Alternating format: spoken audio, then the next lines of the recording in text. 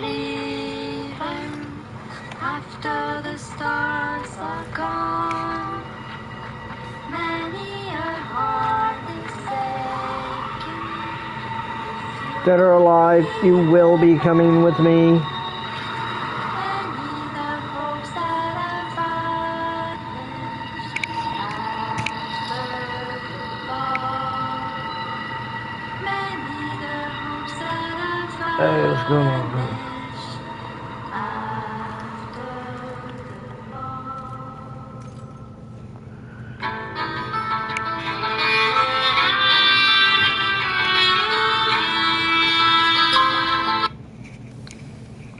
Michael Pitt. No, motherfucker, not Pickle Pitt. Michael Pitt. 45, let's see. Jimmy Darmody. That guy's fucking hilarious. Alright, let me see filmography.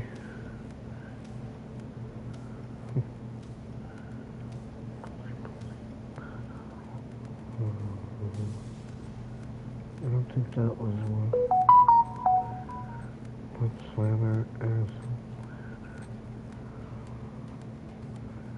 Dawson's penis.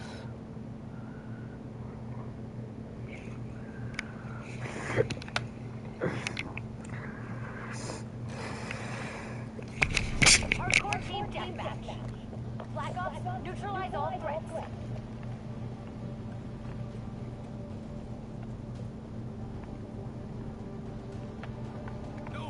We got the advantage. Now we have to keep it. Nice.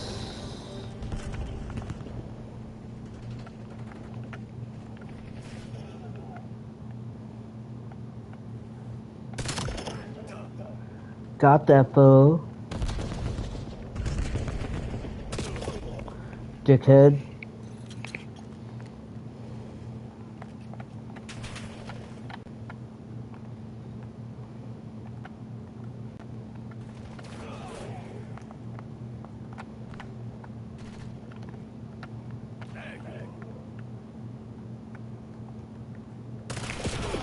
You fudge packer.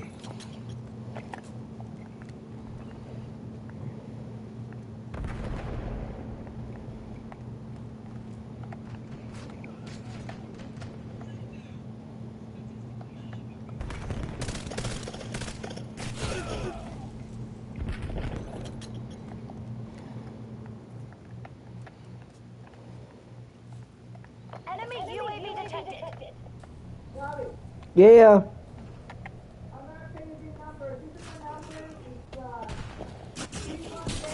You're falling behind, Black Ops. Yeah, 602-5131. Yes. Yes.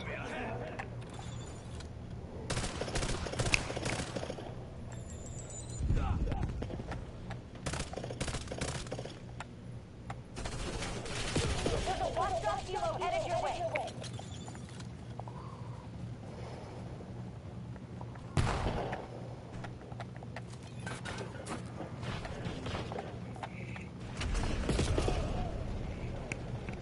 Freak.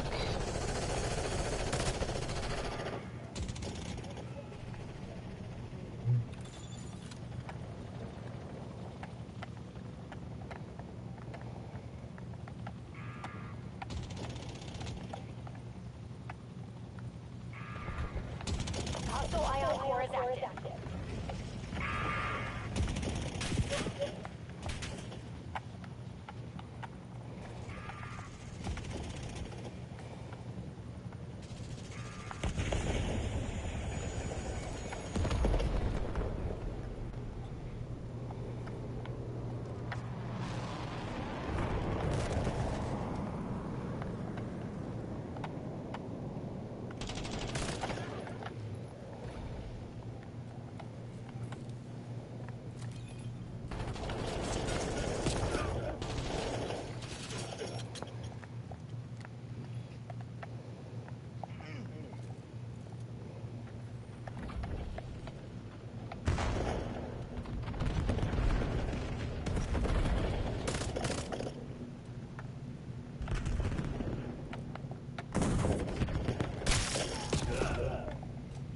Really, dude? You over there laying in the fucking bush, huh?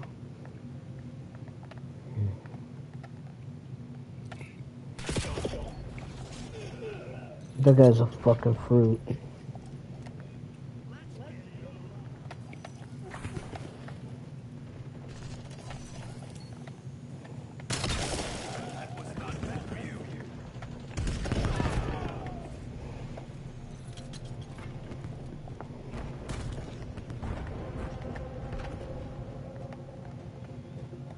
Mm.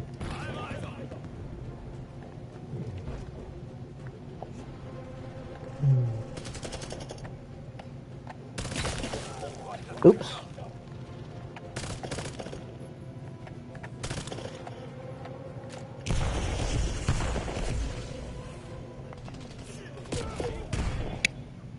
Man, kill that fool, man.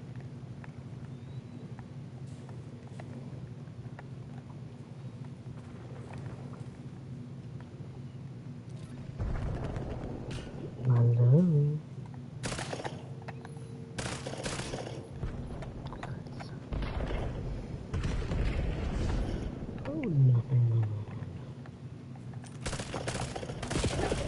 Hostile UAV is Whatever, RoboCop. Hostiles released a skewer. Release napalm strike on my mark.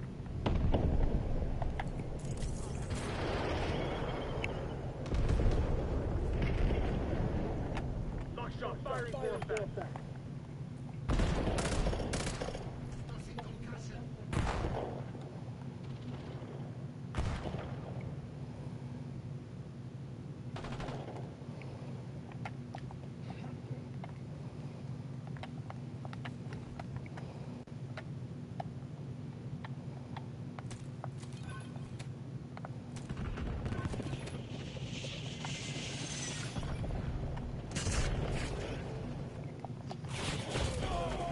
Dick.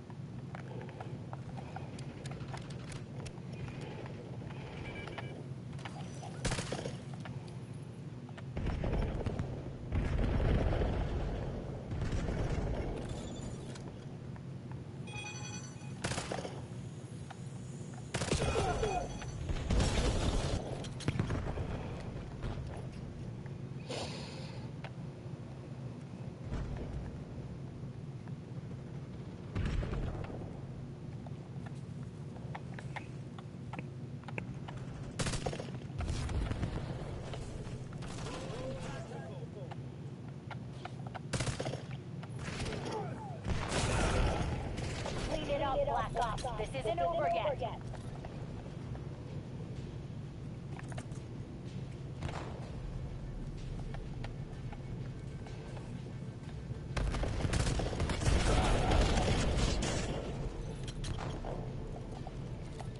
Enemy UAV detected.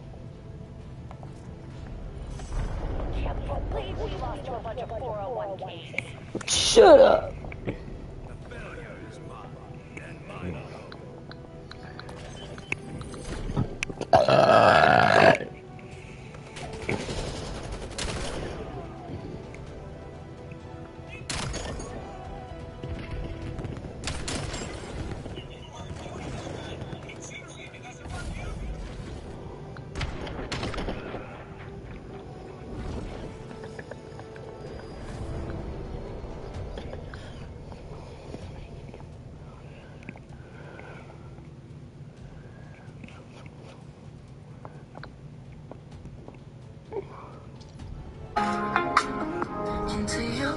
arms, no map. Don't need to see where I land. Long as it's part of your plan. So I let go, I fall back into your arms, no map. Don't need to see where I land. Long as it's part.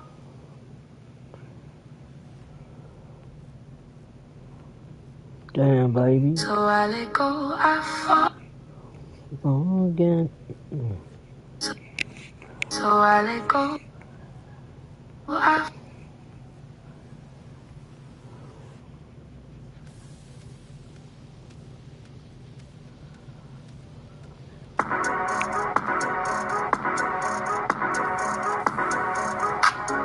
flowing overseas like how you know. Yeah, baby.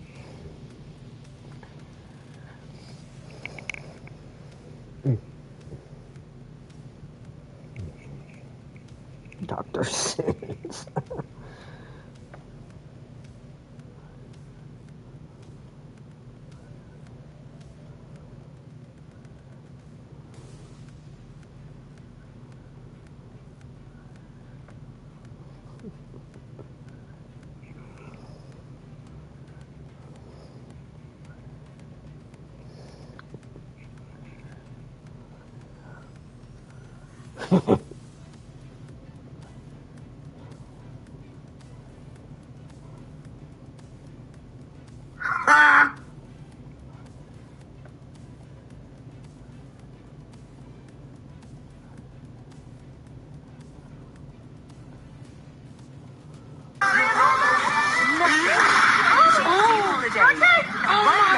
Uh-oh, you okay?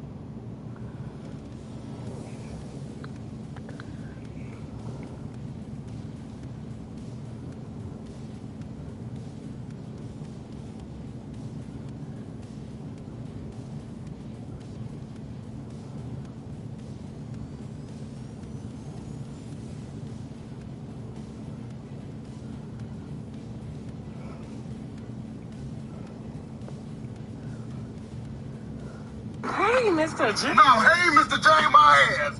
Where have you been? I've been around. No, you haven't. Listen here, you lovers of the things that tickle tonsils. Over this weekend, I've decided that I'm going to burn me a couple of different countries' flags on my land. Starting with...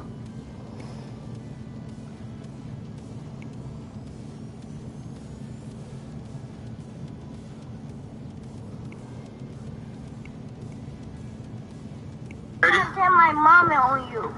Shut up.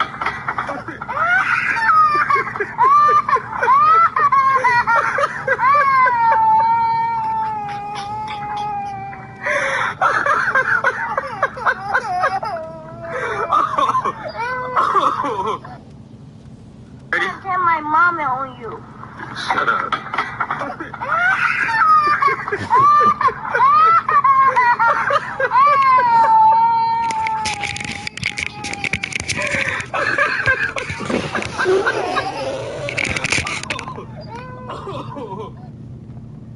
I'm gonna tell my mommy on you.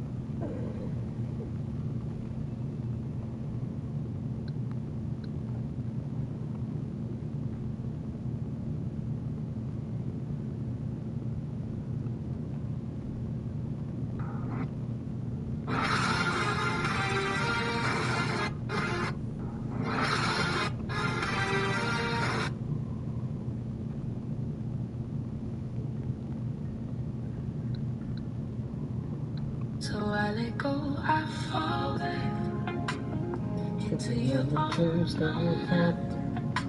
Don't very first.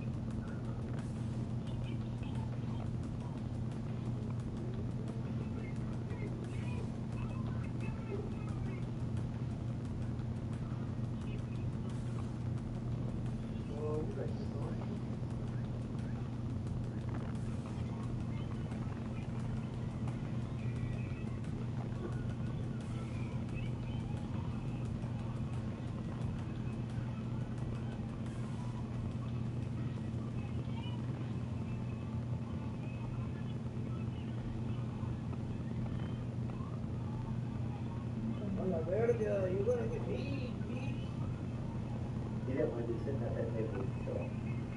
It appeared that way to everybody for the most part. That the sources were close family friends.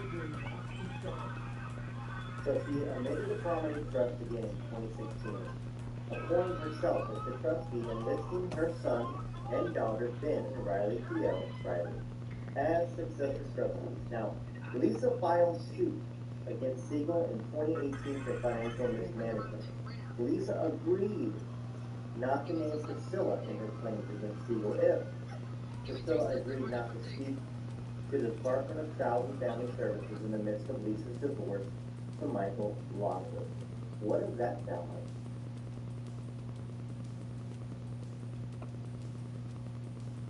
Lisa agreed not to name Priscilla, even though Priscilla was financially managing with Barry, making these decisions with Barry, losing Lisa's fortune. Lisa agreed not to name Priscilla in her claims against Siegel if Priscilla agreed to not speak to the Department of Child and Family Services in the midst of Lisa's divorce from Michael Lockwood. Priscilla, tied to the hip of her co-conspirator Siegel, ultimately abandoned Lisa and pursued Reed, ensuring that Siegel maintained a role as her business manager. Lisa and Priscilla were estranged, and Priscilla was once again on the outside looking in. Number 9 on page 4 of 62. Despite her growing public persona, Priscilla had an obsession with being known. Like Elvis, and she led a lavish lifestyle, ultimately burning through the $6.5 million she was able to extricate from the estate. So basically going back to it, she had an obsession of being known like Elvis. Not like Elvis had an obsession. He didn't. She wanted to be known like Elvis. Famous, but famous. Now, she ultimately burned the $6.5 million she was able to extricate from the estate, despite Elvis' wishes in the divorce that she not use his name. By 2021, Priscilla, the ultimate businesswoman, right? The genius that all of her accolades claim she is. And there'll be a few that pop on here. The champion, schooling, and unjust. But most of them must fade away. It's stopped. I think a lot of people have been convinced and figured it out for themselves. But by 2021, Priscilla was financially destitute. Although she lived a fast-paced, glamorous lifestyle, in reality, she owed nearly $700,000 to the IRS on the crook.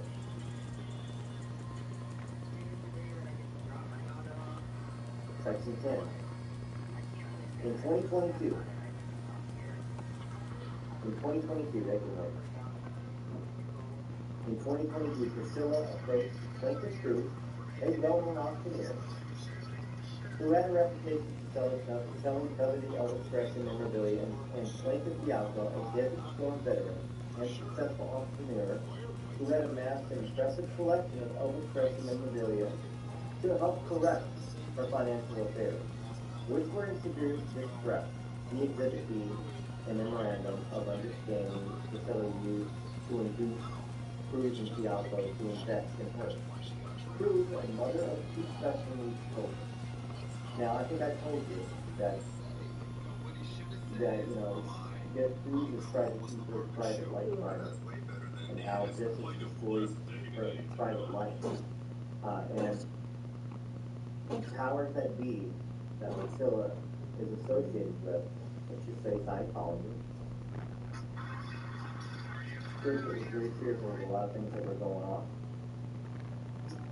Which is why I didn't want to stir the pot. I didn't want to be making videos all the time about it, calling attention to it for her sake.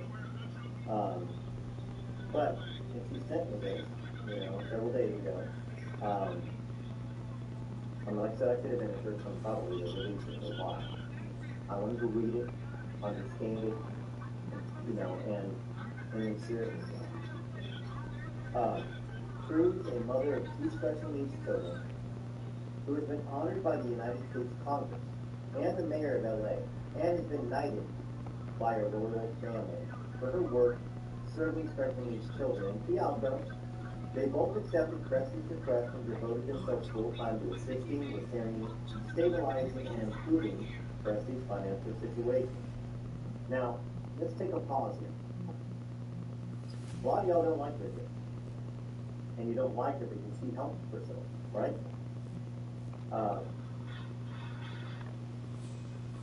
But I think part of what we gotta remember is that everybody has their own relationship with somebody else. And I think Bridget, she figured out the hard way that Priscilla pretended to be nice, kind, sweet, loving, or family member. Pretended to get her own way, and then just believe in somebody else and using them and then starting to throw their life down. That's what this is going on. This is where it's on. Because we gotta remember that Priscilla sued Bridget for elderly. And I'm sure that most of the stuff that Bridget shared with me in phone conversations, in fact, it's probably going to be stuff that she asked me to be confidential. In probably cases, it's going to be filed. You know, I mean, if somebody asks me to be confidential about something, I'm going to be. I'm not going to share it in my own financial gain or views, or my status, whatever. But I'm glad that this has been released and we're going to learn more, right? So let's continue. And I need to get some water right over here. Because this is going to be a bit of a read and a bit of a discussion. So, cheers. Maybe some of y'all have a hot toddy going on. Maybe somebody's drinking an old fashioned, somebody's drinking a wine store, some hot tea, some coffee. But I gotta take my son to get a physical. So, there'll be no alcohol drinking for me right now. Okay, here we go. That's fun. Among other strategies, Cruz, Fialco, and Priscilla worked to exploit her name, image, and likeness. Cruz and Fialco deployed IP, know-how, and creative marketing to enhance Priscilla's brand. To that end, at Priscilla's request, and Priscilla's attorney, Lynn Walter Wright, they formed several companies to own, manage, and exploit Priscilla's name and likeness, which were to be managed by Cruz and or Fialco for the benefit of Priscilla. Cruz and Fialco, which in your business with somebody, everybody is supposed to benefit. Priscilla licensed her name and likeness rights to Priscilla Presley Parker, or PPP, and its sub-licensees exclusive use. Priscilla Presley Parker in turn gave non-exclusive sub-licenses in Priscilla's name and likeness to PPP, K2, Recollection, and all companies that were associated. Priscilla further entered into multiple agreements regarding her name and likeness in which she agreed not to compete and to cooperate with the exploitation of her name and likeness for profit. Nothing wrong with that. You know, standard artist sort of a thing. Agreement. Priscilla never disclosed to Cruz and Fialco, who invested thousands of hours of their time and who otherwise invested millions of dollars into Priscilla, that she previously sold a right to exploit her name, image, and likeness years before, in 2005. That sounds a bit either forgetful or corrupt. And it's hard to forget that you sold your image, name, and likeness in 2005, which would have been 17 years prior to the agreement with Cruz and Fialco. She would have gotten a big lump sum of money, right? Section 12, which is page 5. Despite Priscilla's misrepresentations, Cruz and Fialco worked feverishly to maximize the value of Priscilla's name, spending countless hours cleaning up or otherwise handling numerous disputes Priscilla was involved in. drafting public statements for her, and otherwise controlling and growing her image and brand. Now, Cruz, during this time, and Fialco ignored their own business, which would have made them a hell of a sum of money, obviously. It says, ignored their own businesses, which suffered financially because Priscilla's finances were in shambles and required full-time attention. The genius businessman who served, her finances were in shambles. Section 13. When Priscilla first approached Cruz and Fialco, patrons were paying about $30 a ticket for her appearances in her shows that almost never sold out. And Priscilla was earning a net profit of around $6,000 to $9,500 per event, despite spending upwards of $90,000 a month on her lifestyle. Because somebody so smart in business understands that if she keeps spending more money than she makes, they're not fine, right? $90,000 a month. What? She's one person. $90,000 a month. Okay, continuing. Cruz and Fialco used their combined business experience to set up Q&A and corporate events, increasing ticket prices to as much as $750 each for those accolades. The worst that was a package. $750 Taking some coffee. and Priscilla began Or I got a net cup of profit coffee. between $25,000 and $50,000 for the given event. So prior to Bridget and Ted Fialco, she was making between $6,000 and $9,500. After, she began making $25,000 to $50,000. It sounds like it's older than you should.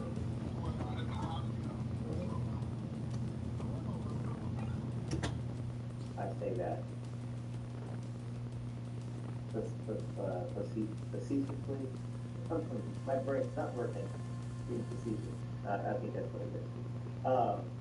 Believe it or not, my tongue's twisted because I'm looking at these numbers.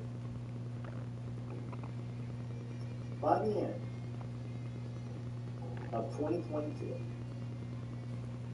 Cruz and Fialco had already invested hundreds of thousands of dollars into Priscilla, building out numerous brands around her. Bob's Lemon Velvet opened at the box office in June of the same year, and was significant in earning awards and was earning significant awards season buzz, ultimately being nominated for 8 Academy Awards. Cruz and Fialco saw it as an opportunity to continue the course to correct Priscilla's brand, but Priscilla saw it as an opportunity to get back into the spotlight and gain control. Here we go. Okay? Now, I've got a gut feeling that this next section is going to be exactly what I said when it occurred. Let's see. And what y'all said. A lot of y'all said the same thing and agreed. Lisa and Priscilla were planning to attend the 2023 Golden Globes on January 10th, 2023 in support of Elvis, the movie. But Lisa had no desire to see or otherwise be even near Priscilla. Lisa had been in a long-running dispute with Siegel, and she resented that Priscilla even stayed with Siegel, further betraying her trust. Now, I know that Siegel settled with Lisa for somewhere around $6 million, which is a drop in the bucket of how much money Priscilla and Barry Siegel lost Lisa. They did it. Lisa didn't blow through that money, okay? That's the great lie. She did not. She lost her fortune because of Priscilla and Barry. Her business leaders or whatever, her business managers. Alright. Crucially, Priscilla was aware that Lisa was getting ready to remove her as the sole trustee of Lisa's irrevocable life insurance trust. Well, let's look at that. Priscilla was aware that Lisa was getting ready to remove her as the sole trustee of Lisa's irrevocable life insurance trust and was otherwise threatening to even sue Priscilla.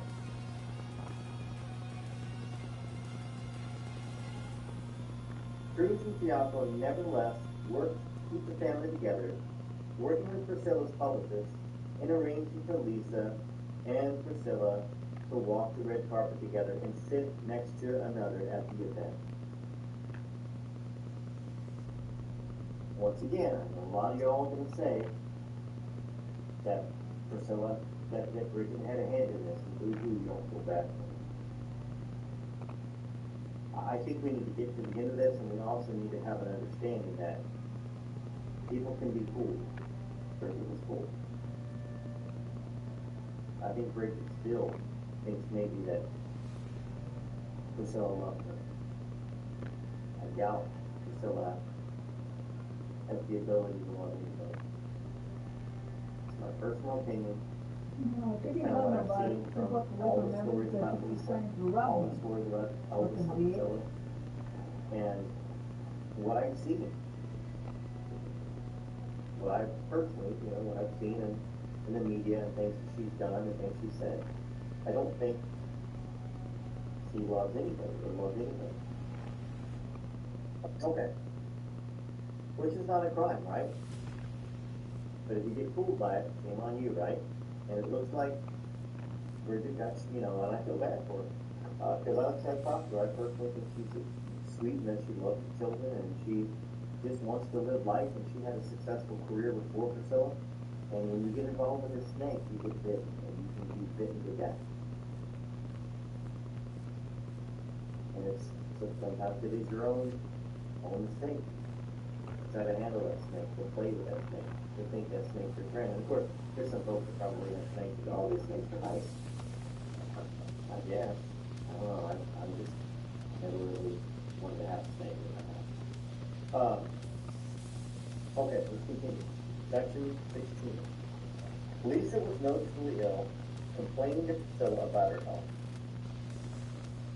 Priscilla ignored the warning signs despite being only a short drive from the world-renowned Cedars-Sinai Medical Center.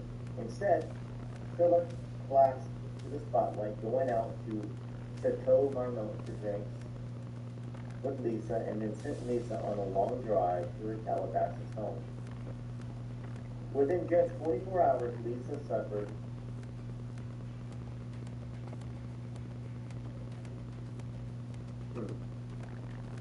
I wasn't aware that Priscilla and Lisa had drinks the night before the test. That they went out to Chateau Marmont for drinks and then sent Lisa on a long drive back to the Calabasas home. I know what y'all are talking. I'm not going to say it, but I know some of y'all are thinking when they read the line. Again, he went and had drinks with Priscilla. Died the next day. He killed her. Right there, say it. Now, Section 17. It's page 6 of 62. Within just over 24 hours, Lisa suffered cardiac arrest on Thursday, January 20th. And she was rushed to the West Hills Hospital. Priscilla, who knew that Lisa was in the process of taking steps to remove her as the sole trustee of Lisa's irrevocable life insurance trust, saw an opportunity to regain control. Priscilla rushed to West Hills Hospital, and despite Lisa's clear directive to prolong her life, Priscilla pulled the plug within hours of Lisa being admitted and before her granddaughter Riley was able to get to the hospital, demanding that Cruz issue a statement to the media so she could control the narrative. Priscilla demanded that a statement be released immediately stating it is with a heavy heart that I must share the devastating news that my beautiful daughter, Lisa Marie, has left us.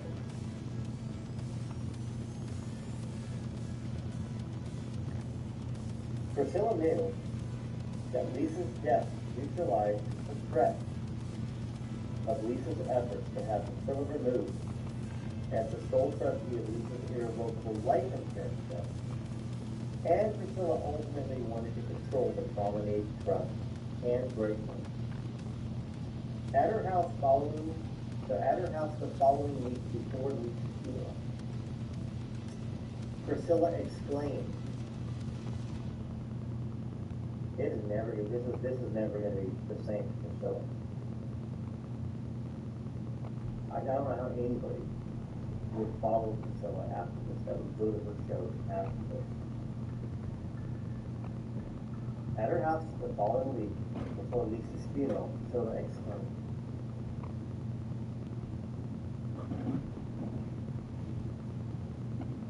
I'm the queen. Yeah, we know he killed her, the fucker. We know he killed her. Say it. And Piazza were heartbroken by this unsettling behavior. Isn't that very similar to when she got on the plane, the Lisa Marie plane, and said the plane is hers, everything is hers? No accident. And I've said this before, that Elvis cut her out completely. And Lisa cut her out completely. No accident at all. But we Who killed her. wants a snake in that house? He killed her. Or ultimately, who wants a poisonous snake?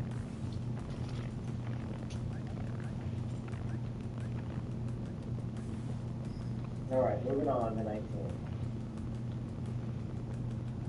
Within days, Priscilla then filed a petition in court challenging the 2016 amendment to the Promenade Trust, and she tasked Cruz and Piazza with brokering a deal with Riley. Now, I'm sure we're coming up to some of these details that Cruz shared with me 6 months ago, 9 months ago, that I kept in trust and didn't share. Which they're not shocking to me, and they probably won't be shocking to y'all, but they will be shocking, obviously, because we all think a certain thing, right? We have our opinion. But until we get closer to somebody that can verify it, they're more opinions, right? Than facts. Alright.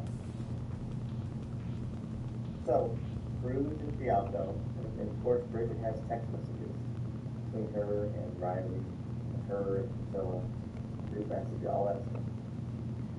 Cruz and Piazza ultimately brokered a deal where Priscilla was to be paid $2.4 million in aggregate, and they also brokered a 7-figure deal for Priscilla's son Navarone, who otherwise would have been entitled to nothing given his excessive substance abuse that precluded him from payment from Lisa's estate, because Lisa didn't want Navarone to get paid.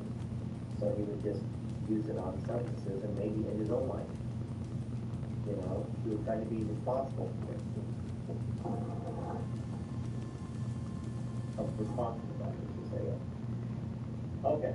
Cruz and Piazza negotiated a deal for him to be paid $25,000 a month. Now, the overall matter was resolved in June of 2023.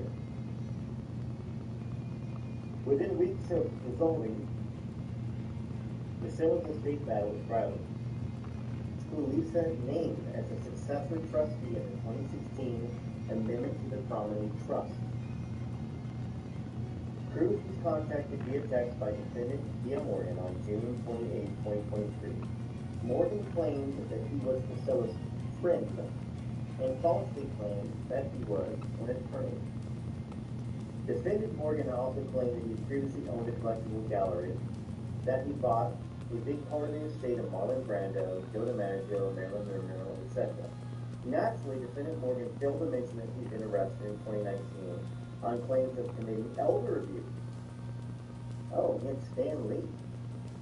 Elder abuse against a legendary comic book writer, editor, and publisher Stan Lee, the creative force behind Marvel Comics, and the creator of Spider-Man, X-Men, Iron Man, and a host of other renowned comic book characters.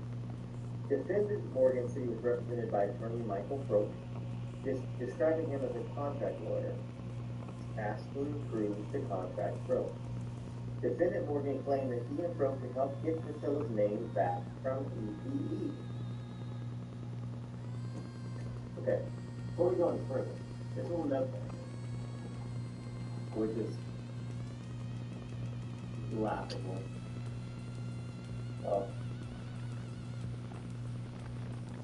Y'all still with me?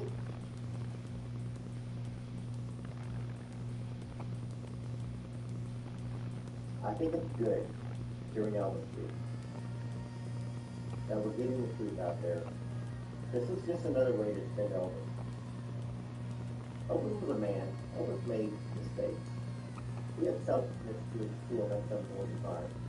You know, he was very generous, very loving, very confused of who he should love, who he could love, who he could trust. We know that Elvis Priscilla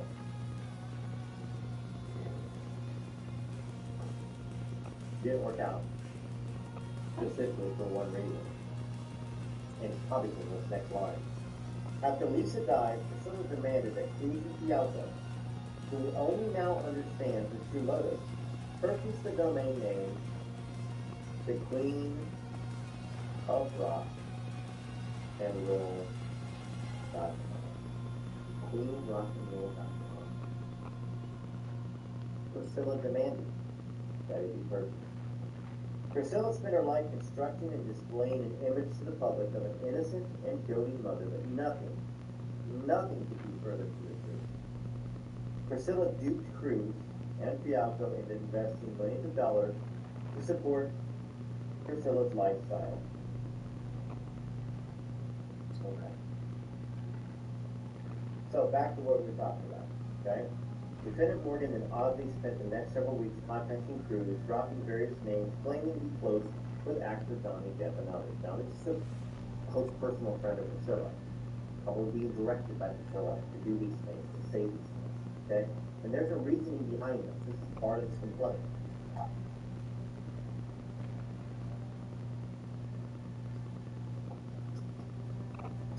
On phone calls with Cruz and Fialco, Defendant Morgan claimed that he had gained access to celebrities by buying substantial portions of their estates and using that as leverage to befriend them. In an odd about face, Defendant Morgan sent a text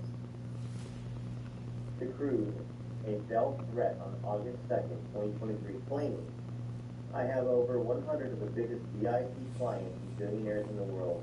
It's a horrible idea to try to cross swords with me and attack me when I'm trying to help you. If I want to insult you or attack you, trust me, you'll know it in a very loud and profound way." Within weeks, defendants Morgan and Priscilla initiated a smear campaign against Cruz and Fialco, deceitfully smearing them with lies. However, given that Cruz and Fialco had successfully resolved Priscilla's financial crisis, including numerous family lawsuits, Priscilla soon began surreptitiously undermining the NIL rights of PPP and some licenses and violating their contractual duties. After abruptly cutting off contract with Cruz and Fialco, she began to exploit her name and likeness unilaterally, refusing to cooperate with and indeed actively undermining plaintiff's exploitation efforts. So basically, she got together with this guy. This is how it reads to me. Who actually did have a lawsuit that claimed that he was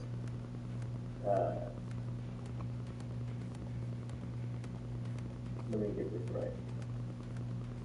That basically claimed elder abuse against Stanley and been arrested. And they must have came up together with this. Let's say that they are elder abusing you.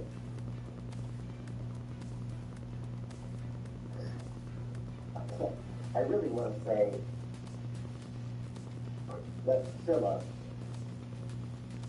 what's the mean word for saying somebody's unwise?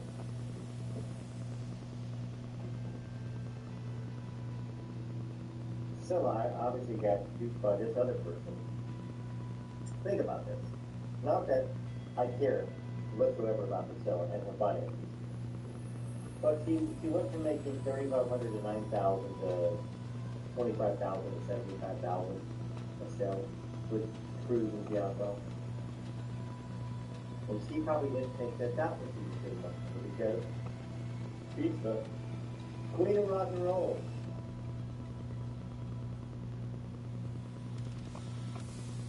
She's a poor jester, in my opinion. All right. Let's see here. Adding insult to injury, despite brokering additional compensation for Priscilla from A24 Pictures in connection with Sophia Coppola's Priscilla, then set to premiere at the Venice Film Festival in November of 2023, Priscilla abruptly cut ties, disinviting Cruz and Bianco from the premiere. Instead, Defendant Morgan posted an image of himself and Priscilla on a boat in Venice, Italy, on or around November 6, 2023, claiming he had been in Venice with Priscilla to promote the release of the then highly anticipated Priscilla. So conveniently,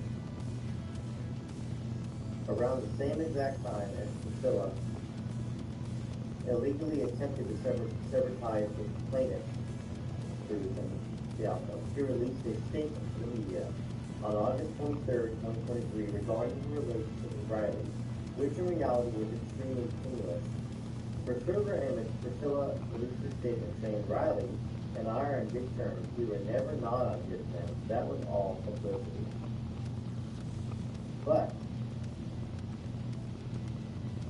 this complaint says otherwise, and we have all said otherwise.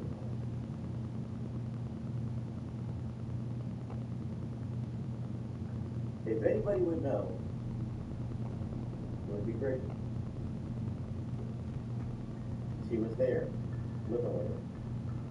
The next section, y'all don't care about. You're not going to care about reading it. It's page 9, and it has the different parties, all the different companies.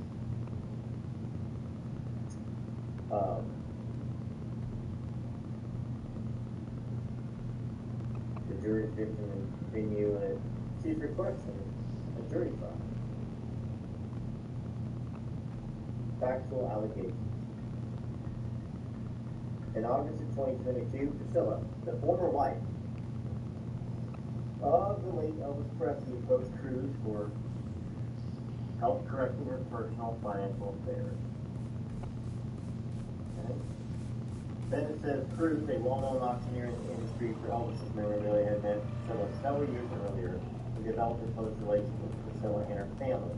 After witnessing Cruz's care for a friend with advanced cancer in June of 2022, and after Cruz resolved a potential fiasco where a man claimed to be Elvis's nephew, possibly harming the Presley legacy, Priscilla asked Cruz to help her with her own affairs.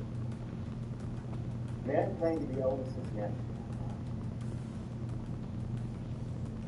Do we know who that is? Is that possibly John Presley Smith, the singer guy that was adopted by the Smiths? Could be more in here about that. My lord. After talking with Billy for an hour and a half yesterday, I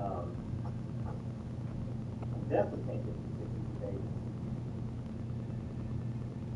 Alright, so here we go. Section 42, Priscilla was severe financial distress, in part due to her expensive lifestyle and mismanagement by herself and her former business partner. Priscilla has long relied on others to manage virtually all of her personal and business life. Her finances, banking, relationship, business affairs, and life were in shambles. Because why not? When you're a genius, when you're a genius businesswoman, why not let somebody else run your Look at finances? that them bridge done. What? They think that she killed Lisa. You think so? She took her out for a drink and this club by themselves. And then she sent her when they were done. She could have put something in her drink or she go to the bathroom or something. she's saying, and she said, then when they were done, So she basically, just they done said her thing. sex sister and She said, you better go Priscilla home because we're gonna kind of fix agreed it. to help correct She Priscilla's sent her business home, and when she was going to sleep, she died. affairs with the assistance of That's what they're saying, that she probably killed her. I bet she's gonna end up in prison, the fucking bitch. Fuck, man. Upon taking That's their crazy. loan, Yeah. Cruz and Fialco discovered that Priscilla's finances were even worse than expected. Priscilla was approximately 60 days from insolvency, with unpaid tax debt alone of nearly $700,000. Priscilla was facing imminent federal tax Did she still got clothes in a dryer, Bobby? No, it's okay. with little prospect of future income. Priscilla also faced the threat of multiple lawsuits by her daughter, Lucy Marie Presley.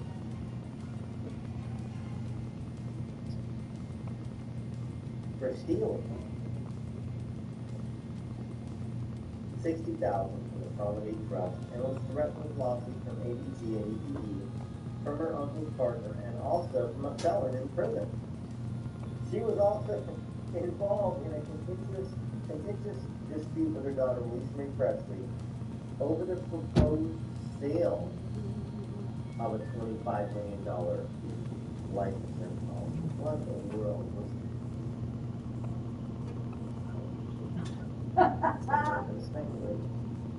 You know where I'm going with it. She was also involved in a contentious dispute with her daughter, Lucy Marie Presley, over the proposed sale of a $25 million life insurance policy. I don't know. With no immediate compensation, Cruz and Fialco sprang into action to prevent Priscilla's financial ruin. Now, we wish that Priscilla that it would have just not sprung into any action, and Priscilla would have had her financial ruin in just, what they call it, just desserts.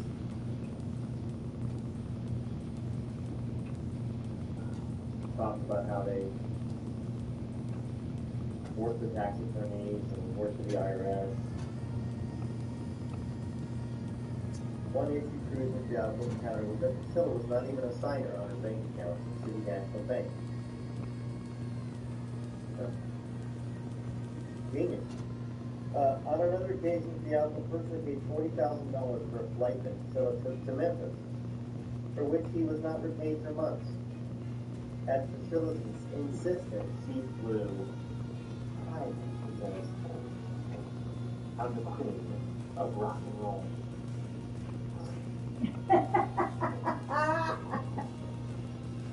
She gets so disgusted a little bit. Oh, wow. Jesus.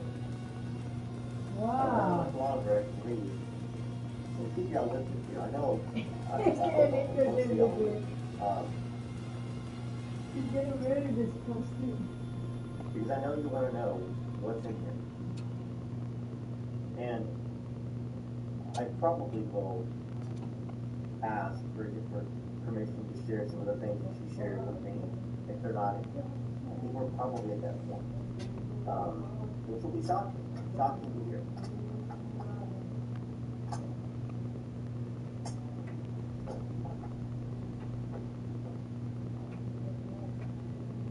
Alright, based upon their performance, Cruz and Fialco's responsibilities increased. Priscilla asked Cruz to serve as co-trustee of her trust, for healthcare surrogate, and to exercise the general power of attorney for her. Now, a bunch of other stuff. In fact, Priscilla demanded that Cruz and Fialco handle Navarrone's affair. Priscilla was aware that Navarrone was unstable and his reckless substance abuse created issues that could affect her ability to exploit her brand. Don't let my son screw up all the money that I should make because I'm the queen of rock and roll.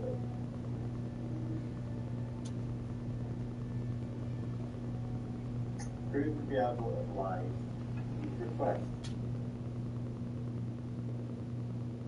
Oh, so we just continue to talk about how they work to increase their finances and revenue and lower their expenses and taxes. In an effort to reduce her expenses, and because her current residence was unsafe in California, Priscilla decided to relocate to Florida. In addition to drastically lowering Priscilla's living expenses, moving to Florida would bring Priscilla closer to her grand title.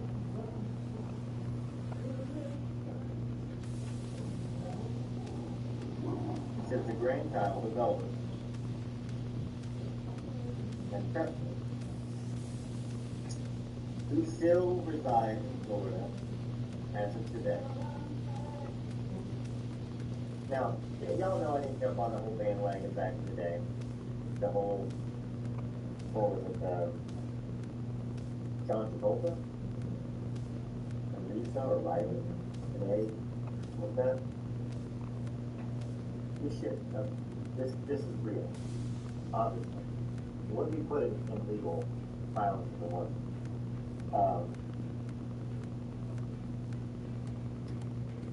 Someone to be closer to your grandchild, and we're not talking about Riley, okay? The grandchild of Elvis and Presley, which is interesting, but it doesn't really say who still resides in Florida as of today. Priscilla signed a lease for a residence in Orlando, intending to stay there while exploring permanent housing options in Florida. Priscilla also had many of her belongings shipped to Florida in preparation for relocating there.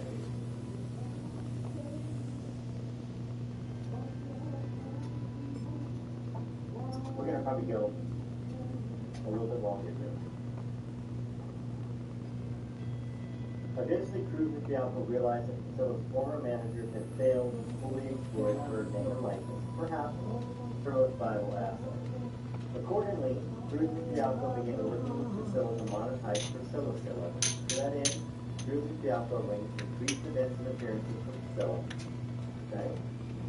They found numerous errors in contracts negotiated prior. In September of 2022, following the announcement that Via Cola would direct Priscilla, a newer adaptation of Priscilla's memoir, Cruz and Fialco arranged numerous engagements for Priscilla to capitalize on the opportunity. Okay? So this is all single moment gumbo and just evidence that they did increase their financing. I'm going to get through all this stuff to you, but this is not important to y'all. Talk about other stuff, skincare lines, you know. Let's see. I don't want to miss anything important, but I'm certainly not going to bore you to death with PPP and NIL and PPPK issues. Okay. When Cruz and Fialco learned about this prior deal that he sold the rights to the name Presley and Graceland in 2005 to authentic brands, which I guess was probably despite the fact that Cruz and Fialco, I don't think so. Yeah, so that's it. Okay. So anyway, sold her name, Presley, was the ability to exploit Presley and Graceland. Presley and Graceland. Didn't use any of those names. In 2005, when Cruz and Fialco learned about this prior deal, Priscilla repeatedly denied it until Priscilla Presley's granddaughter, Riley Keough, shared the deal with Cruz and Fialco. On information and belief, Priscilla sold the names Presley and Graceland to ABG for approximately $6.5 million. Is what it said. $6.5 million, and this was presented to them by Riley. Now, she'd already spent all this money by 2022, because that was a long time ago, 2005, I think. Despite the size of this multi-million-dollar payout, the largest in Priscilla's lifetime, Priscilla later told Cruz and Fialco that she simply forgot about it. Forget about it.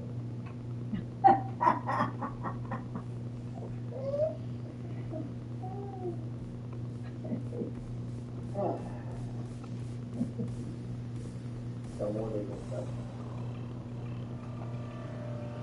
Despite their efforts in securing a Priscilla $2.4 million settlement agreement with the Promenade Trust, stealing money from the grandkids, Priscilla wanted.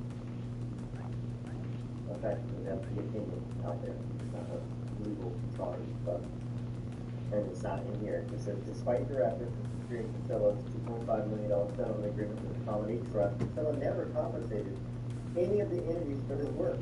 Despite the favorable resolution of these issues, She not only refused to assist the companies in exploiting her NIL, but she almost immediately began breaching her agreements with the companies to exploit her NIL for her own account.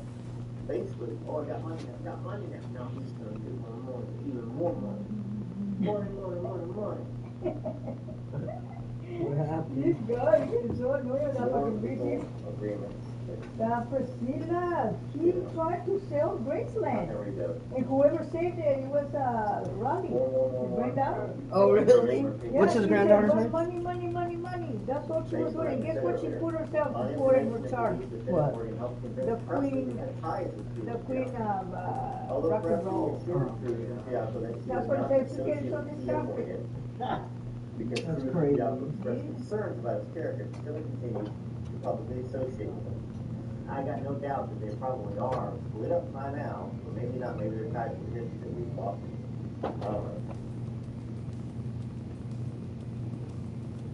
Just days before the $2.4 million settlement payment with Riley Keough and Accommodate Trust was finalized, which Cruz and Fialco had worked tirelessly to negotiate. I can't talk anymore because of the throat thing. They worked tirelessly to negotiate. Cruz and Fialco were terminated. Never compensated for the work despite helping to do it.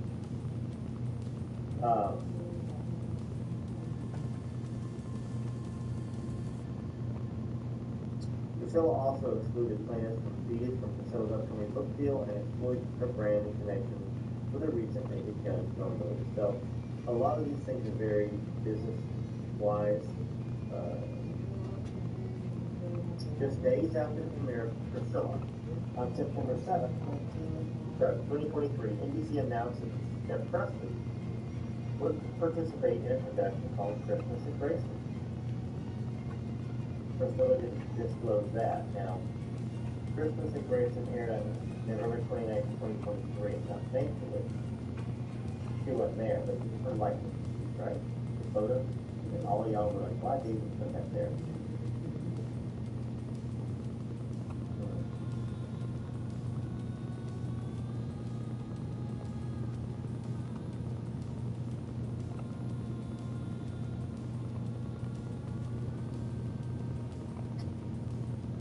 Good place to stop. Okay?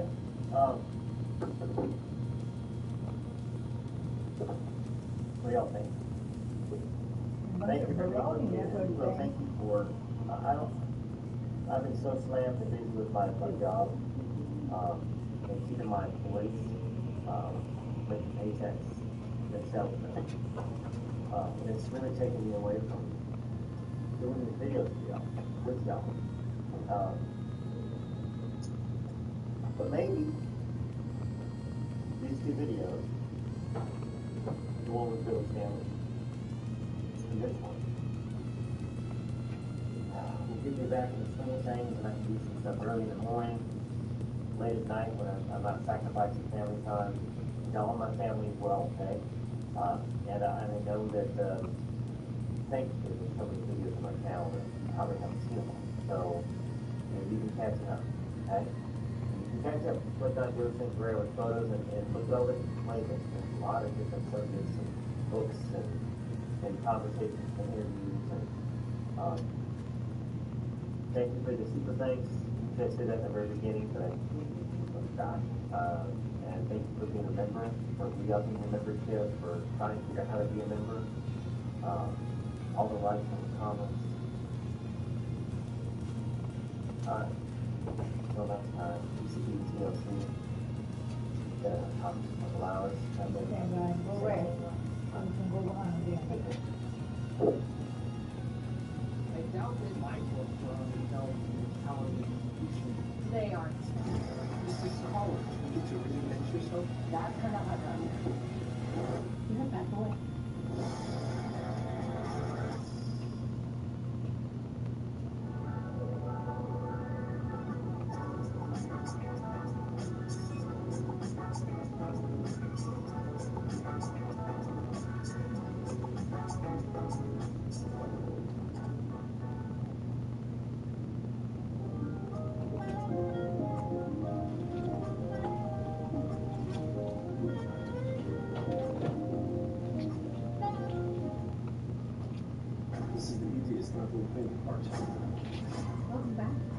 Is Sauce coming home tonight or not? No, she's gonna stay because we're going to church tomorrow. Oh, that's right.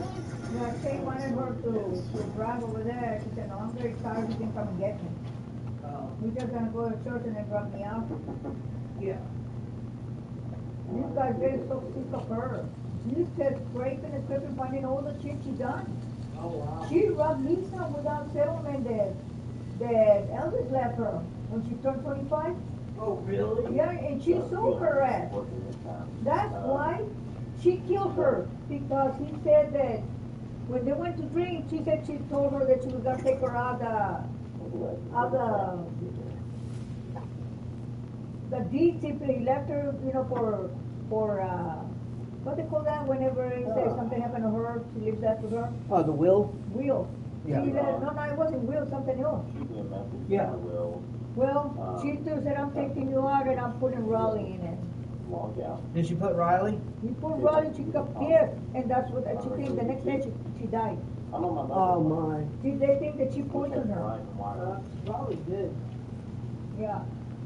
Okay, hey, so y'all can hear me? I'm not spending the time. Hey again, Mary. Let me know if y'all can hear me and see me good. Yeah, you can do that. Okay, good, okay. All right, so I've been to this computer that I tried to use. So now we're gonna be good. There we are. Now I can log on to this screen right here. When you hit the volume, I can hear your comments, I can go through your comments.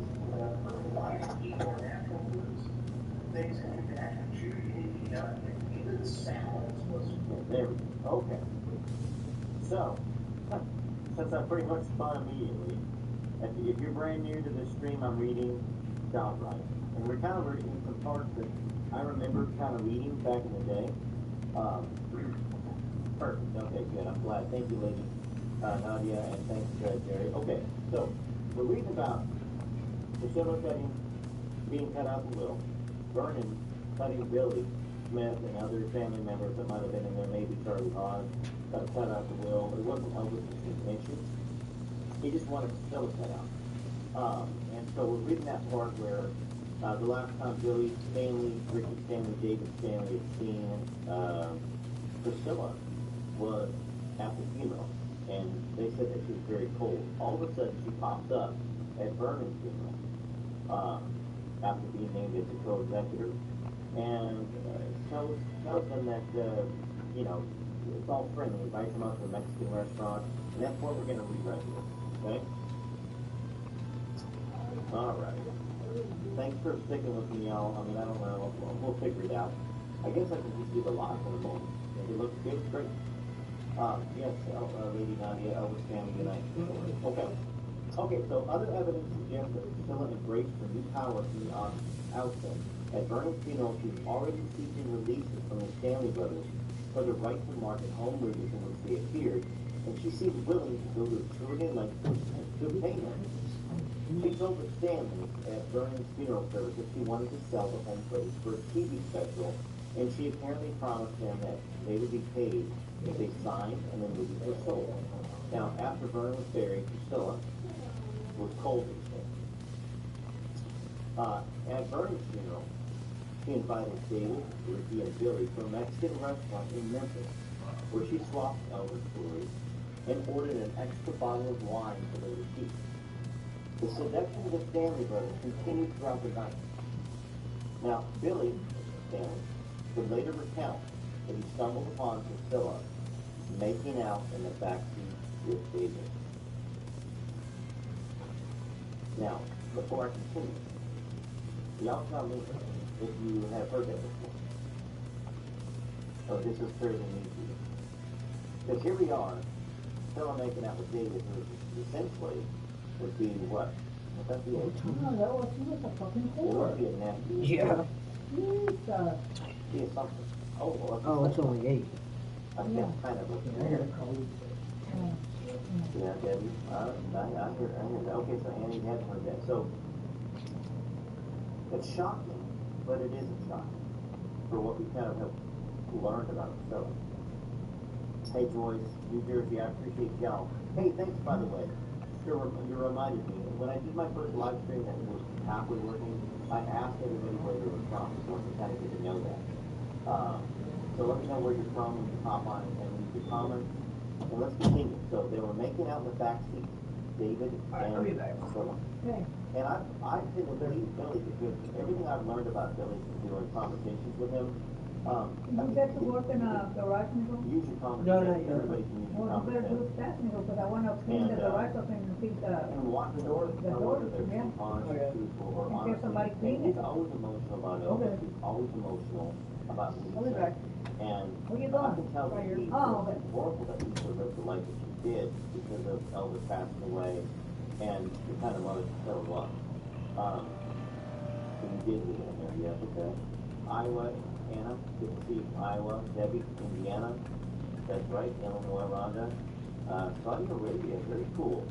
And Sacramento, Carol, good to see you. Okay, so let's continue with it. How about Indiana? Priscilla later suggested that they stop Graceland for a quick.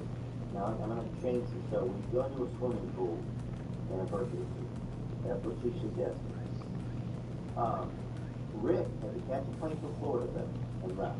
But David, Billy, and Priscilla's sister Michelle accepted the invitation.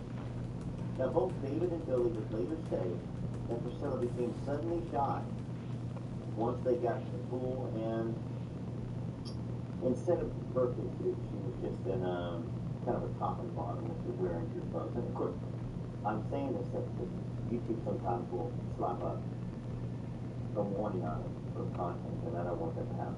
Okay, so didn't do what she promised, but everybody else does. Looks like. But after the swim, Billy would later write, Priscilla stood completely in a birthday suit in an open doorway in front of him and David and asked for something of theirs to wear. Oh boy, they need something. He's got something for them. That sort of thing. Alright, so just a quick pause. A few things that I mentioned in the first live stream that I do want to mention again. I'm going to be bringing on Kate Smith. Kate Smith is somebody that was in the movie This Is Elvis. And she was a great, she was actually Stacey Grayson's Beckham. She's going to be on somewhere next week. So I want to give a shout out to that. Just watch that. She's either going to come over here and we're going to do a tape it, or I'm going to go to her place. She comes to my shows, my wife and I shows. And for years she's done that. And I apologize I haven't brought her on before then. And then we see Just a Girl Who Loves Elvis. She's beginning the channel. And I suggest to all of y'all, if you love Elvis and want to do it, don't be afraid, do it. You can have a faceless Elvis channel where you just use your voice. You don't have to use your face if you don't. There's also some great tools that are out there. But anyhow, let's get back to reading. So they can go away in the birthday suit. By the time she caught her plane for LA, Priscilla had her signed releases. David and Billy never heard from her again. Now, I think they probably signed those releases too, so they would perhaps have access to police who they love. I do know, I've read and I've heard that, and even Billy mentioned it the other day, that David flew out to LA to spend time with Lisa to try to help her to, to try to help her through things in life. So I know David doesn't have a good relationship with Elvis Land, and I'll be honest, I have not really studied it in depth enough. In what he's done so lately, I know he's doing a lot of stuff, but I do know Billy, if he says this, he says it, it's got to be true.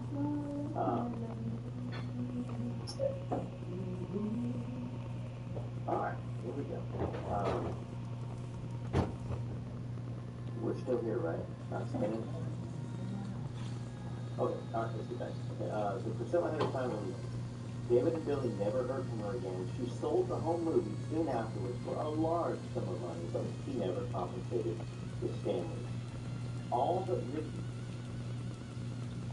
who remained friends with Priscilla and did not consider the footage was his to sell anyway, felt misled and deceived. But see, he explained, that's a part of this rebellion mentality. It was like sharks in a frenzy after Elvis died. Nobody is going to do anything unless it's for money, which is really weird. Where is the compassion and understanding? So, we have three unique Stanley brothers. Now, we know that Ricky was a pretty big substance abuse. He had, I always try to say this differently, but he had a drug habit. He was an addict himself. And after Elvis passed away, he got clean. Then he became a preacher. Now, I don't know what y'all think about Ricky. I do know what the majority of y'all think about Billy, and I don't quite know what y'all think about David as well. Y'all are probably more studied up on David's family. Very good. Thank you, Rhonda. Than I am. It's only so much time in the day, and of course, y'all know I focus a lot on reading about Artie Wilson's back to the Barman, June Juanico, her story, Elvis and Kathy. You can see in the background there. I do intend. I've got a book of Ricky Stanley's I do intend to read as well. Continue reading Billy's. I'm sure David has a book out there. Maybe he doesn't. I don't know. But yeah, so in fact, I got a phone call from Jim Gissy from Westgate Resorts, who was, I believe, the CEO of Westgate, and that's where David Stanley does a lot of his stuff. So I might be doing something with them at some point in time, and also, I may be on Sirius Satellite Radio, the Elvis channel, with Big Jim Sykes. I'm working on that right now. Okay, let's get back to Ricky. Nancy Rooks, the graceful maid with whom Elvis shared his vision of the afterlife, noticed an immediate change in Priscilla after Vernon's funeral. She became the boss after Vernon died, said Nancy Rooks. She took over. Before I continue, let me go back to that. It wasn't that Ricky was saying that David and Billy were money hungry with that. It was just a prevailing mentality that, in general, in the Elvis world, Billy never complained to me about not getting compensated. He just thought he was underhanded, what she did. And she probably didn't even need to do that. She could have just said, hey, this is what Lisa. And they would have signed it, no problem. Without any of the birthday stuff in the pool and drinking and bar hopping. Priscilla, in one of her first actions as executrix, met in Memphis with Joe Hanks, the Presley family accountant, and a co-executive since Elvis's death, discussed the state of the estate. She was shocked, she would say later, to discover that Lisa's fortune, the value of Elvis Presley's estate, had dwindled to less than $8 million, and that it could diminish to zero if she didn't take drastic action. So first off, $8 million in 1977, more like 30 and 40 million these days. Debbie just got done watching the entire podcast of Captain Elvis. Thank you. Okay, thank you so much for reading. I've wanted to read that book for years, but it was unavailable, so appreciate it. Thank you. I appreciate y'all. And that's when y'all leave me super thanks, when you can, or when you become a member for $9.95 or more, whatever the memberships are. That's so I can buy stuff. Elvis and Kathy book, I want to say I paid close to $800 for it, because it's out of print, very rare. It's very rare you find a copy under $1,000. Sometimes you can find it for $400 or $500. But that's, that's what I use it for, so I appreciate it. And of course, like Andrew Marinan, he's left me, I think, 3 or 4 different super thanks for $50 over the last 5 months, 4 or 5 months. And I think YouTube takes a share out of it. I think maybe I get about 40, and then there's taxes on it, so it's about 35. So that's the state of the world. You got to pay taxes and everything. Only certainties death and taxes, right? And I like to say, you live in life to the fullest. Those are 3 certainties that you can have control over. You can live life to the fullest. Hey Tristan, good to see you. Okay, so it was down to $8 million, and it could dwindle down to 0. Now we got to remember that Suzanne, maybe she's still, I think she's figured out that Priscilla is not that trustworthy through everything we've read, but she still wrote this book, kind of lift up things. I think that was the intention in everything made. I'll have to have her on there if I can to talk about it. So Elvis had a very high lifestyle, said his probate lawyer, Beecher Smith. Elvis would spend his money as he went along. He enjoyed life. That's what I'm talking about. He enjoyed life. He had a lot of people who were depending on him for their livelihood. The estate, Smith noted, did not have many liquid assets. One of his chief assets, Graceland, was in fact a cash furnace. And it required an outlay of nearly $500,000 a year to keep it open. So let's just take that number, $500,000 a year. DeVoe was at $8 million. Well, let's say he had left, his rate and stuff was $1 million at that time, or $1.5 million. He still had $57 million. So that would be 12 to 14 years. If nobody took any money, that it would have last, what was in the bank, or invested, that would have actually raised the value of Lisa's inheritance even more. Now, of course, Vernon already had the plan, an idea to open it as a museum. Great. It wasn't Priscilla's idea. Thank you, Vernon. Hey, Nancy, good to see you. Hope you're feeling good. So let's continue reading what it says. Vernon's death was the catalyst for change in the management of the estate for reasons that are still being debated. A new regime symbolized by Priscilla had taken control. Now the other co-executives, the Memphis Bank and Joe Hanks, according to Beecher Smith, needed to find a way to turn the situation around now that Vernon had passed on. Vernon Presley had been in bad health and it had been hard to get things done, was Smith's explanation. And when he died, we had people who were basically healthy and were trying to move things along. Basically, they were playing catch-up ball. The original co-executive and Beecher Smith brought Priscilla up to speed that summer. She had to have an overview of Beecher Smith because she had not been involved at all. And here she comes into the role of an executive, and we had come up with a business plan already for where we needed to go.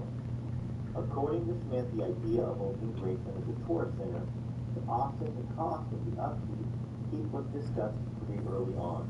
And of course, it was discussed by what we know, by Vernon. Swampage, Melback, changed lives. Together, we're now making dreams possible.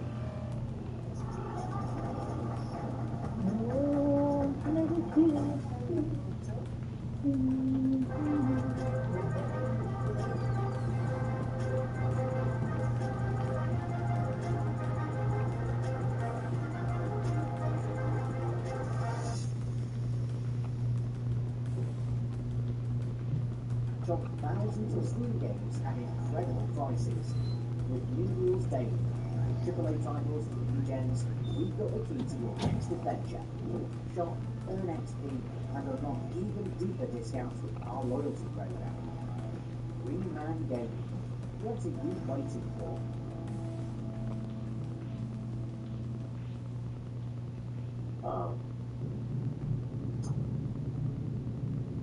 Looking at the comments here. Good to see y'all on here. It's like, right. Let's continue reading. It's funny with the delay on the computer. Priscilla, in those early months, admittedly leaned on Joe Hanks, the Presley accountant, and her co-executive Vernon. She was more interested at the time in establishing herself as an actress or a model, and she engaged Arthur Toll, the former divorce lawyer, to represent her and brought in Arthur's attorney's son Roger to assist in overseeing Elvis's estate and Lisa's inheritance. Arthur Toll found Priscilla an eager student from the first. Hey, Lady Nadia, I appreciate you as well. And I think I love the fact that you guys interact with each other and that you're respectful. And of course, I think I've done a decent job. I haven't had to block many people. I would say in 3 years I've blocked dozens. That's not many, which means that this is a very healthy community and y'all very much love Elvis. So, he felt, Arthur Toll felt that the existing lawyers in Memphis were the problem. They were not being very aggressive about the estate. Priscilla, he said, wanted to make sure that it was maximized for Lisa's benefit. Now, do I think that? I do not think that. I think she wanted to be maximized for her benefit. Because Lisa was a very young girl at the time. She was what? 11? 79? So she wouldn't inherit anything for 14 years. And For those 14 years, yes, he would benefit the most. Yep. So,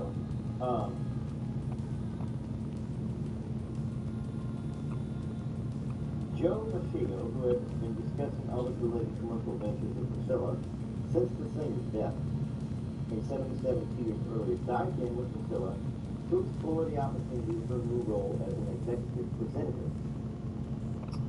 It was time to, I hate to use the word cash in on him, said Machio, but it was time to do this in a business-like way and form some real strong business relationships, or this whole thing was just going to go by the wayside. Machio intensified his bird dogging for Priscilla. By September, he had sent a letter outlining his progress. He had spoken to representatives in the state of Tennessee about opening Graceland as a state park. He'd met with RCA to discuss repackaging and reissuing Elvis records.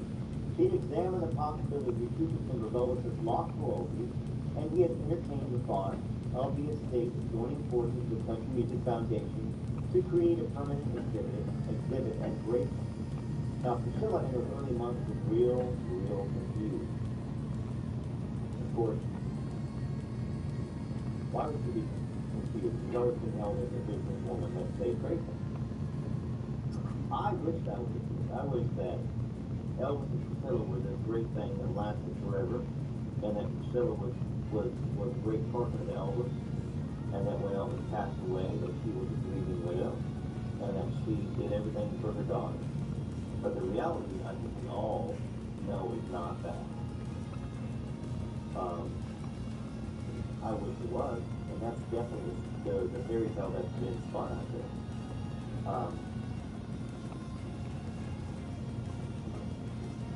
But, like I said, her attorney and her counsel said that she was real confused. But she wasn't a smart business person, you know. She was not the one that saved it. The people that were around that Vernon had put in place, and maybe even her. You know, we got to give her some credit. I mean, she did put her face and voiceovers on some of those documentaries and stuff. And there's a certain set of people, and maybe even us, like me, like I always felt kind of bad for Priscilla. I thought that, gosh, it must have been hard to be married in rock and roll who had all these women that were after him all the time. I know that relationships are tricky, and that it would be difficult. Alright, so she didn't know what to do with Machio, particularly about Graceland. Knowing it was a sensitive issue and that Elvis's fans would erupt at any decision they felt was contrary to the wishes of the king. Now, the experience was both bewildering and intimidating. Lo and behold, she's an executive of the estate, and it's very complicated.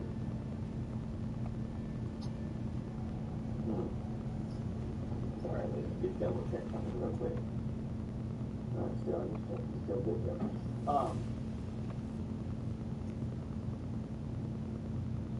So John Robert Soden, or Jeff, as he was called, a junior associate of Morgan Maxfield's in Kansas City, later director of Graceland, and now the press is really on her, because they keep dragging her into the rooms filled with bankers and lawyers, and she's supposed to hold her own, which we know she couldn't.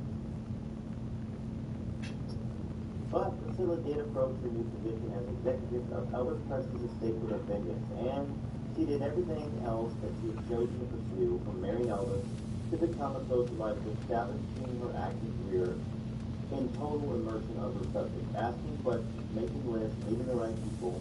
I don't want to fail, she said. I do my research. I do what I have to do. I'll talk to anybody I have to talk to before I make a decision. People who know their field and who are leaders in their field. Priscilla began subscribing to the Wall Street Journal, the Barron. She read everything from Bob Wall. Morgan Maxfield was her suitor. Oh, okay, good Bob Wall. Morgan Maxfield, her would-be suitor and financial wonder tank, spent hours with Priscilla, drumming up financial schemes for her and the estate. Priscilla, unlike Elvis, who was an artist, first and foremost, found the business world and the prospect of making money through investments to be sexy and exciting. Jack Soden remember taking a call from Priscilla at the office one day while Morgan was out. She was calling from a payphone at the airport, and she had read an article in the business section of the New York Times, and it was about gold. It was called Gold had gone bananas. Well, Priscilla had scribbled down about 4 questions as a result of the article, so I ended up having a discussion with her. So obviously, very real money motivated, right? And if that's mixed with a genuine love of family, your money motivated you to take care of your family, to spend quality time with your family, I get it. I mean, they say money is the root of all evil. Money is not the root of all evil. What people want to do with money, or the fear of not having money, or the power that money gives you over other people. That's more the evil in it. Money's not the root of all evil. People that have bad intentions, that's the root of evil. I believe what the family says is yours. I feel I agree with them. Just as I love Elvis, I used to as well. I do as well as George there. I agree, Joe. Look what Elvis did with his money. Always giving it away with his inner heart. He did, and I think that there's a lot of stories that are out there that will never be told. Things that he did, money he gave away, cash he gave away. He always had $10,000 of cash on him. His box, and his medication. Always had $10,000 cash. And that's part of why I believe some of the arguments in tonight's book that he gave me money, that he gave cash. Now, other people would say, well, he didn't have cash. He didn't have cash ever. No, he always had cash. And if Elvis went somewhere, he would have his box of medication. Much as took to DC. He would take it. He would take it. And as he took it and he gave all the money to George, no, not to George, I'm sorry, I thought you were all the money to Lucy. Of course he didn't need more money, so he went back out to LA and got George Casito to get a check and all that stuff. But, you know, Elvis needed medication to get up, stuff like that, for pain management. Hey, Wanda, good to see you. I'm in Mississippi. My son is Elvis' third cousin. Removed a couple times. We didn't know until after Lisa Marie had passed away that he's related. Priscilla's a very secretive individual. I'm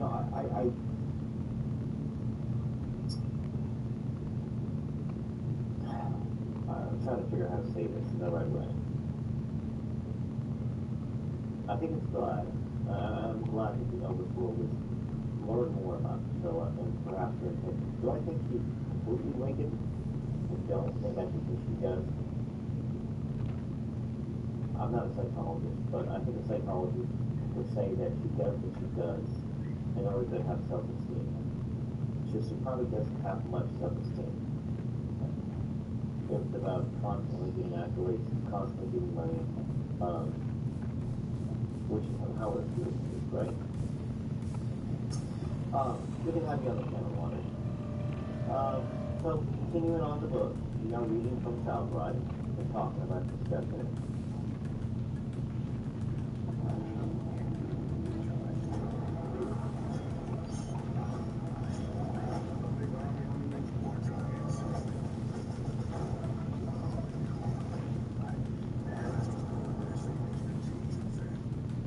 The sun on my face, the wind in my feathers, fades in my walk.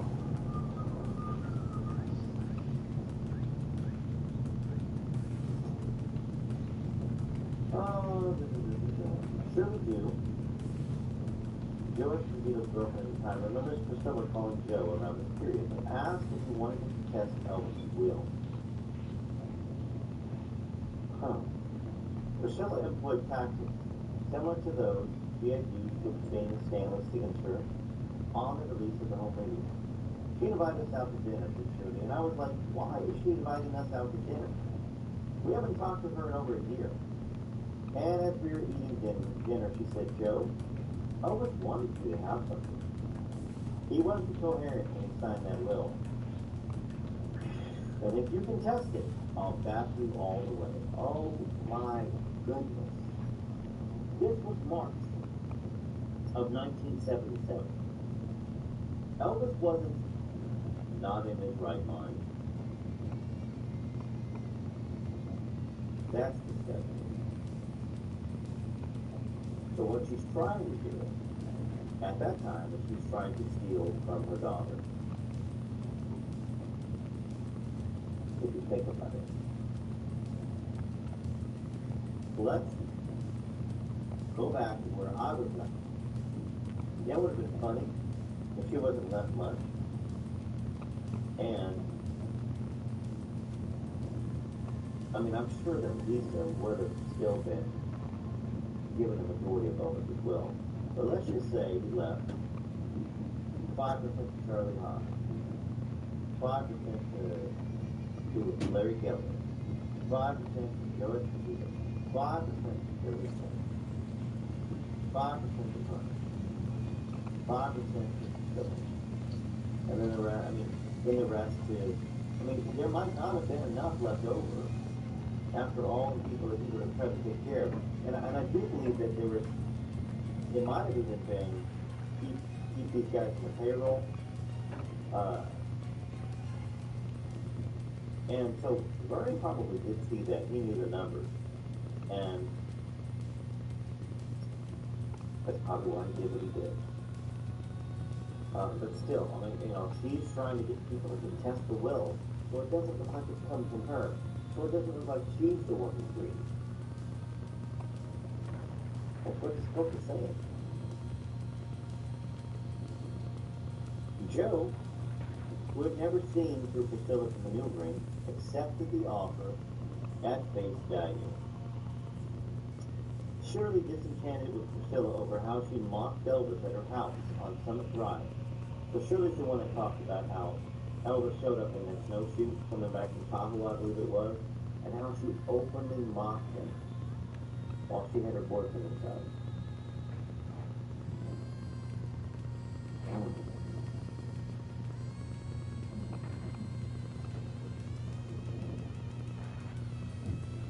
Comments here is very nice. The son related to our cousin removed. You should look up Wilco's cat history. Let him know that he does a lot of research on his family. And also, it's a good channel, new channel that's out there. What was I going to say? So, family of Elvis. There's somebody that I've got to get back a hold of that is family of Elvis as well. I believe on Glasgow side. That does a lot of research and bring them on here. Also, Mark Herberson. He's the executive director of the National Songwriters Association. He has had experience with Elvis. He's an Elvis fan. One of the biggest Elvis fans who are out there. I need to bring him on some more time. He's got a lot of Elvis stories. I know, if the story's true about Priscilla mocking Elvis, that's just heartbreaking. It's hard to believe anyone could be so cruel. I don't want to believe it. Unfortunately, there's a lot of stories that say he was like that. Bobby? Yeah. But what's going on there? Yeah. We will call by your Lady Nadia, we were all in all Okay. I can never get real high and then we'll call. Yes, because he talks about me. It's because Sauce puts it down 69. So freaking cold. Instead of I think there's always in her mind about not sweating. She don't like to sweat. Some live. I think it's her some other anxiety. I'm sorry to make her feel like that have she's affecting the other one. Like me, I see what can't do I'm nothing because I'm very crazy. When I had anxiety, it would Okay, get let's hot. continue on. Hot. Yeah, I would get hot. No, this is my anxiety. When you guys see me doing a lot of stuff, that I get frustrated because I wanted to finish and do things and get you guys in the right track. Yeah. I get very, very frustrated. Yeah. Because I see everybody's going slow, like I feel like I'm losing motion. Yeah. Okay, everything is going slow. Right. Yeah. No. Priscilla was the primary reason to prevail, and Priscilla not Yeah. Now, that makes more sense. First off, When Elvis got married, Yeah. with Phyllis, Yes, it's not that. Yeah. It's a little watered down. I know die-hard fans of Democratic 60 will say it's way watered down. Yeah. Yeah.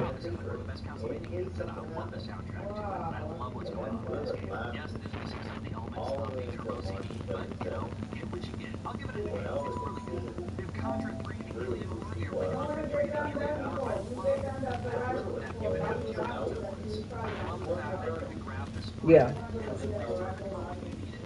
Yeah. Yeah.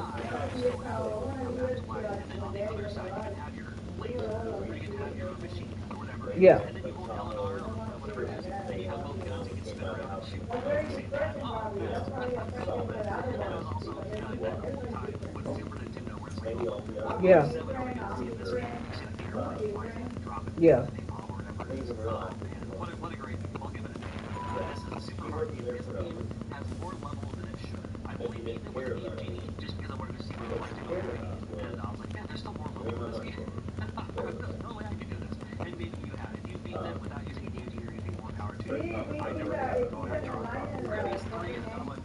Who?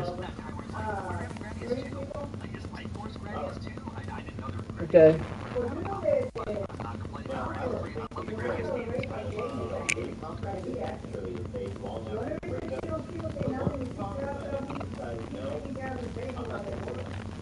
Yeah. Yeah, he's not on. No. He's not on.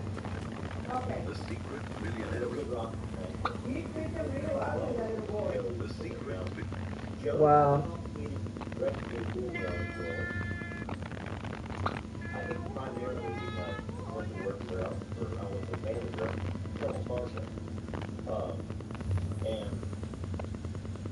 And people thought he was really spy and all this. Yeah, friend. Now, Elvis had him along from the beginning. Consider it part of the Hardcore team deathmatch. All units, mission area designated a fuck 'em up zone. Yeah. Yeah, I'm right here. Yeah. Yeah.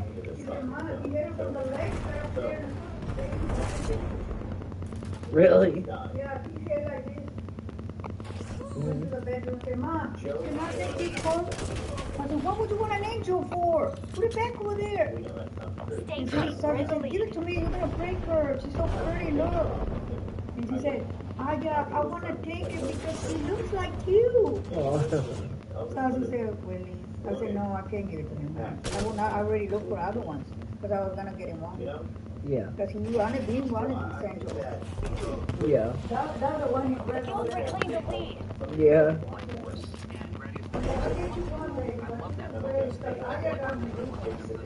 Yeah. Yeah. Yeah. Yeah, I remember.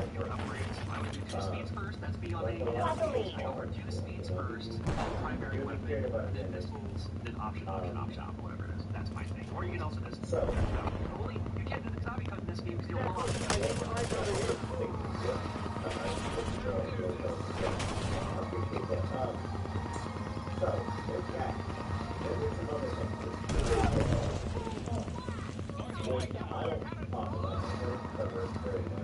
Damn it, lost the lead. Time. Not just to go back to the 12, but to come back and boom. Lead's ours. Stay on task. Start your comeback day after the thought you.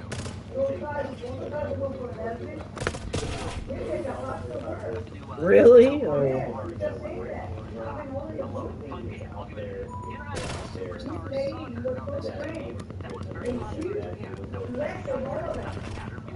Really? Oh wow.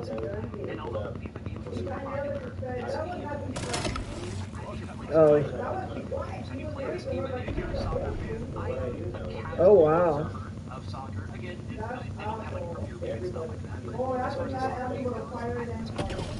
Yeah. I would have.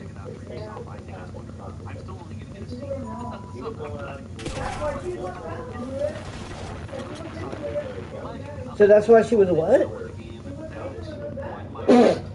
Oh. Yeah.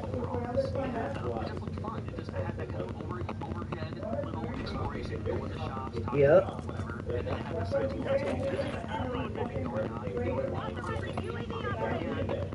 Yeah. I used to go play this game and go straight to like level 3, was it? But that had like the bear carnival and go straight to play like Gradius. Or just play like Level 1 and stuff like that too. And I was like, and the game itself is not my favorite Yeah. I wish we would have had the Japanese one. She needs to.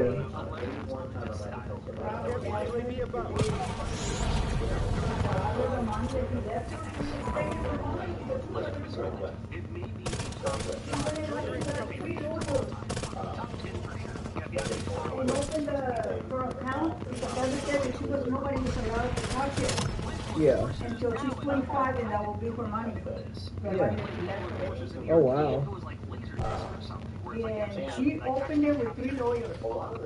She was a little girl, she didn't know. Oh wow, so she can get whatever the hell she wanted. That's what she done, what she wanted with it. So Lisa, little that she knew, Elvis gave her some documents. Before he died, he called her when he died and she was still unconscious and said, baby, here baby, he pulled this stuff out of his house, jumpsuit, papers and gave her, said, look like this, and it was a big girl, and you take it to a lawyer. And the lawyer will open this to you. It's the money that she took out. Wow. Wherever, nobody can find it, and she found it outside in a little, in a ground where it was a big rock, and stuck it in there. Lisa. Really? Yeah, when she got older, she remembered and took it out. Took it to a lawyer. And he said, well, this money's not there. Kind of found out that she got an investigation. She got older, and said, 25. Yeah. She started having babies and remember what the father gave her. So when she took her to a lawyer and he said, they dig and dig, and they said that her name was signatures in there about it. Oh wow. Yeah. Yeah.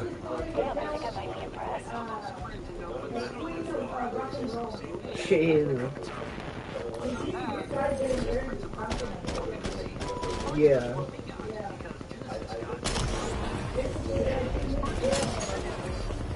Yeah. Yeah. Yeah.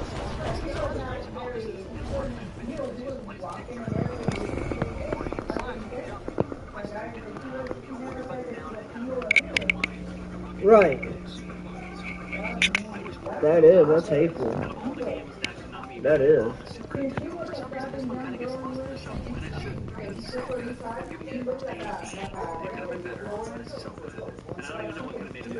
It's missing something.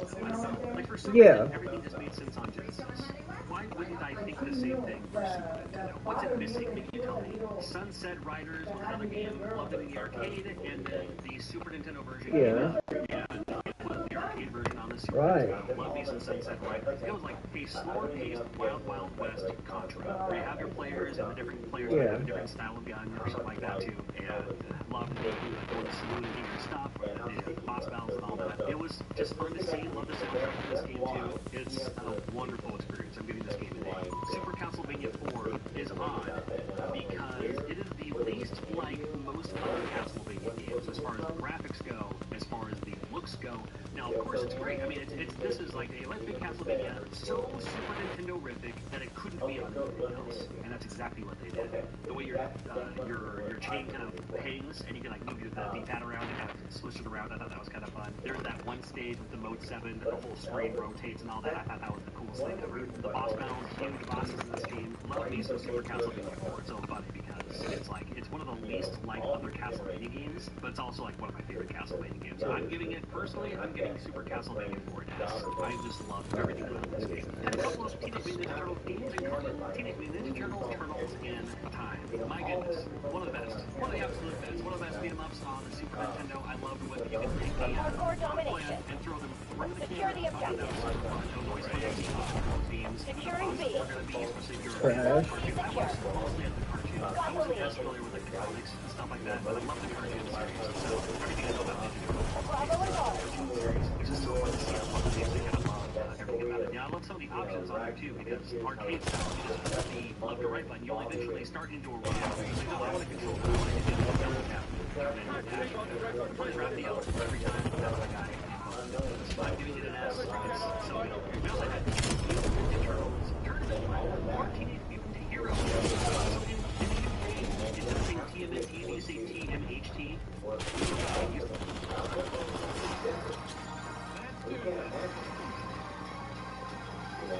We're taking C.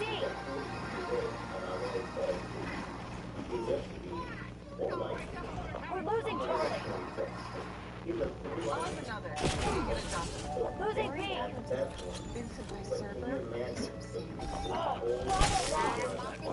Securing Alpha.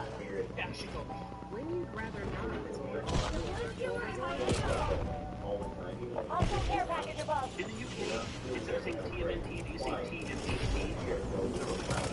You wouldn't even say TMHT, you'd say TMHT, right? Either way you look at it, as of the three Tournament Fighters games, for NES, one for Genesis, Yeah. Super Nintendo, to me, hands down, the Super Nintendo is the best one for sure. You can play with different characters, it was the best Yeah. Yeah. It's alright. A couple of tiny little adventure games as well. Adventure Buster use this as a platformer. There's a whole lot of dashing and running and jumping. Yeah, you get pop on the enemies. Yeah. Like that too. It's a decent platformer. It's a decent action game. It's okay. I'm giving it a B. Enemy took the lead. Take over ready. Attitude Adventures on NES is one of the best. Enemy care package above. I lash away Oh, he is?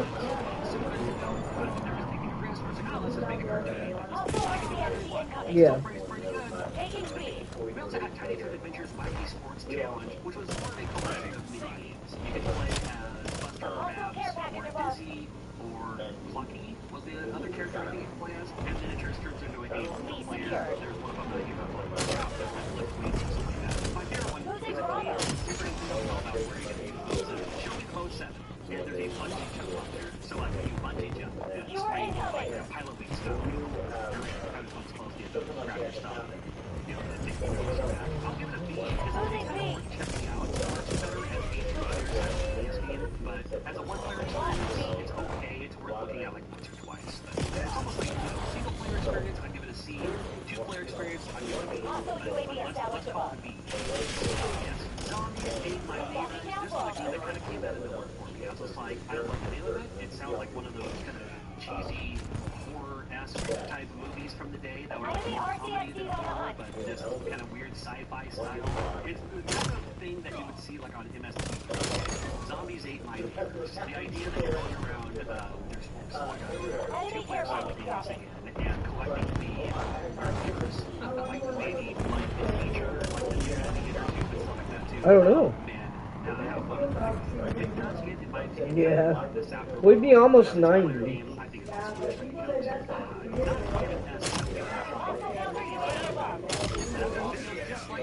Yeah.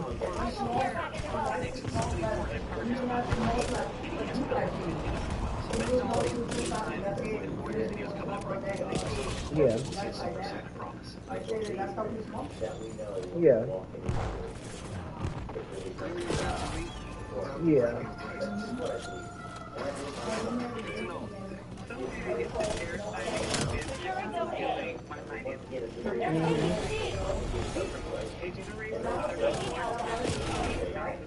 Yeah.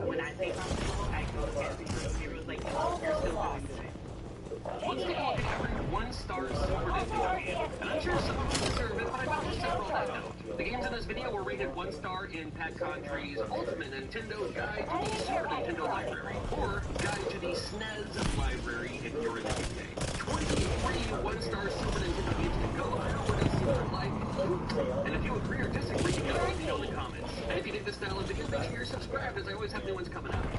Oh, coming in strong with the Adventures of Rocky and Bullwinkle from THQ. Now, the other Rocky and Bullwinkle game for the NES also got a 5-star review, and this one, well, I don't know if Who, Elvis? Yeah, he was very gifted. I'll only show you the first stage anyway, but it's just a little bit more gameplay, at least with this one. You can headbutt the enemies, and a lot of climbing, and Yeah, it's very talented. He knew music very good.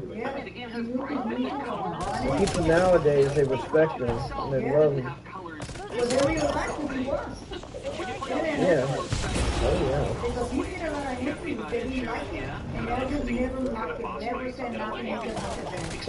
He even liked the Beatles.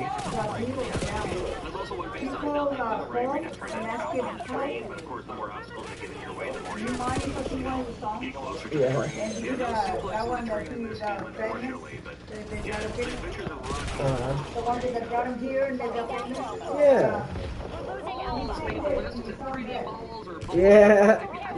I love the Beatles too, but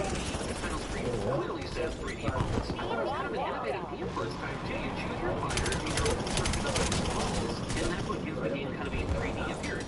You know, different fighters, different characters, they have their own fighting ability. Well, this was during a time when there were so many fighting games out there. You gotta do something to make yourself stand out. And this one certainly stood out. I don't know if it stood out in the right way, but it stood out. I had fun renting this a couple of times. It's not great, but is it a 1-star game? I don't know. At least it's kind of fun to look at. You ever played Barbie Dream Model back in the day? I did. I'm not kidding when I say I would rent literally any video game I hadn't played. And I literally remember renting this one. And I took it back the same day, but still, you know, there's less chaos involved with this one. You can't just do your own thing, but you're driving down, you got your car, sure. There's little stops along the way too, like little mini games that are perfect for the younger player who want to do something like this. Like if they more driving, you're driving down Hollywood Boulevard, you got the Star Wars in the background, and you have these mini game where it's like you have to practice walking the runway or something like that. But here's the thing though, I'm pretty sure this game was made by some dude, not realizing that girls play video games too. You didn't need this video game. Yeah. Play all the video games, but was someone actually actively seeking this game? I'm not sure. Yeah, 1 star, I would give it that. Yeah, that's so. Baby's Kids had the potential to actually be a pretty decent video game. Now, I was actually a big fan of the movie, the animated film that came out. I wasn't familiar with the comedian, but I did enjoy watching this movie. I think it's still kind of a fun movie today, too. And after you choose your character, it turns into a side-scrolling beat-em-up. Now, side-scrolling beat-em-ups were kind of trending at the time, so why not have a version based on Baby's Kids?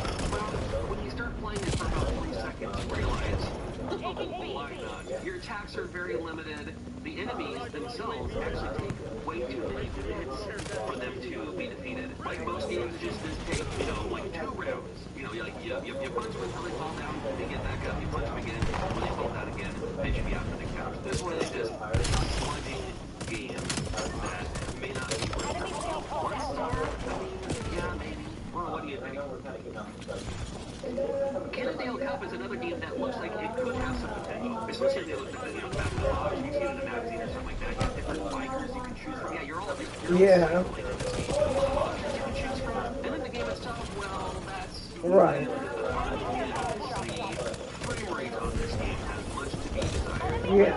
And you have the road rash idea where you kind of like trick the other players in a way. But it's also like still a cycling game. And like after you pass the first lap, you're like 9 more laps. Cannondale Cup is a Super Nintendo game that most people probably haven't even heard of. And until today, that was good. And now you've heard of it. Yeah. And now you Oh yeah. Well, wait, the Cash House game is the 1-star game? Yeah. Football. Yeah, I can't comment too much on the football games. There's a couple of them on this list. It looked like it would play okay, but it was a little not very user-friendly to play this game. This game is called Dream TV. Dream TV. Oh wow. Not to be confused with Smash TV, which is a pretty fun game. Yeah, I mean, football, I didn't even see it happen. Oh wow. And you have a player, there's like the top screen, the bottom screen, and everything. You can control. Oh my god. What frame start playing the other screen. And again, there could be some fun with this. Like maybe there's puzzles later on, like Lost Viking style, where you have to use one to unlock something, like hold the door open, and then you have to switch over to the other one to get the other player through.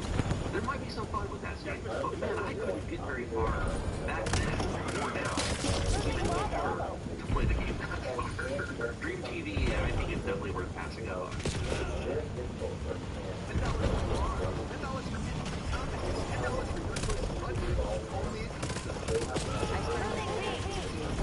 Are you using vinegar? Oh, okay. Oh, okay.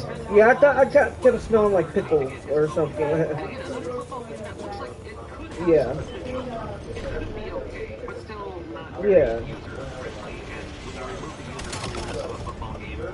People who don't even play football should be able to just pick up the game and start playing it.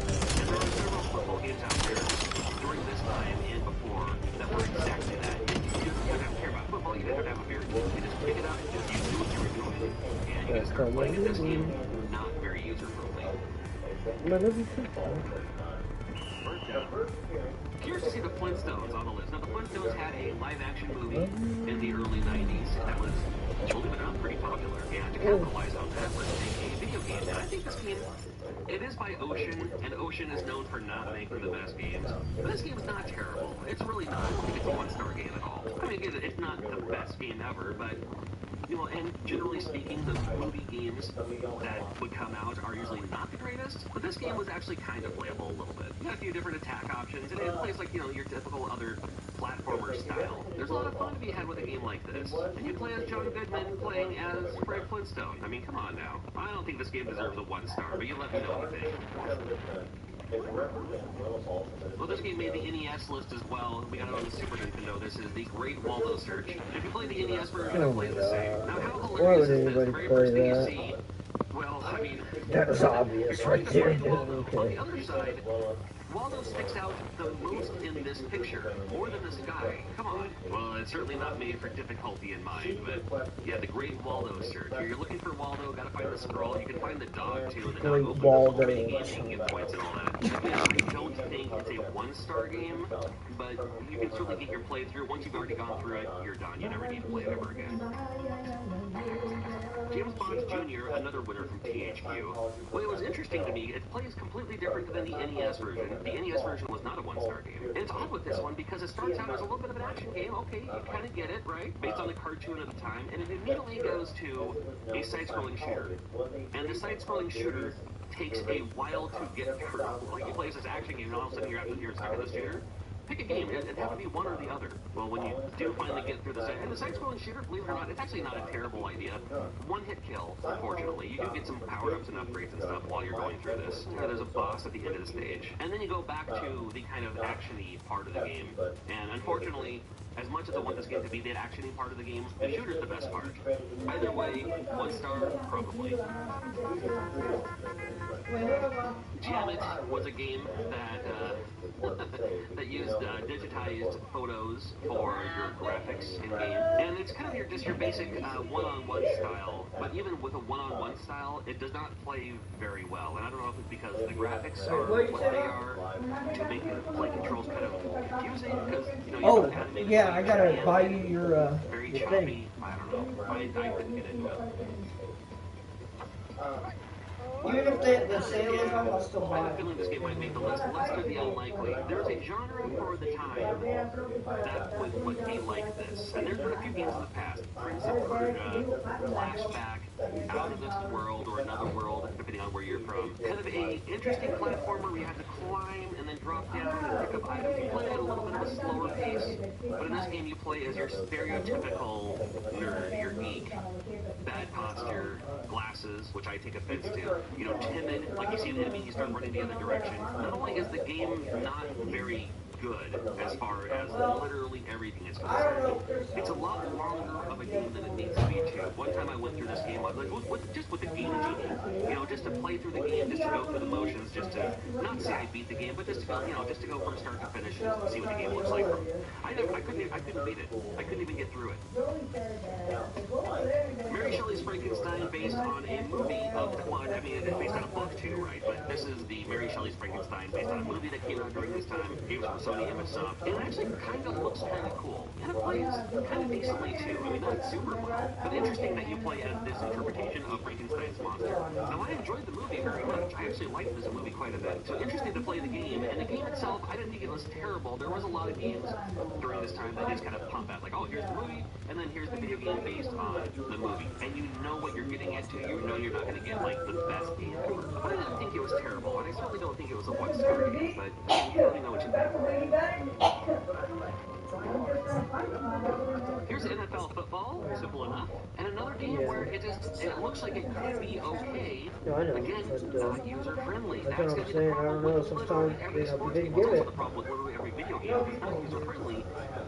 Why would you want to play it? Why would you want to learn how to play it or figure out how to play it? You should just be able to pick it up and start going. And this game, although probably better than the other football games we just saw on the list, still not great.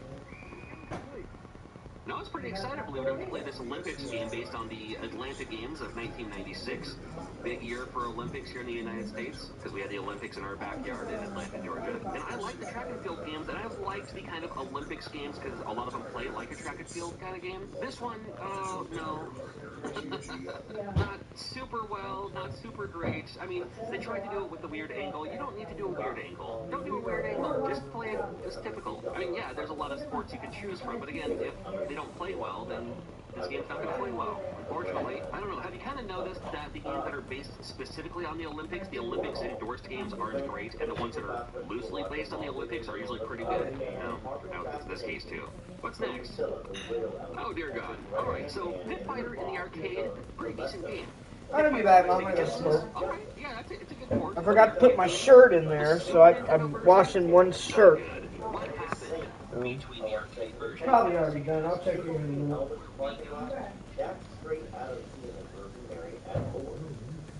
Because there was a Nintendo tax even back then. And I don't just mean price-wise. I mean, for some reason we had in our minds, at least I did, and maybe you did too, that the game on the Super Nintendo was supposed to be better than the Sega Genesis version. The Sega Genesis version was supposed to be its own thing and fine. I love Genesis, but there was that mentality where if it's on the Super Nintendo, it's going to be the better version. And time has I read it on the channel. Scientology scares me. I can't figure out how John Travolta looks so normal.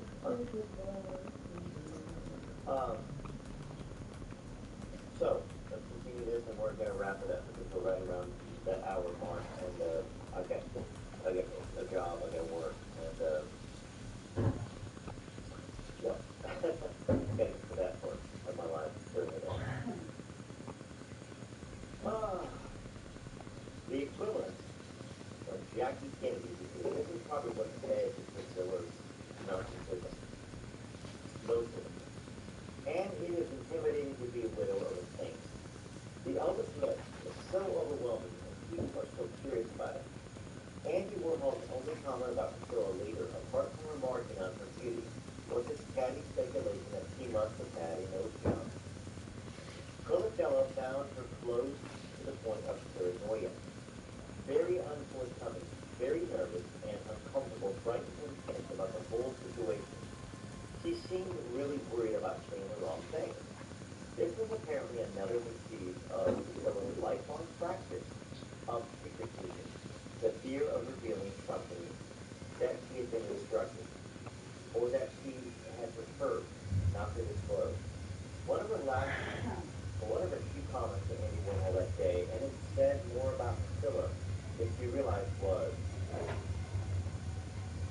sex is everything.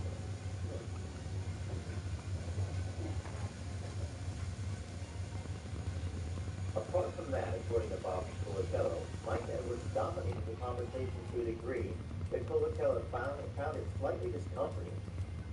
Though he liked Edwards eventually himself, he seemed to be almost controlled by him. Colacello remembers he did not answer a question without looking at him first. He was kind of weird, very much under his spell. There was a slight Bengali aspect to it. Now, according to Mike, Priscilla was too shut down, too insecure to speak for herself. Thank you for joining me. There's a lot of, Suzanne Finstead put your own opinions into this through her writing. And I think that Suzanne thinks that Priscilla was a very abused person all of her life, from her parents to, she probably thinks Elvis, to Mike Edwards. That's why she wrote that, I think. Before I go, I think that would be cool little record. I know I've given you some stuff before. I have every record by Elvis. Except for the Sun. I don't have any Summer Boy. So this was Elvis Presley's first four-party highlight album. Kind of a rare album. It's got Love Me, Anchors Away, Baptist Fuente. Now that's not everything in that stuff. That's just it's a compilation album. Rock Me, The Don't Roll Me, Tony Scott, Happy Face, Baby, The Three Sons, and Prom to Prom. Not for sale. So it was promotional. But it had that one song, Love Me by Elvis. Wanted to share that with you since I had it down here. Elvis Summer Vacation Special by popular demand. First time on 45, such a night, plus a new song, Never Ending. Still very fortunate to have a lot of these. I did pick up a collection a while ago at a really good price. That had a lot of rarities in it. We had a thrift store. It was a pawn shop. You don't expect to find any Elvis at a pawn shop. Thank you. Have a great day. And for all y'all that have lost somebody, I feel for you. It's for us to go on and to try to find some purpose in it that's a positive purpose. Whether it's appreciating our own life, our own health, our own opportunities, and that may be what it is. I've always felt like a lot of y'all know that I talked about when I was younger. I thought about being a priest.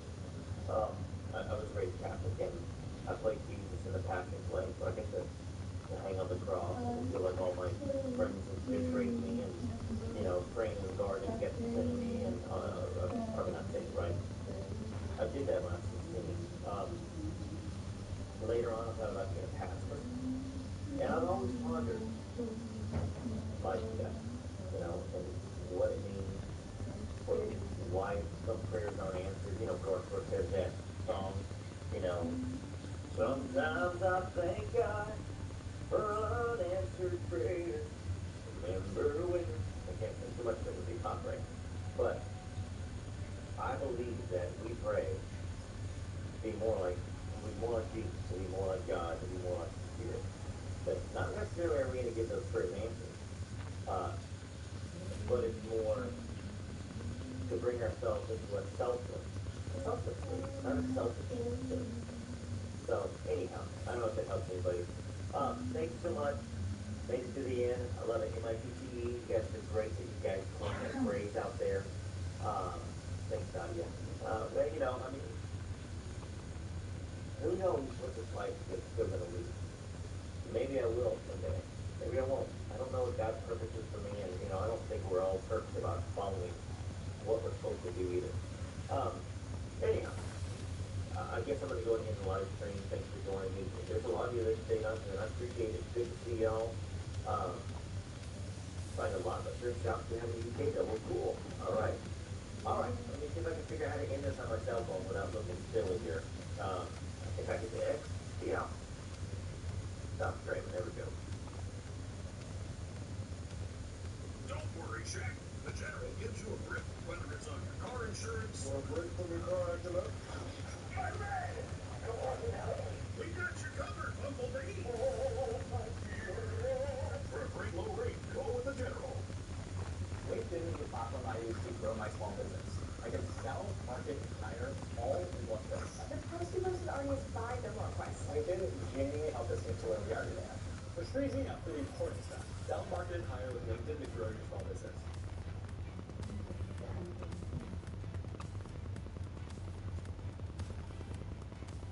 Welcome Welcome back, everybody. It's Joe Sands, Rarest Photos. Apologies for not being on limelight. Been busy. I'll kind of show you a little bit of what I've been doing. The green screen setup over there. So I've been shooting some music videos for my wife and I, for our records.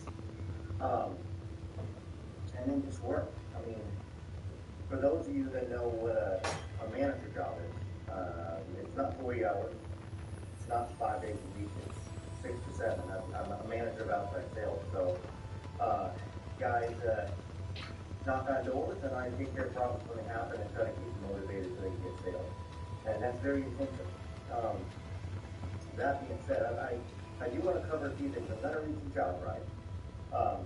Y'all have been asking for me to do that. I really need to do a video. Bridget Cruz did send me last week the amendment to that, and I want to read that as well. And then the final thing I'm going to do is, well, I'm not going to do that in this video, but what I'm going to try to do today and tomorrow. I'm going to try to read some of the Elvis and Jeannie book, you know, the Elvis, Linda and me. And but before I do any of it, I'm going to show you what I'm working on. So, song I wrote and produced, and I do the video all myself as well. So I tend to do a few things on my own for the most part, unless my wife and I are doing something together, like writing a song. But this record, most of it I wrote on my own and produced the video. And anyhow, I was thinking earlier today, some of the things that Elvis taught me, which might be a little detriment to my career, and has been. Elvis didn't just do rock and roll and pictures, right? I mean, he had rockabilly, then he did rock and roll. He was the troublemaker, supposedly. Then he did mature stuff like It's Now or Never, you know, Soul Meal, Surrender.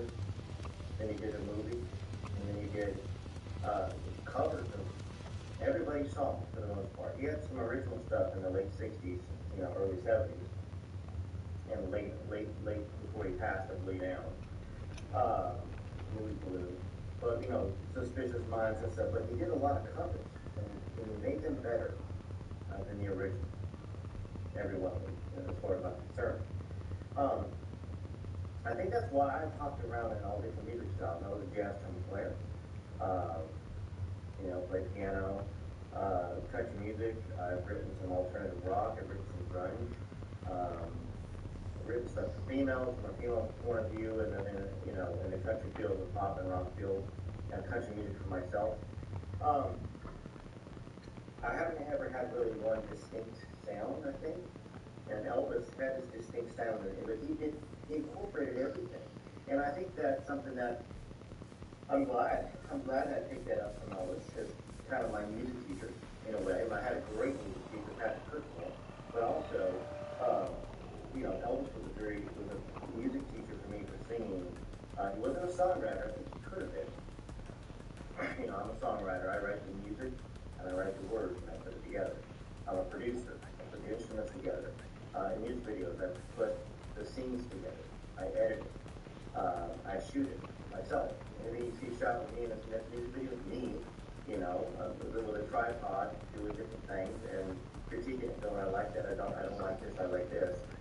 You know, part of it has to do with money, right? If I had money for a big time producer, I would probably trust them with my, you know, with my music and with my, like I did with Kent Wells, who produced Dolly Parton. He produced a couple records on Kristen and I, but lately it's just been budgetary. I do it myself. Anyway, here's a sneak peek. Well, I'll show you the video, sneak peek of the record and what some of the music videos are going to be like. Okay, be right back, and I'm going to get a letter from Andrew Marin to read as well.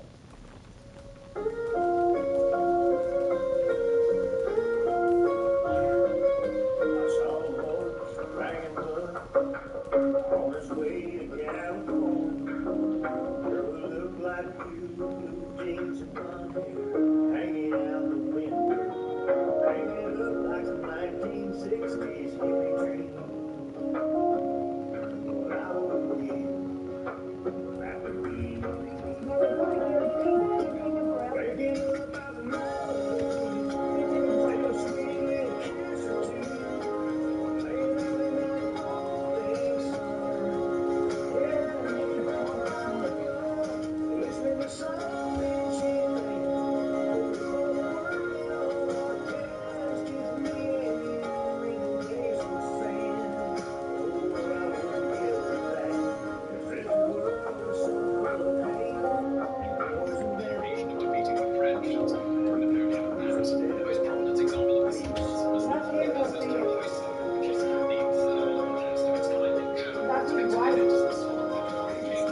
You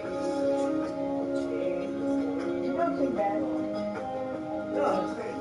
He produced it and everything. He produced the song.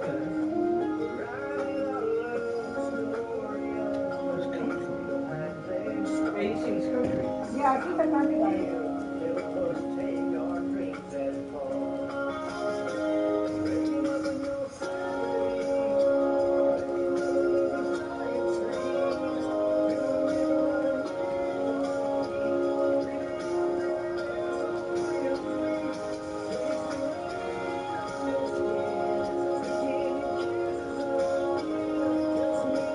Oh, he don't sing bad?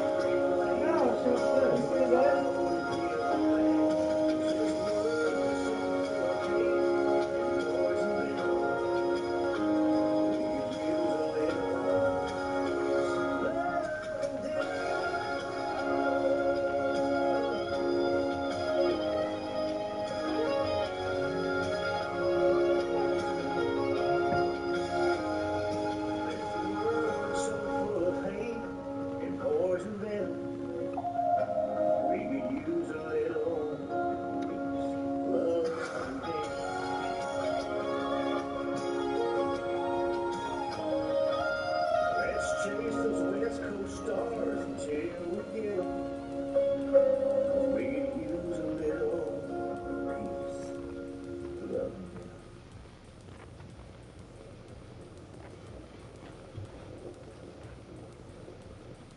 Alright, I'm back. Hopefully you enjoyed that video, and if not, if you don't like this music, then I get it, that's fine. Hopefully you can tune out and you can stick around for the rest of it. So, I got a nice letter from Andrew a couple weeks ago. And he also he sent me another flash drive. Now, as some of y'all know, copyrighted content I can't share on my channel, but I can enjoy it personally. So I really appreciate the hours and hours of footage and stuff that Andrew sent me that he put together in this flash drive. He's a super Elvis fan, just like y'all. When you have a chance, Louis, when you get off, Nicole, would you clean me up there in the icebox? Because they're probably going to come and fix that. Paul probably going to fix that. Because I'm going to tell him to come and fix it. So let me go read Andrew's letter. And have your Priscilla. You know that up there? I know how to do that better, but I can't do it because I'm in there. Straight up, pull down. And then you go down to the bedroom and look over there. Still reading. Yeah. Stop feeling. Sorry for the printed format. Hey, don't apologize. It's easier to read, Andrew. Okay? I don't have to deal with handwriting. My handwriting, you don't want to see my handwriting. I'm like a doctor. Hi, Joe. To compliment your excellent storytelling in Elvis's loved movies, okay, I'm including all his songs from most of his movies. All in chronological order. No black and white only, all in color with advanced sound. God, I haven't plugged it in yet. I'm excited. I think Elvis would already call him if you would realize. I recently remastered the song mainly as I've been researching and questioning the young women, because right now they are the future of what the legacy of Elvis will become. You can have a channel, you should get a channel, you should put a channel together, Andrew. Reach out to me, I will let you know how to do it. I'm already talking to a lot of other people about how to make a YouTube channel. How to have a voice in this world. Whether it's 5 people listening, 30 people listening, 1,000 people listening, 60,000, it doesn't matter. Your voice counts. Everybody's voice counts. Alright. So you've been interviewing mainly young women, okay? 90% of young women admire Elvis mainly from their mothers. They adore his great looks and comment about his soothing voice and beautiful presence. But they still respect Priscilla for what she had to do, mainly from reading her book, Elvis and Me, which is considered the authoritative on Priscilla because that's the narrative, right? Okay. This is where I bring up Child Bride, and immediately they say she shouldn't have married that early, maybe in her 30s. When I had maybe not at all, that she wanted to be an actress with multiple relationships, most of them react with great puzzlement at me for saying that. Meaning they are not in tune with the true story about Elvis and Priscilla. They even feel that I'm downgrading Priscilla, and I have to respond that Elvis was taught to cherish and respect women, and that it was Priscilla that left Elvis and took Lisa Marie from him, whom he loved dearly. At that time, they're silent, so this is where I hand out my USB drive to them with Elvis's movie songs And the response is gratifying, as they say, from all the movies. Now, with personal friends, I've learned a lot about why the marriage failed. What number is 28? The consensus is that if couples cheat, there's a 65% chance that they will be divorced. Now we know that Priscilla admitted cheating twice during marriage, first to Steve Beck and then Mike Snowden. I also was able to verify that Priscilla had 2 affairs before marriage that Elvis knew about while she was living in Graceland. When Elvis was seeing Ann Margaret for a whole year between 1963 and 1964, Priscilla threw a box at the wall and kept arguing with Elvis continuously. One night at age 18, she stormed out of Elvis's bedroom, still in her nightgown, and went downstairs where Jerry used to sleep. Now, this information is coming from 30 magazines and press releases, and I have to say that I was not present there at that time. And I've got to say as well, neither was I. Okay? Selfish opinion is basically for only entertainment Yeah, see Jerry. That was Jerry. He lived Elvis gave him a room downstairs. Downstairs and found Priscilla and Jerry making sweet talk. Elvis immediately told Jerry, if I see you this close to Priscilla again, you will no longer be in Graceland. To which Jerry replied, what have I done? But the mistake really was from Priscilla. She said, Jerry cares for me and you don't. Okay, so I've heard Elvis say, not for those details. Wow, they were retrading him with that fucking bitch because he was a whore, Gabby. Well, a man knows when he's a whore, right? So, hey, he's a whore. He's the guy that he gave him shelter. It was a guy that was in a group, but he got his wife die and he came there crying to Elvis that he didn't know what he was going to do. And Elvis said, well, just come out here, get a room in the back. And look, he was crazy. Everyone thinks it was with Elvis. Not true. If Elvis was intimate with Priscilla in 1964, Elvis would have to marry her the next day. The stepfather would have nailed Elvis right away, and also there's a second confirmation with Priscilla stating to the world, with tears in her eyes, saying to the press in 2022. People think that Elvis and me was just having STX. No, we never had STX until after we were married. So, Elvis kept his word to that fucking old man, my father.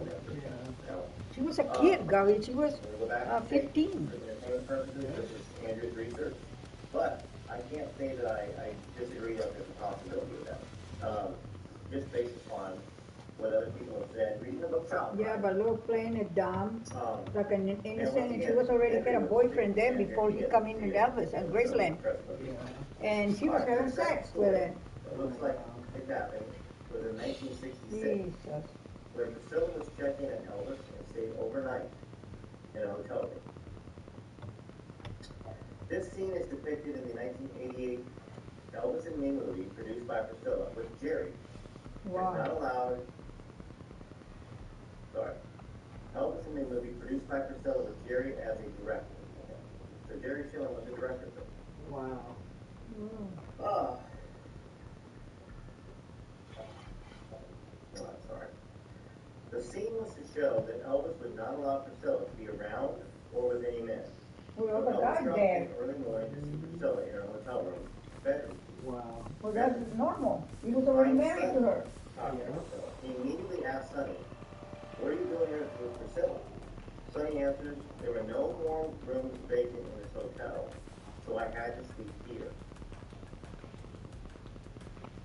Come on. How about the hotel next door? What Andrew writes. Now, to verify that this actually occurred, we have to go forward to 1970 with the Bel Air, where Sonny sees Mike Stone driving What a skank. and wants to come into the house. And they still act like a little angel, a fucking goddamn asshole. With Mike, Priscilla replies, now don't you tell Elvis, remember our hotel incident.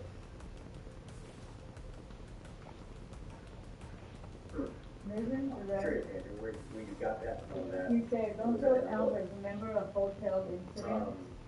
Yeah. I have to say, I read all the as you know, talking about for family you know, This guy don't my talk job, like that, like what you're saying, I need to but he knows it's his garbage, because, you know, the channel here, you know. he talks to people that giving him, you know, information about what they know, And I love the what she done. So, But she would tell them for friends what she was doing. Alright. And those are the ones that regretting. They probably told him, Gabby, okay, I'll give you good information, but I need some bucks. I haven't seen that. Right? Yeah. I only Okay, saw for that what one. reason? I'll have to watch it. Okay, I'm gonna go back. Elvis drops in early morning to see Priscilla in her hotel bedroom suite and finds Sonny talking to Priscilla. He immediately asks Sonny, "What are you doing here with Priscilla?" Sonny answers, "There were no more rooms vacant in this hotel, so I had to sleep here."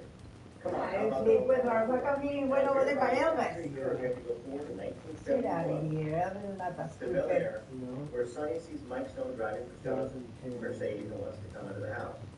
Sonny immediately asks Priscilla, "Are you going with Mike?" Priscilla replies, "Now don't you tell Elvis, remember our hotel incident." The story gets more dramatic, but that's where I want to know. The 1971, where did that come from? Maybe you can shoot me a, drop me an email or something like that, or in comments, send me in the next letter. Wow. Drainage as well, if you want, sorry if I'm not pronouncing that correctly.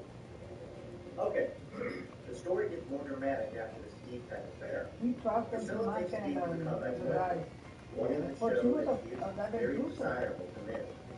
Steve, after seeing Elvis's performance, gets cold feet and reassigns a new instructor for Elvis, so she has to say in her Elvis and Me book that she regretted the affair. No wonder the media only talked about it. 1970 is the year that the fireworks start. Priscilla is caught by all people, Marlon Brando. Okay, the Priscilla movie, One of those. she directed on her own sake. That she was comprando Elvis and going to newspapers. What are you doing? Are you cheating on her marriage? Because she's going to cover like that's what she done, like saying, right? Because Elvis was a cheater. A lot of people have asked me to read it, talk to me about it. That's not true. She reacted, she do it to cover her ass, that's why. That's what he said, that she would direct her own movie.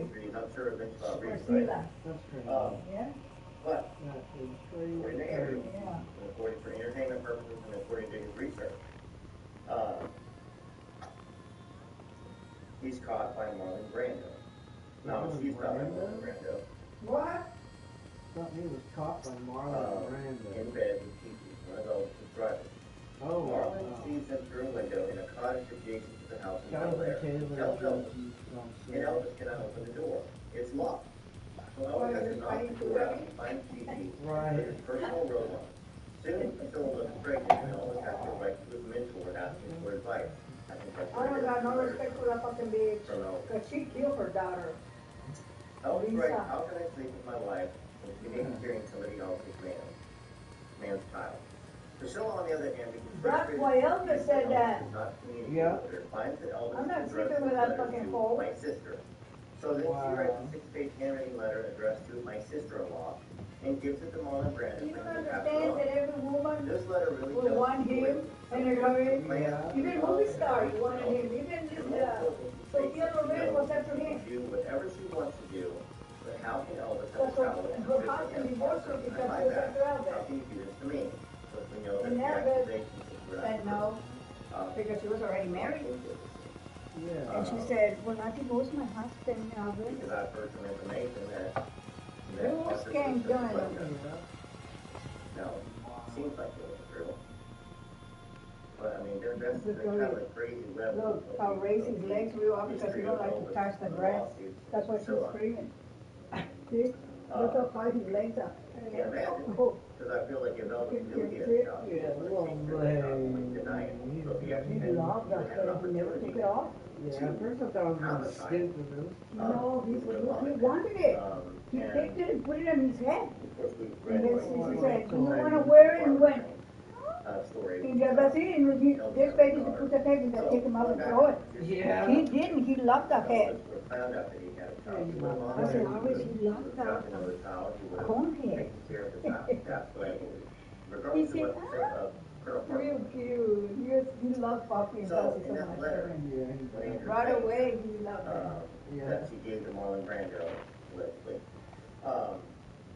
It does say that the letter tells the story of Priscilla, and who she really is, her plan, her love, and her hate for Elvis. And more importantly, she states that she knows can't help it, look at bitch, I'm his dog.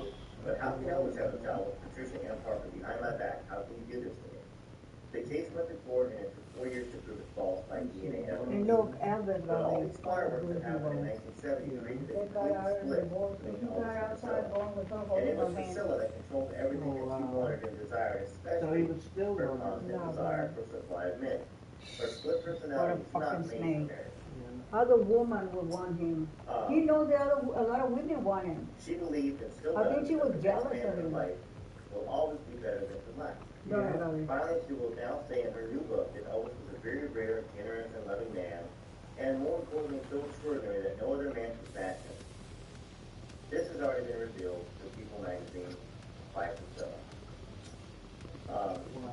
I believe that's all the letter. I don't think there's a clear date was not signed. Andrew, I hope that was the end. I hope. Okay. So, yeah. Letters to Brando, I think is what it's called. There's too much stuff in that book for me, from what I've heard, to believe in it. That Elvis was kidnapped. That he was SA, you know. I don't believe that, you know, because I don't want to believe it. I just don't. Well, okay, what do you say about Elvis? You know, I agree with a lot of what Andrew said. I mean, the history does show, and the research does show, not just, you know, child pride. This is a well-researched book. Priscilla never sued Suzanne Benstead. She never did. He figured she could. You know what? Right? She said he came up. Right. That's what saying something said that yeah, because she set him up so he can have something to tell about Elvis. She was a snake, Gary. Right there, I put it all together. Why didn't he sue her? Huh? Because he was a setup. Yeah. Yeah, 1997. So 12 years after Fucking snake. came out. And, she wasn't sued. Yeah, they said if she didn't, they'll never sue. Well, that's, I mean, thank you for taking the time to write that, Andrew.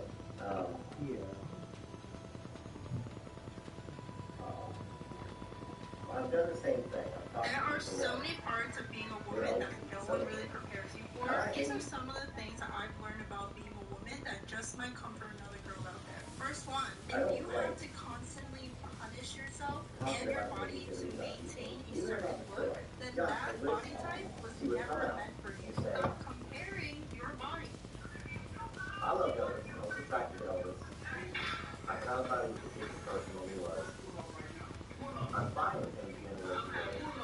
You know, not a rebel. Religious and sweet. Oh, is that all about Elvis? I don't know, just some crazy people. Express the split. He should have just split it out of the affair. And I never was going to get back to Elvis. He was never going to get back to me. To be honest, I think she would still have her fans. She would still have her fans. She would still have fans that thought she was very cool when she actually snapped the thing. And she had Lisa Marie. So I do believe it. I don't believe that Gigi Gamble or whoever else it could have been. You know, I don't know. I don't know what that other said, whether it's Gigi Gamble or What was that, Gary? Brando or something. But, Not me shooting somebody. anyhow, let's get to reading. I did promise y'all some reading on China Class, okay? For a long time to get to this point. Hopefully you're still with me. And if you're not, I apologize. I guess I'll have to see how many views we have. And if the views are not very good, I'll skip it if it's a good part. And get to read. I went along. Okay, so I'm going to get to reading, and I'll try to come back later today, and if not tomorrow. Can't do it Friday, got a golf tournament. I hope you like finding a way for me to get this camera off and with you. Andy Warhol's only comment about Priscilla later, apart from remarking on her beauty, was his catty speculation that she must have had a nose job. Colacello found her clothes before paranoia. She was very unforthcoming, very nervous, and uncultured, frightened, and tense about the whole situation. She seemed really worried about saying the wrong thing. Now, this was apparently another deceit of Priscilla's lifelong practice of secrecy. The fear of revealing something that she had been instructed was that she preferred not to disclose. One of her few comments to Andy Warhol that day, and it really said more about Priscilla than she realized was, as she asks everything. Apart from that, according to Bob Costello, Mike Edwards dominated the conversation. She would agree that Costello found Mike discomfort. Although he liked Edwards immensely, she seemed to be almost controlled by him. He would tell the members he did not answer a question without looking at him. She was kind of weird, very much under his spell. There was a slight Bengali aspect to it. So if she's looking at Mike and answering everything, that certainly doesn't show a strong confidence woman who has her own mind. I'm just pointing that out. You know, and that would be after I was passed. Probably after the whole becoming part of the estate that's done and would give her access. So we passed away. I feel like that's the time frame. Alright. The Costello thinks that Priscilla and Mike were very much in love, but there were problems in the surface appearance of two voices people leading Glamour's life. Priscilla's career was advancing just as Mike's was on the wane, and his ego could not tolerate the disparity in his or Priscilla's offer to fund their lifestyle. Let's see if they might Elvis from the estate, from Lisa. I say for entertainment purposes. And if she made some money by acting, finally, not much, but she made some. Alright, the timing wasn't right, she said. The way I was raised, I couldn't live under that. I liked to be the breadwinner, Mike said. He still had a problem with alcohol, and I think that when he would get drunk, he would be embarrassed with Nora Smith. He tried to discuss the difficulties with Priscilla, but he could not get past the mask. I said, Priscilla, you and me, we are a problem. And she said, no, I've dealt with it. And I'm saying, no, you can't say I dealt with it. It's a we. And that's what her philosophy was. I dealt with it. It's taken care of, and it's in the past, and it's out of my head. And if it still continues, she just puts the veil up and makes her little face. I'm not going to see the world. Joan Quinn noticed the same denial, as if Priscilla was protecting some forbidden secret. Curry, maybe? Boy, Suzanne puts it in here constantly. Curry Grant. She believed Curry Grant. Not Curry Grant, not the actor. If you've been with me for all this series, you know who this guy is. If you haven't, it's somebody that allegedly Priscilla traded her V card, or maybe not even her V card, to get access to the Elvis in Germany when she was that age, that young age. So, go back in the series, click on Joe Chin Forever's photos, look at the Priscilla Presley child bride, and watch from the oldest to the newest. It takes it in chronological order of me reading. The truth is not the myth of her relationship with Elvis, maybe? Maybe that's the secret she's hiding in her real identity, her unhappy childhood, her stepfather's possible abuse. Even with Mike noted Jill, she wouldn't unlock the door. She wouldn't tell you everything. There was always something that was locked. I wondered if Scientology actually unlocked the door and they got the secret, and they hold it over her. Now, she said, I wonder if Scientology unlocked the door, and I said, they have the secret and they hold it over. That would keep you in Scientology, wouldn't it? That would keep you giving your money away. That would make you listen to their advice. Now, think about this whole Bridget Cruz thing. Scientology would have been aware of Bridget Cruz taking over Priscilla's finances and getting her out of debt, getting her more money for the appearances and all the stuff that she did. Now, when we still need to talk about the O'Reilly deal letter, Now, I wrote this 2 years ago, the rift between Priscilla and Lisa, that they were completely astray. So it's not new to me. But for those that are doubters, that letter was clearing the guys up. And version was Priscilla's representation. She did negotiate all this, so, but here's what I know. Unless Priscilla's a weakling, somebody that can't make decisions on her own, which I kind of believe that she could be, I don't know. I mean, she knew that Riley was being notified, that she was going to confess to him.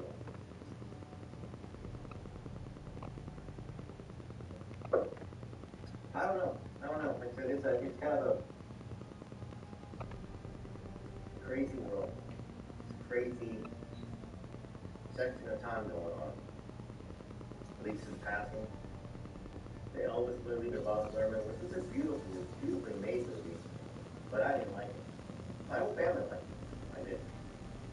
Because I feel like that Elvis wasn't that dark and negative all the time. They cut off Linda Thompson out of his life. They cut all the happy stuff. They made him, in my opinion, very weak. Elvis wasn't very weak. He wouldn't have made it to where he was. He wouldn't have made it as long as he did if he was weak.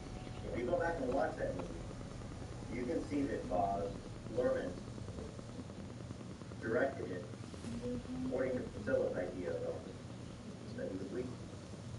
That he was weak. I mean, sad, robbing, faking Priscilla. On prescription pain medications, he couldn't stand being away from Priscilla.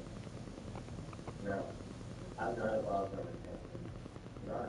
But I know he's got this new footage coming out, and it'll be nice to see maybe the footage cleaned up. Anybody can do that with enough money and enough equipment. Some of that footage is already out there. Now, do I hope there's something new? I do. But Bob is making money hand over fist. Hand over fist, over. So I don't know. I don't want to, go watch it. I'm going to watch it when it comes out just because I'm an Elvis fan, okay? If my $20 contributes to another Elvis movie coming out at some point in time, I hope it's positive. Because I don't feel like the Elvis movie that Bob Lerman did was as positive Elvis movie. I felt that it was almost as bad as Priscilla, the movie. Tell me the positive thing in the Elvis movie that was positive about it. The positivity that exuded from it for him.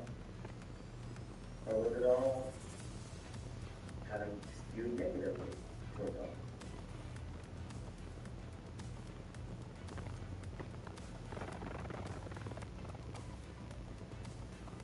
Okay. So we're on a section where it says Priscilla became pregnant by Mike in the midst of the difficulties and decided after Mike's silence on the issue to have an abortion. When she asked, I didn't say, yes, let's have the baby. I was saying, oh God. I can't say it was the biggest mistake, but it's real. I wasn't ready. I was still running wild, Mike said. And I was thinking, I don't want to be living under this roof that much longer. That would be unfair just to have a child and be connected to trusting names. I think he was scared of child support. I think he didn't want to be with Priscilla any longer. And we do know that, according to Lisa's book, there was stuff that went on that shouldn't have gone on between him and Lisa. So, he was probably trying to find a way to extrapolate himself, or whatever that is, from the situation. And having a child with Priscilla, I don't know, maybe that would have gotten him closer in, but I don't think he was in love with Priscilla anymore. We toss and turn until all hours of the night talking about it. And by not saying no, and by not saying yes, I think she kind of realized, well, he doesn't really want a child. Priscilla later said emphatically that she would never have married Mike Edwards, a contention that Mike disputed, and that she contradicted herself in a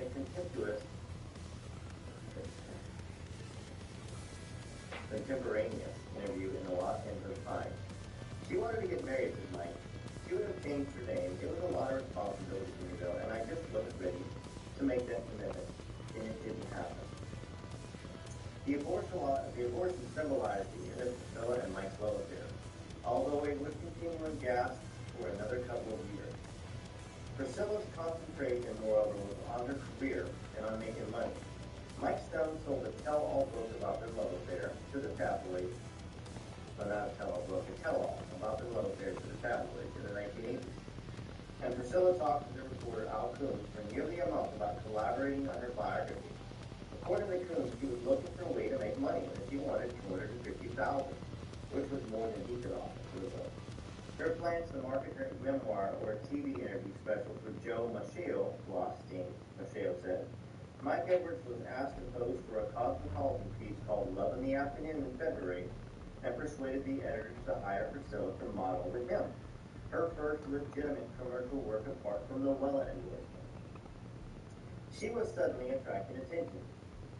They were like all over her, Mike said of the Cosmo editors, and she was kind of nervous because she'd never really done that. And the pictures came out, and she was gorgeous, so beautiful. Priscilla made her first career breakthrough that spring when Meryl Grant, who produced the popular That's Incredible television series, asked her to audition for the part of co-host for a new television series called Those Amazing Animals. Okay, so that's the part where we're going to stop. I think we learned a few things that we hadn't learned. And I'm not feeling good. That's all. And one more thing to kind of close here with what's been going on in my life lately. My son, a finger, goes cross country. He did great. I ran a 6:52 last week, first for his school, 6th overall, 4th graders and 5th graders. And of course, he's the younger one. So he's the ones that beat him was 5th graders. Very next day, he's drinking chocolate milk, and it tears some of the lips. And he has his knee up. He's drinking chocolate milk. For whatever reason, it dropped out of his hand, hit his knee at the right angle with a glass broke, and gouged a quarter-sized hole in his leg. So we had my wife yelled at me. I was just coming up the stairs and about to go home, and so he just, didn't quite know whether it was going to stop bleeding or not. And, we got some stuff, and I put a tourniquet on it and stopped it from bleeding, and we got him down to the doctor, and he got stitches and made up like 4 needles into that back. So we've been taking care of him for this last week and stressed out, as you know. I've said for a very long time, most of y'all know we lost a child in 2017. And so there's a lot of medical anxiety, trauma associated around anything, especially to do with our son, with our fingernails, who happened to go in the hospital 2 days after the funeral for his little brother. They thought he might have leukemia. It was horrible. So anything that happens physically, when you get sick, flu, all that stuff, really triggers PTSD and a fight or flight. So it's been tough. We haven't slept much, he's doing fine now. But yeah, just constant stuff that kind of keeps me away from the family, but that's fine. You all understand family. I know you would expect no less from me to make sure I'm taking care of my family and being there for them, and I will find some more time, and we'll continue this journey. And I do want to say thank you to everybody who loves Elvis. But I know you can't help it, right? You just do. Like a family member, like a friend, like a long lost love. I mean, that's the power of Elvis. Like a father, like a friend. Alright, TCB TLC, till next time, it's Joe Rare, Joe Sin Forever Photos. Thank you for the super thanks you left, and thanks for the $50. I think you've left it a couple times the last 2 months. And I apologize, I've just gotten down to reading your letter. I know that's not why you leave it. You're trying to help support the channel, and I appreciate it. Thank you to members. I think there's 12, 13, 14 new members out there. I appreciate you. I'm still trying to hang on to my job. If I don't hang on to my job, you'll see me on the channel a lot more often, right? I'll have more time, and then it will be even more maybe tantamount that I get more subscribers. They kind of think so, but much love, okay? Much love to each and every one of you. All right? TCB TLC. This Memorial Day weekend, I'm skipping phony sales and shopping at Bob's Discount Furniture, where I don't have to worry about missing out on great savings, because no matter when I shop, Bob's has premium styles at everyday low prices, ready to ship fast, like Consumer Reports recommended mattresses, real marble dining sets, and the best-selling modular Bob sectional with over 1,700 five-star reviews. So make the most of your summer and visit Bob's, where America shops for furniture. Why did I miss these questions? To find the derivative of a fraction, you must use the quotient rule. Here's an example for you. Okay, my bad.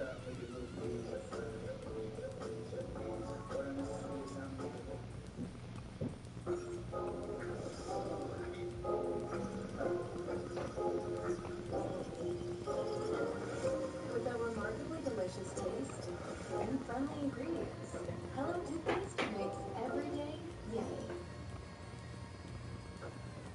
Hey everybody, welcome back to Joe Sims Forever Photos. A little bit different backdrop. It's still set up for the music videos we were shooting for Freedom. You probably saw that get posted. So I've been so busy, as y'all know, and I appreciate the comments that you leave still.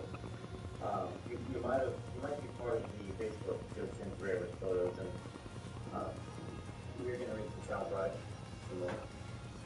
You might have seen that some of the videos that I did went viral. It was nice to see that. One of them had 2.6 million views.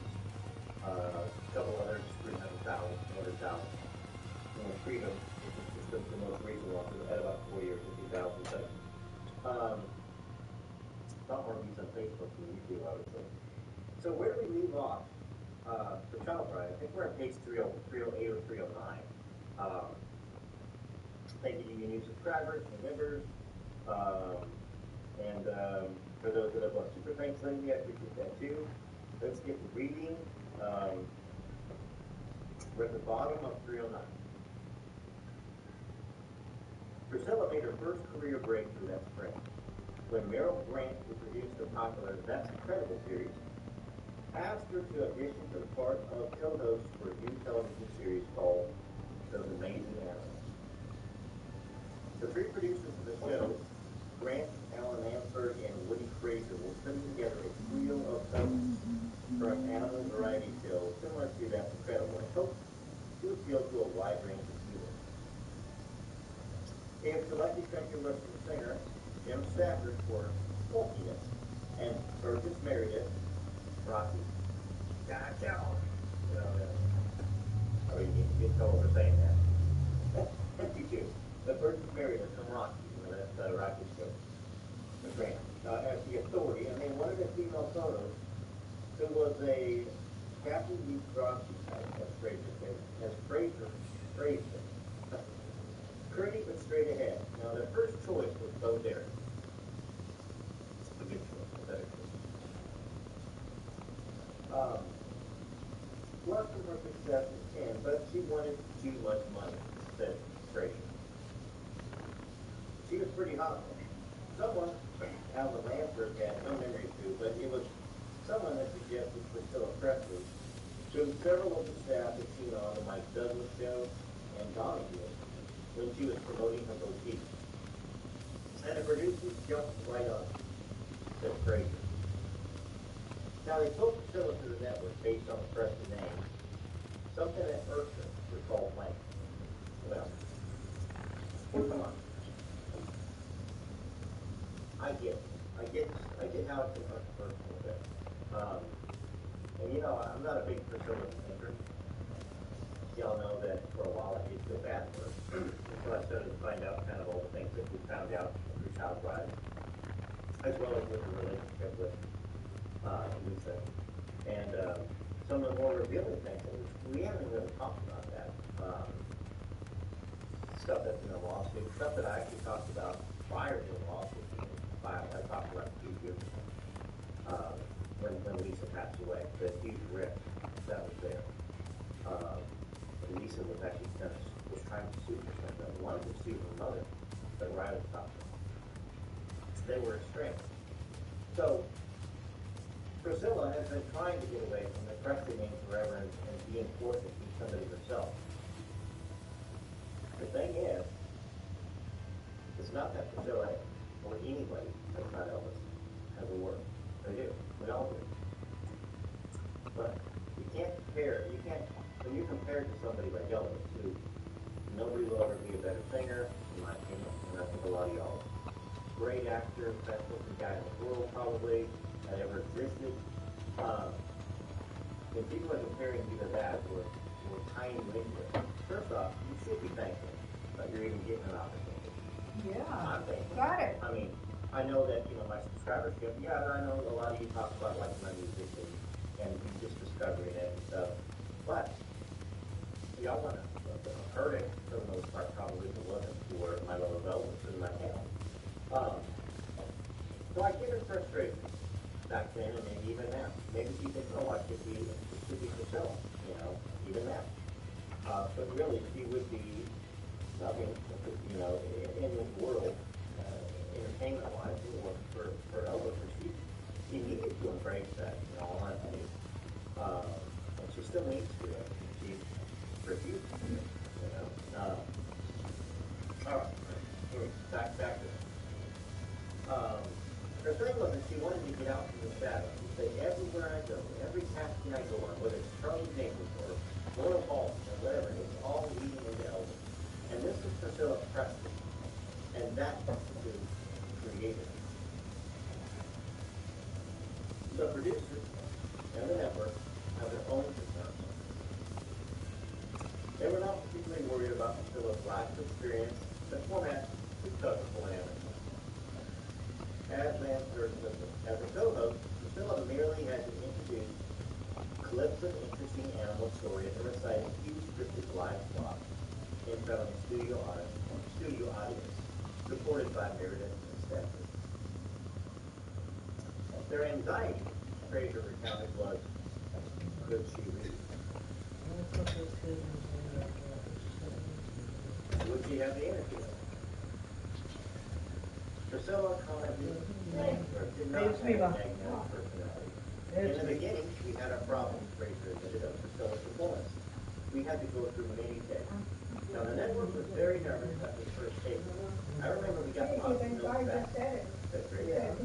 Now, she persevered. The show debuted on August 24th, 1988, in the HDM slot.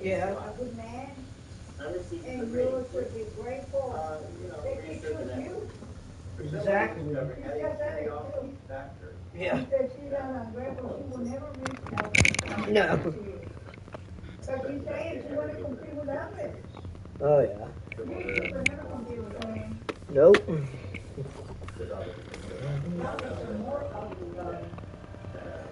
Oh yeah. I agree.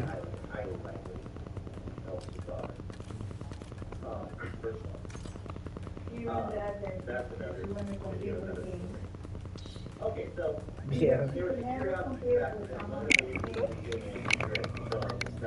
see those exhausted, that's right. Let me go back to this. Click on Josh's wearable photos. If you're interested in what I talked about, Desiree, essentially Elvis' her daughter, you can go click on Josh's wearable photos. If you haven't watched the video series, Are You Lonesome Tonight? The video series. With Gary McCarran. I've got a series with Gary McCarran as well. We're going to have him back on this thing. I think I heard her, yes. Baby, just had a birthday, celebrating the birthday. All Elvis themed pictures and videos from that, so we'll have to have her on. Hardcore team deathmatch. We're authorized to engage. Protect the guild's interests. Black Ops took the lead. Do not let them keep it. Okay, so they put her much Pop that foot. she was okay. Pop that foot. Sounds like, but she didn't have a whole lot of personality, and she did not have a bad camera angle because her face was perfect. Now, attractive, but she was a very attractive person. One of the reasons why Elvis, Elvis was attractive. I think he was very attractive. I don't think that he made it as a weapon versus people. We have the lead. Maintain current posture. So sometimes you're attracted to somebody that might be more responsible. And Priscilla was the We are falling behind. in my and that's why they were trying to choose the TV, because they figure out the factor what's they were overlook their lack of to make money. Priscilla marketed herself as the commodity guide cover, leading the local press in various cities. The reporter who interviewed her for the Washington Star found her as Bob Priscilla had seemingly nervous and quickly referred to her handlers. Priscilla there spoke a few times, once referring to cows, as veal, in a discussion of animals and its company. As the Lansbury assessor is quite acutely as a woman, with a sensitive attitude to her own life. Priscilla eased the speed, but not the She was, however, trolling for a dramatic role. Now that animal had, in her view, provided her with a comic level of She convinced the business manager, Joel Stevens, to come up with the possibility for animals to perform magic variety of Priscilla. She was at.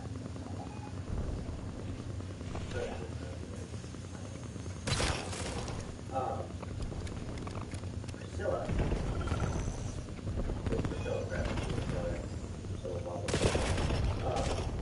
Had become a bona fide Hollywood personality, flitting from audition to audition, leading Lisa. I might have to write a song called Leading Lisa. Remind me. So I go through so many songs and stuff all the time. I wrote a song earlier today. Leading Lisa. Song. So she left Lisa.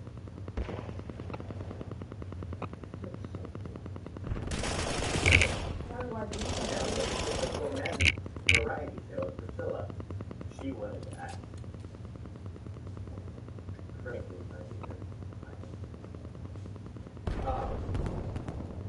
Priscilla, says Priscilla Press, because we know that's Priscilla Bobblehead. Bobblehead? Yeah, that's funny. He hates her. Yeah. Leading Lisa. And she was right because she lived with a nanny. Probably, and because she was close to the nanny, and she hated it because she loved the nanny more than her, she said. Well, she's still a kid, right? Exactly. So she will love you.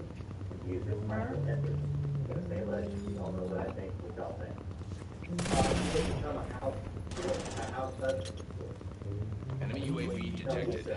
Deep breath, we did critically. She needed her mother when her mother was out pursuing a career.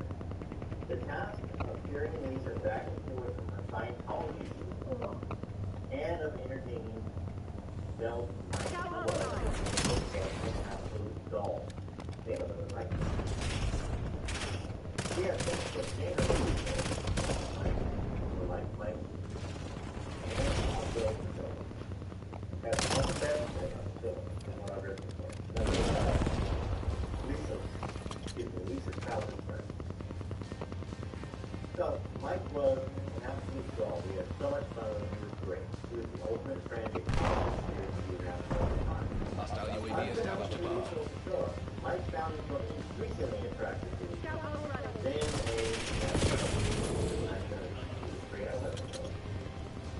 she considered herself, even though they say, Authorizing UAV operation.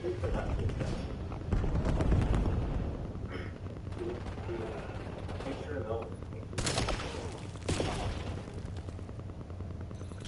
Yeah, she started looking like Elvis, didn't it? Yeah. And that's what those men hated, because they were looking at Elvis.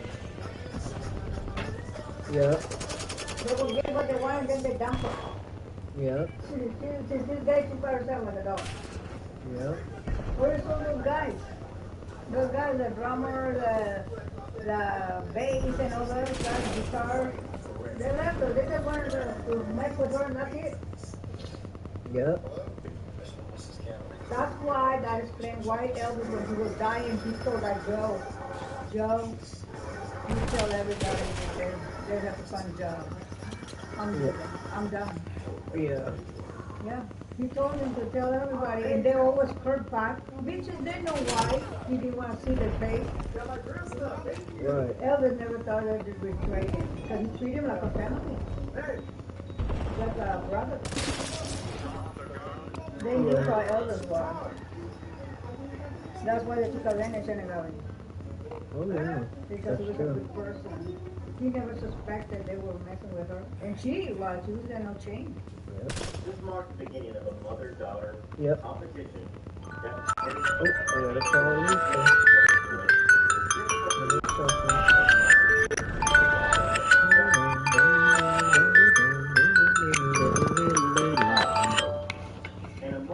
Boom, boom, bada boom. Boom, boom, bada boom.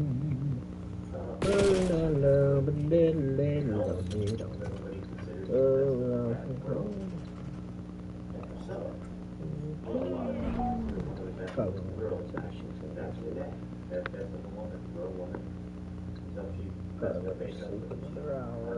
She wanted to. Always went out and make sure the makeup is right.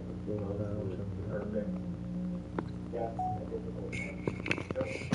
Started out as friends, only friends. 早上好, Mama. Oh, my love. Did you sleep good? Yeah. Oh, that's good. That's good.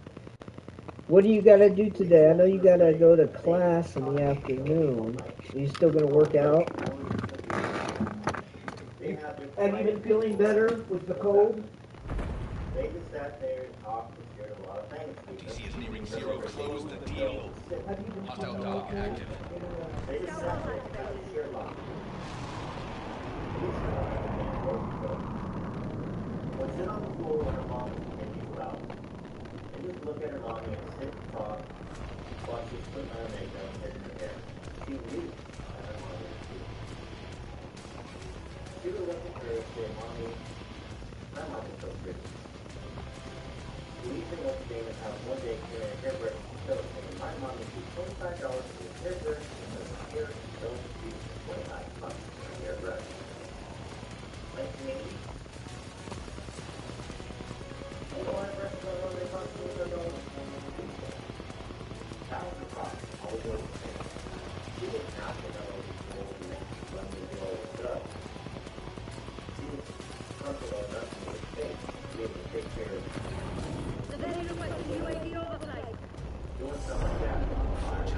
Market does not forgive incompetence.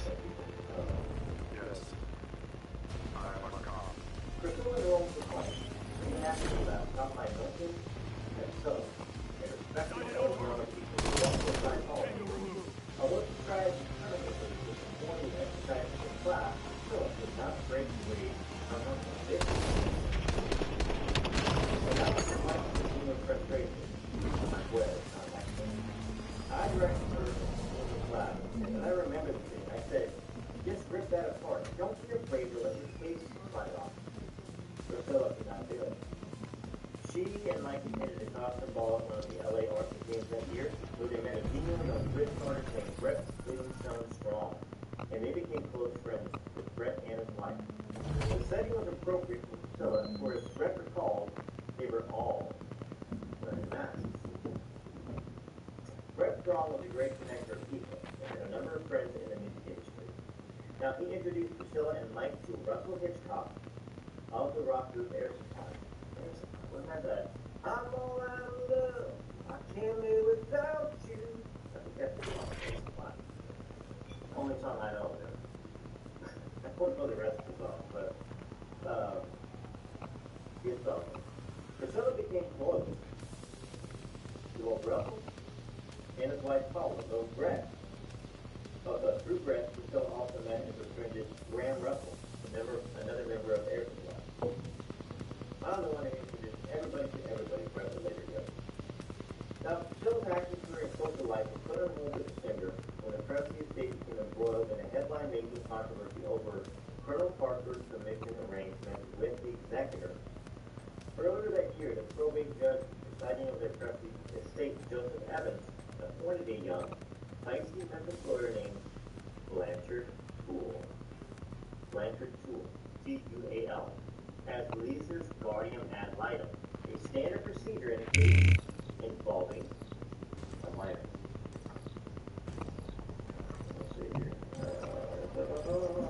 Hardcore team deathmatch. You know what we're up against. Keep it tight or we're all screwed. And that's where we stop. Actually, I'll read it a little bit. Okay. Toole, representing Lisa's interests as sole heir, took it upon himself to conduct an exhaustive investigation of Elvis's estate and was called to discover an earlier agreement. We got the advantage. Now we have to keep it. Elvis's manager 50% commission on everything the singer earned, in an industry where 10% was the standard agent fee. Toole was even more disturbed to find that Vernon Presley had carried the Colonel's arrangement over to the estate, contracting to pay Parker 50% of any earnings Elvis generated after his death.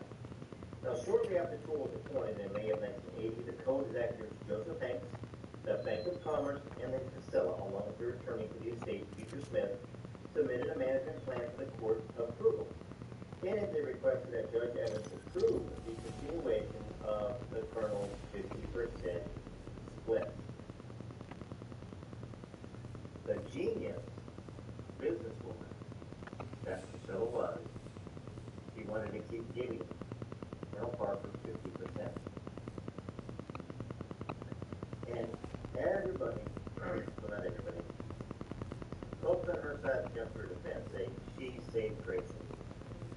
She was the genius behind all this. Now, the next section that we read about was Blanchard Toole, can open up a lot of eyes. Just that section alone, right there, that her, Bank of Commerce, her attorney, put together an agreement to keep Parker under 50%. Now, y'all have heard me talk in other videos that at one point in time, even though it's not industry standard became 10%, not necessarily back in the 50s. You could get a bigger chunk back then, but usually you had to split up with booking fees, all this other stuff. Colonel Parker took a bigger chunk and delegated out fees for that stuff. Do I think Colonel Parker was ever worth 50%? I do think he was worth 50% at the beginning. And for a while. But should have been back down to 25% or 30%, perhaps. At no point in time do I really ever think Colonel Parker was only worth 50%. And the reason why I say that is because Colonel didn't have any other artists. All their managers, they get 10% of this artist, this artist, this artist. They get 4, 5, 6, 7 artists. They're splitting their time and energy. Colonel Parker lived and breathed making money, which was good for the business development, not good for the social development. And obviously, you can see there that Philip Presley knew he was good for money, not for the business of for Elvis the person, even though Elvis had passed away. Colonel Parker used to make I Love Elvis films, and also I Hate Elvis. Anyhow, thanks for joining me, and thanks for being patient. I'll be on there as much as I can. Still got more records. I've got a country record that we're about to release, but I'm also setting a record with my wife that's more rock, more alternative rock, and pop. I got a lot of styles. Now, no jazz player at some point in time, I'm going to set up a jazz record. Couple of months, but I still will be coming out. I've got this set up. I'll probably leave this set up in these videos. And maybe this is where I do all my research. Let me know if it's okay with you. I do have the stairs down there, but the rough I've got to do, all I do is be reading, probably more videos than I make. PCB TLC for next time. Thank you so much. Thank you for your support here.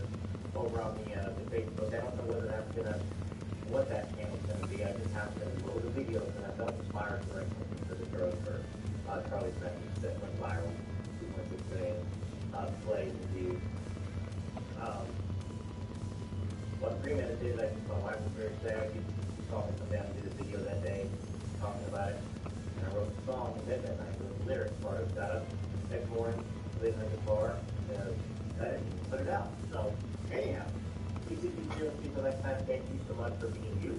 Take care of yourself, take care of your family, make sure that you love everybody, and then you do not settle for someone that doesn't love you. Okay? Friends, they're for you. Stand up to people, okay? And be well.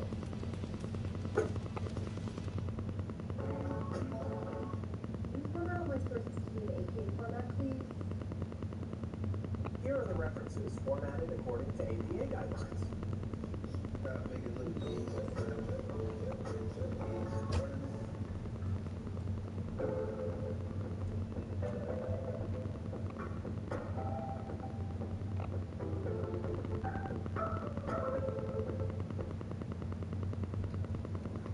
Hey everybody, welcome back to Joe Temporary Photos. As you know, I've been kind of off the channel for a little bit. I apologize. Once again, I think y'all have heard this before. If you're a brand new subscriber or member and you're wondering why my videos have been less frequent, well, I'm in the middle of cutting 3 different records, a music record, solo record, a duo record with my wife, and a pop rock record with my wife. And then I'm also still working on releasing some of the Elvis tribute songs.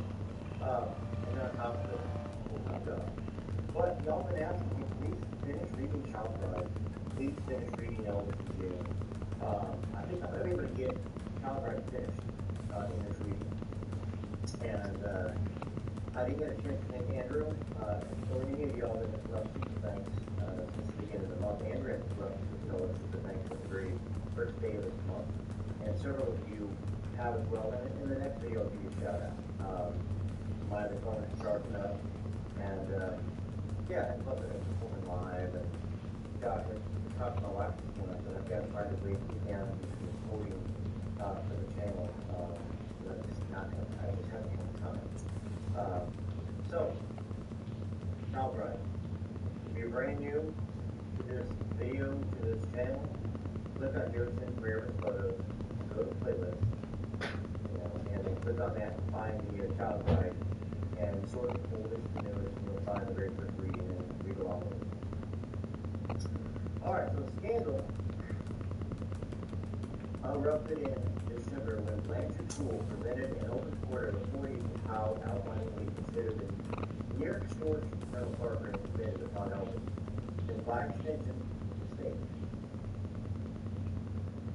The hearing erupted into a near brawl with Poole using Beecher Smith and the executive, with the exception of himself, whom he considered not personally involved in the management of his estate of sandbagging him, declaring them incompetent and yes for the colonel because they had ratified his exorbitant fee arrangement. Now, someone did agree to that arrangement, and the fact that Blanchard Poole stated that Priscilla was not personally involved with the management of the estate contradicts all this, Priscilla saved the estate. So if you're a Priscilla fan, the first 2.5 minutes, that reality is blown up. Now, Beecher Smith still smarted over the incident, and Poole's criticism of his decision to approve the colonel's contract with the estate 16 years later. This is what Beecher Smith said.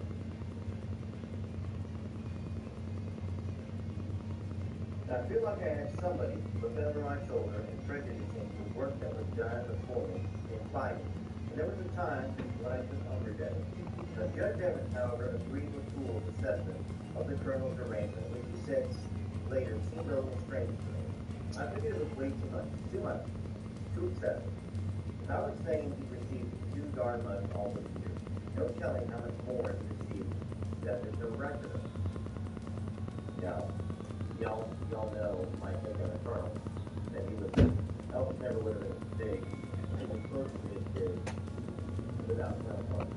But Colonel Parker also made him in his life, and also kept him from being more talented, or showing his talent, I should say. It was better. Elvis had a lot of talent.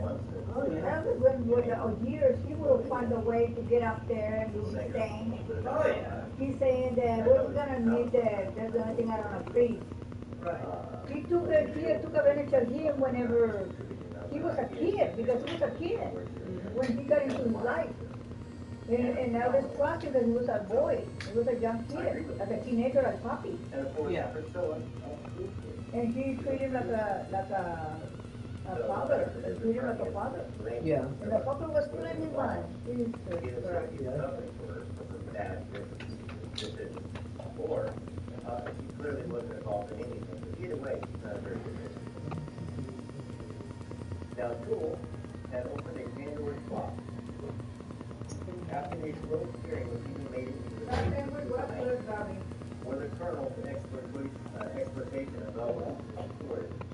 Everyone's eyes were on the Presley executive.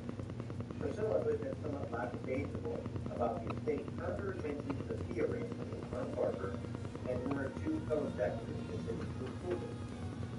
And she read her two co-executives. She was small. She is not small. She's definitely not solid. All of these executives, in accordance with Judge Evans' rules, began to negotiate with the colonel.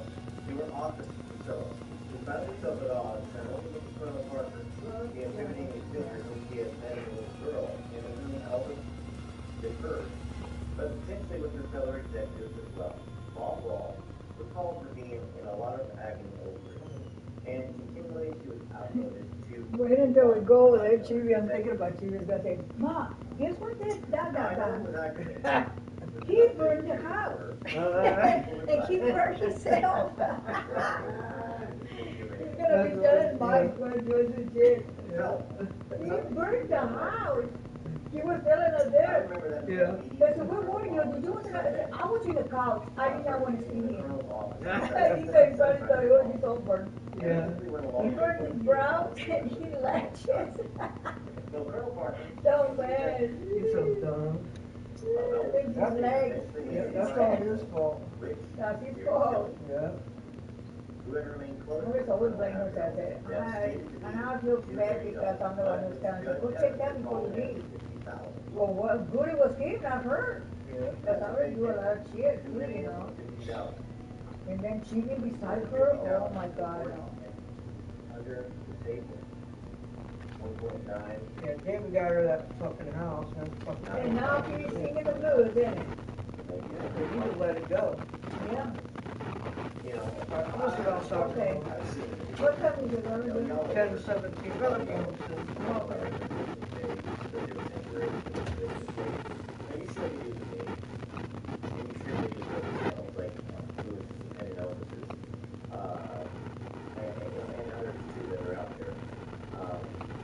And I see a lot of the titles, and I see that what has happened recently with, Bridget, of course, accused Priscilla of hiding money from the IRS. So, it's an interesting time. Here we are. 48 years after So Priscilla, the reason her book, which we'll continue reading, I hate reading it, in all honesty. I just hate putting any information out that she put down, but I will continue that and talking about that. But was it $2 million that Jerry Schilling had said, or Judge Evans called it $50,000? Jerry was sympathetic to the colonel, that Parker had no choice but to say it.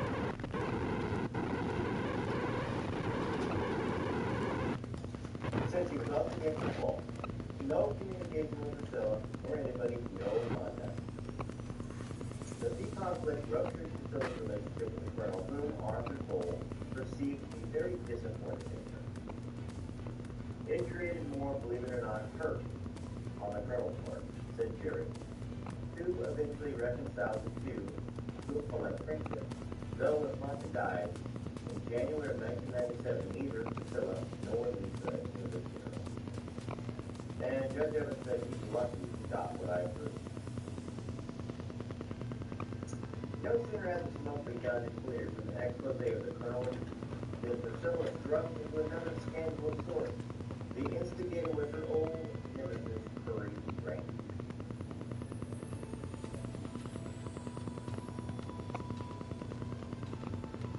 He had been researching a book about her and Elvis for several years, and in the spring of 1978, he stumbled upon Priscilla's lost grandmother in Pennsylvania. Curry already knew that Paul Bobblehead was not Priscilla's blood father, for he had told him during their intimate encounter in Germany before he took her to meet Elvis.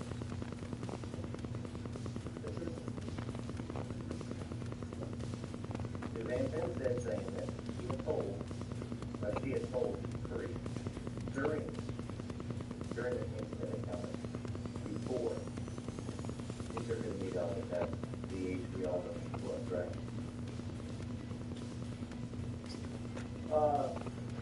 Captain Wagner had revealed to Curry the Wagner family's heartbreak over Anne Bobblehead. For 1949 experience with Priscilla, Jimmy Wagner's only child, they told the grandchild of it. Maybe Priscilla from that was a different with something like that. Curry developed a strong attachment to Mrs. Wagner, and she to him in the course of their conversations and moved to cheer by her freedom losing contact with Priscilla.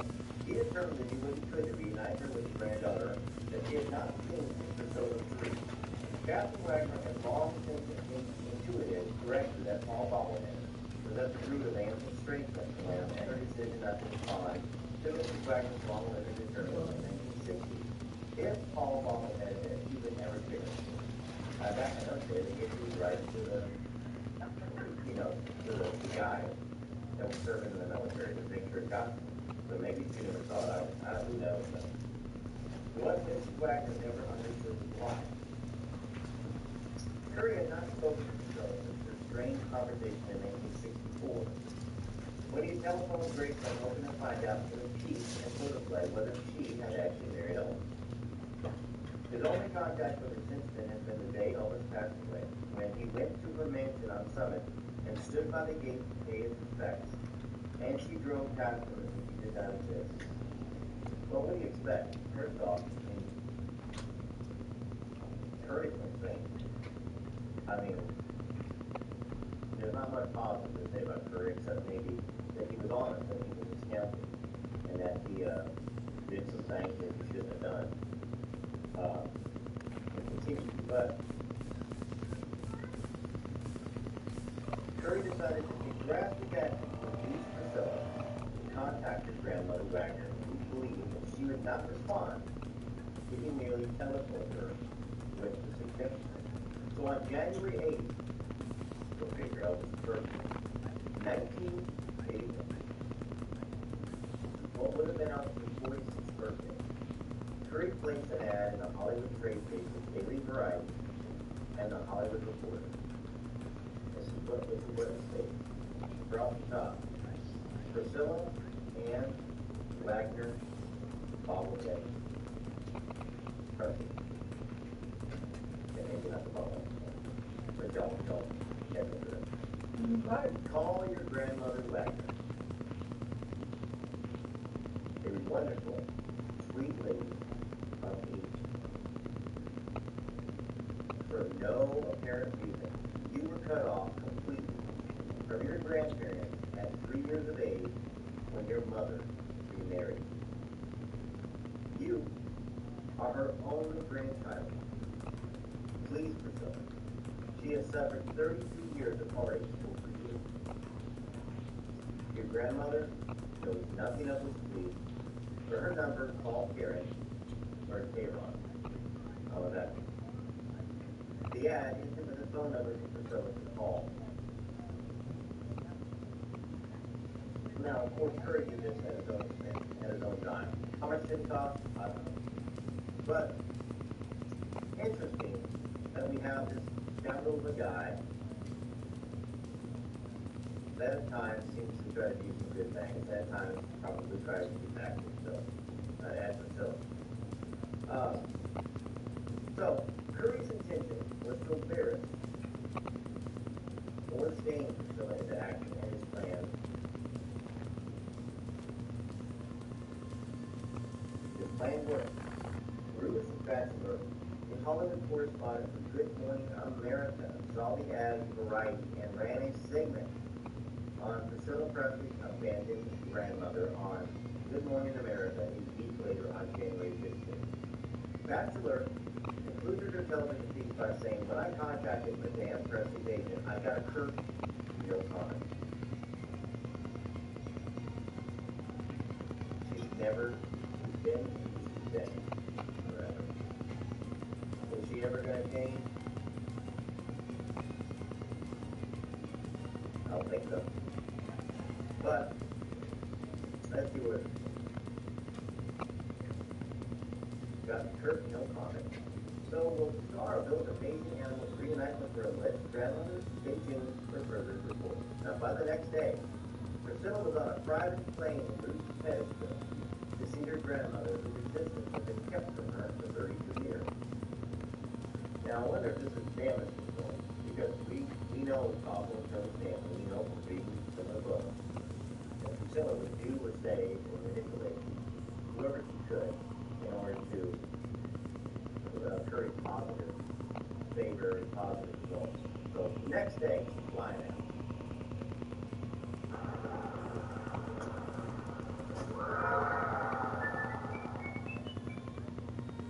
It's been a struggle knowing my family's medical history. I have a healthcare team here at Hendricks Regional Health that motivated me to start making changes with my health so I can see my grandson graduate from college. Visit hendricks.org/ownit. I doubt that rifles are on the shelf in television. They aren't. This is college. You need to reinvent yourself. That's gonna hug out there. Get it back away.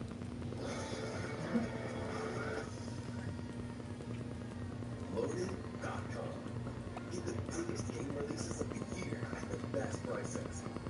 Enjoy incredible savings with up to 35% off new releases. Loaded. Pay less. Game more.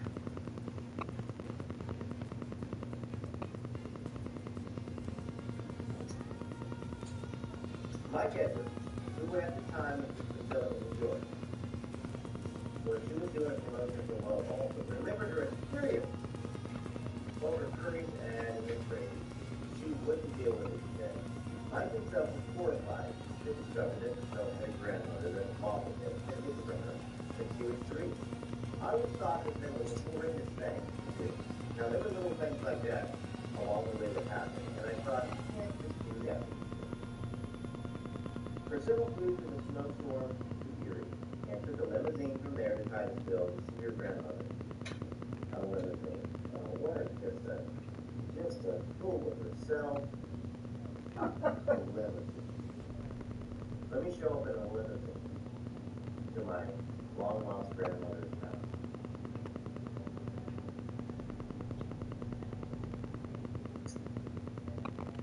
Mrs. Wagner,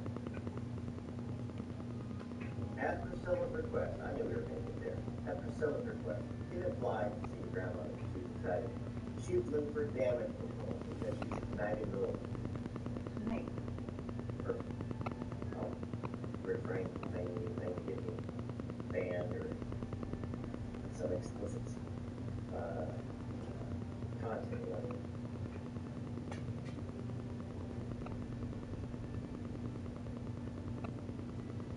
Okay. Mrs. Wagner, at Priscilla's request, had not told a soul Priscilla was coming when she received a phone call from a Presley representative who gave us a schedule for Priscilla's visit. She was not aware that Curry had placed an ad on the trade, but he wanted to surprise her with a visit from Priscilla. And when the call came, Catherine Wagner almost burst. She said later, the night before, I didn't ever close my eyes. She welcomed Priscilla into her house shortly after dinner on January 16, 1981. As if no time had passed, since the last time Priscilla was there on her third birthday in 1948. I just feel, he said later, that I have been with all of my life. Now, before we read on, how much have you heard about Priscilla and her home? It's a bunch of great photos, photo ops, time that she spent with her after all those years until her passing, whenever that happened to be. Y'all tell me, because in this book, I've never heard none of this stuff. Have you? Did you know that all that history exists?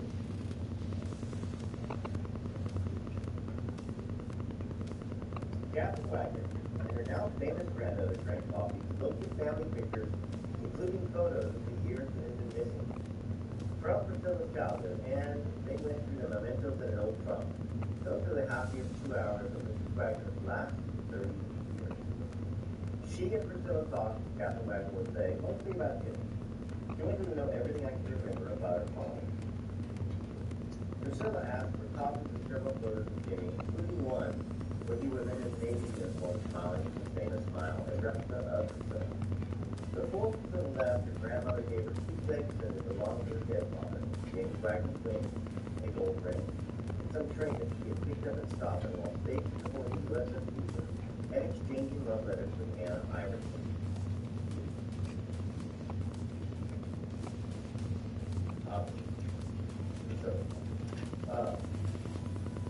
The father Priscilla had imagined seeing child again if she was born. My grandmother told me things about my father, she said later. She has a trunk for me and faxed it over me. She has letters for me that were his. I think he wrote me so many letters. He was talking about me and me, and she has all that for me. Priscilla expressed regret later at what her grandmother had gone through during all those years of whatever Priscilla was. Whether she might forget, before Mrs. Wagner finally discovered that she had been deliberately cast aside. It is sad, Priscilla has gone. It's sad because she was a very sweet lady. Now, one of the first persons Catherine Wagner spoke to after Priscilla left the Curry Ranch for a night was Sandy Norman.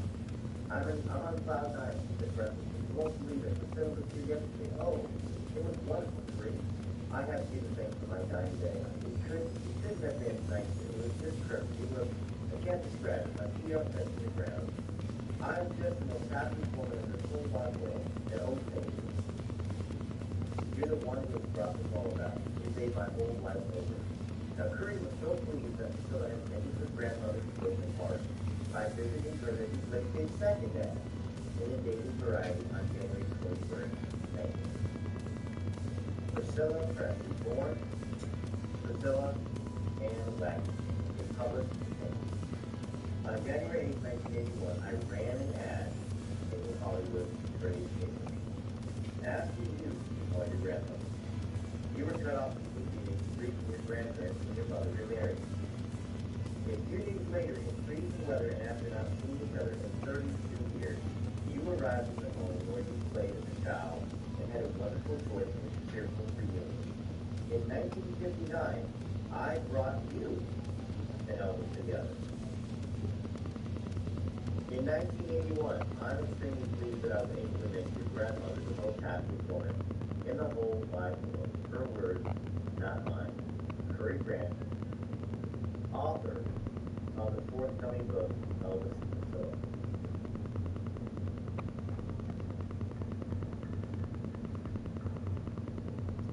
Priscilla was decidedly not the most happiest woman in the whole wide world that January. She was angry. Angry with Curry for humiliating her for exposing a family secret in a public newspaper. She would say later, bad intentions, is what she said she had. Mike was with Priscilla just before she left for Titusville, and as soon as she got back, and I said, so how was it? With Priscilla, he observed, sometimes this stuff has to be shaken up. Mike wondered why she didn't connect with her grandmother more meaningfully or stay longer, but I recall her saying, oh, it was a wonderful talk, and oh, it was so nice, and we hugged and everything like that. Priscilla seemed to Mike touched by the reunion at the moment, but as soon as it's gone, then it's back to fantasy and being and taking Priscilla Presley. The thing Priscilla Presley did. It's equal thing. Priscilla Presley.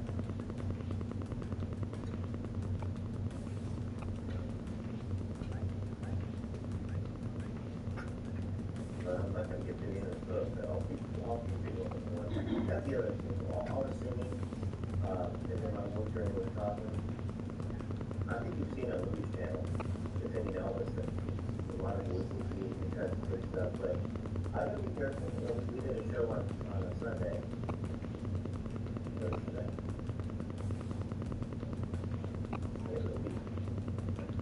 Last time we did the show, I framed my voice. And I know I did some recording of it in Thursday, but I just noticed it wasn't there. The singing, the power, the control, the range, the pitch. That's difficult. I'll have to give you guys examples of some of the records at some point. Probably not this week. Alright, let's continue. Mike and Steve Priscilla's reaction to finding his grandmother that was still dominated by fear. Fear of opening up, fear of being honest. And it was the family's affliction. Curry's ads and great neighbors Priscilla said later was the first time her brother found out that she had been father. Now the subject had never been spoken of in the Bobberman family. Even to this day, Priscilla said in 1996, it's not talked about. It is not talked about. My brothers have never mentioned any of this to me. Priscilla herself was never intimate with small bobblehead that she knew he was not her father. And that's why I find it so ironic that she's connected to Scientology. Like commented later, that's what it's supposed to be all about, and proteins the truth. This was quite possibly the same form of denial that led to Priscilla's refusal in 1996 to acknowledge her 1959 affair with Curry. Or it too would have revealed a secret which were to remain undisclosed, or it would have shattered the powerful myth of the virgin bride. And I understand my Priscilla fans, and I sometimes get these comments on the page that, oh, she's gonna come out. She's gonna get you. I'm just reading what Suzanne Finn said. And Suzanne did too. And it makes a lot of sense, doesn't it? If you care to look at it. You're gonna live in a fantasy land, you're gonna believe what you're gonna believe, you're gonna defend who you're gonna defend. And any true Priscilla fan can't really get to know this man, unless you just happen to like the music and not the man.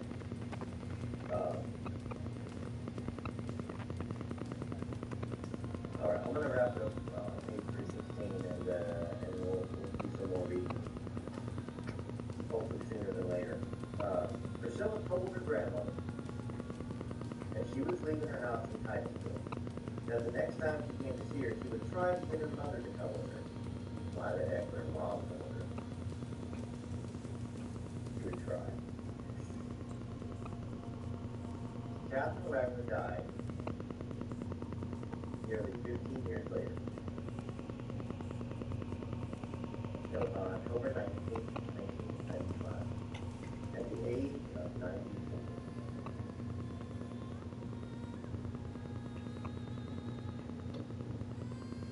Priscilla kept up the relationship with her grandmother, mostly by selling flowers. That's not keep up the relationship. That silence was she never took Lisa, or her second child, Navarro, to meet Ned Wagner, nor did Priscilla attend her grandmother's funeral in the fall of 1995.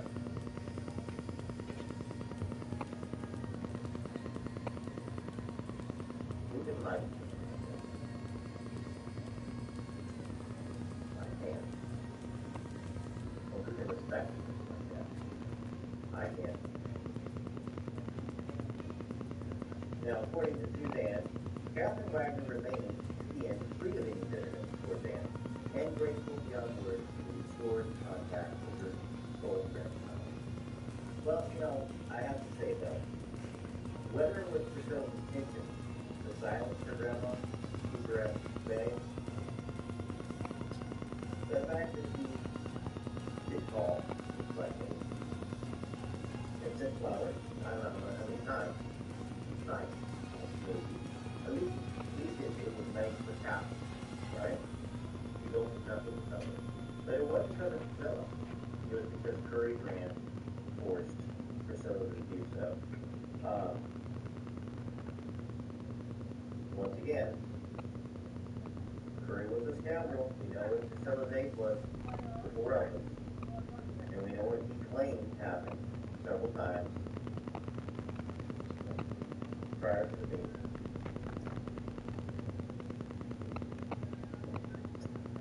All right. Well, thank you so much. You know what? Let me do something. We all been kind enough. I'm gonna I'll throw a couple pictures on the end of the video and just kind of give you a sample of another one of the songs that are going to be on the record. If you want to, if you don't, you just tune out, you know? And if you make it to the end, you can tell me what you think about the song. But that's something I wrote for my wife. Thank you so much, member, subscriber.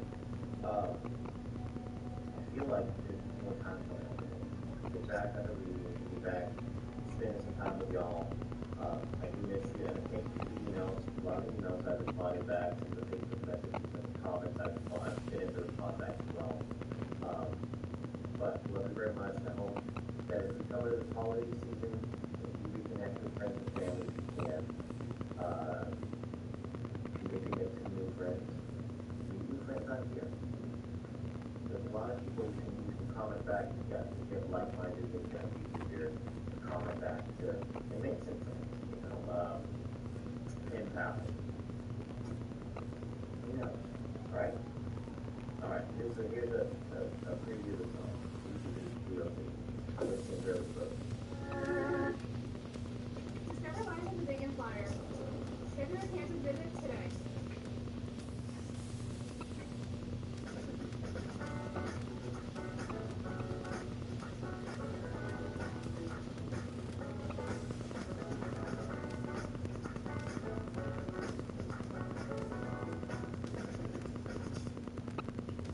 You take that shot by any chance? Yes. I should have any saving after this. Don't really have to look at it, don't have to like stress about it. It helps make room in my head for everything else I got going on.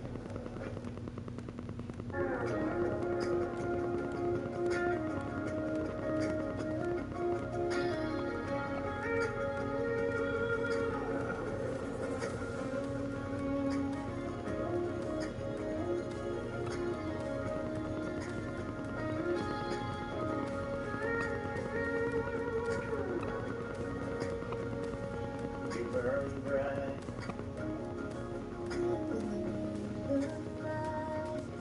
Get mine.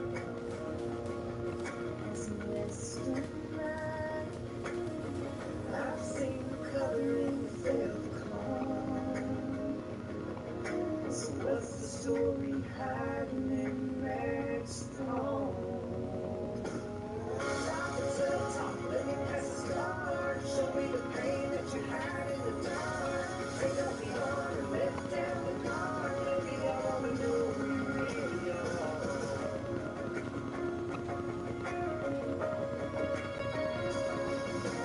Wax so fearless, I've seen you happy, smiling like the sunshine, hiding that storm inside. I feel you pull back when things get hard.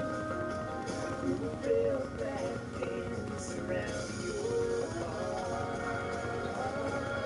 Show me the dreams you won't speak out loud. Show me the face not meant for the crowd. Lift up your hair, you fall scarred. Baby, I wanna know who you really are.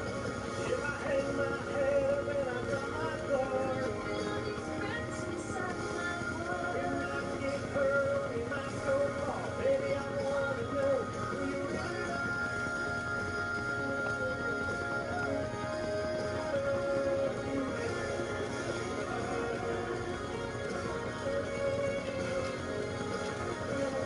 Show me the dreams you won't speak out loud. Show me a face not meant for the crowd. Drop the tongue, talk, let me pass the scars. I wanna know who you really are. Drop the tongue, talk, let me pass the scars. Show me the pain that you hide in the dark.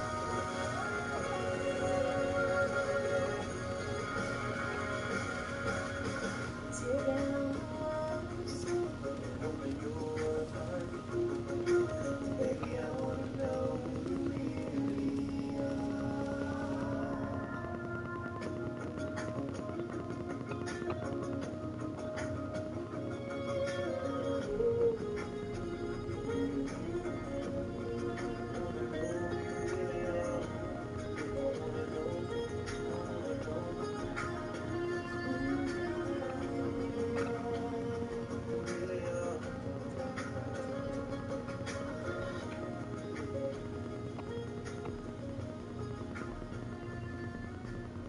love to know what you think of that. Obviously, you know, my first love is God and family, and then music. Been doing it since I was a kid, writing songs since I was 15, been playing instruments since I was 5, and that's what drew my love of Elvis. Elvis is just amazing musical talent. And I know I never would have developed it if it wasn't for my love of Elvis. All right, TTP TLC, this is Joe Sins, where Elvis photos. When you're away from the spotlight, you have time to think about what really matters.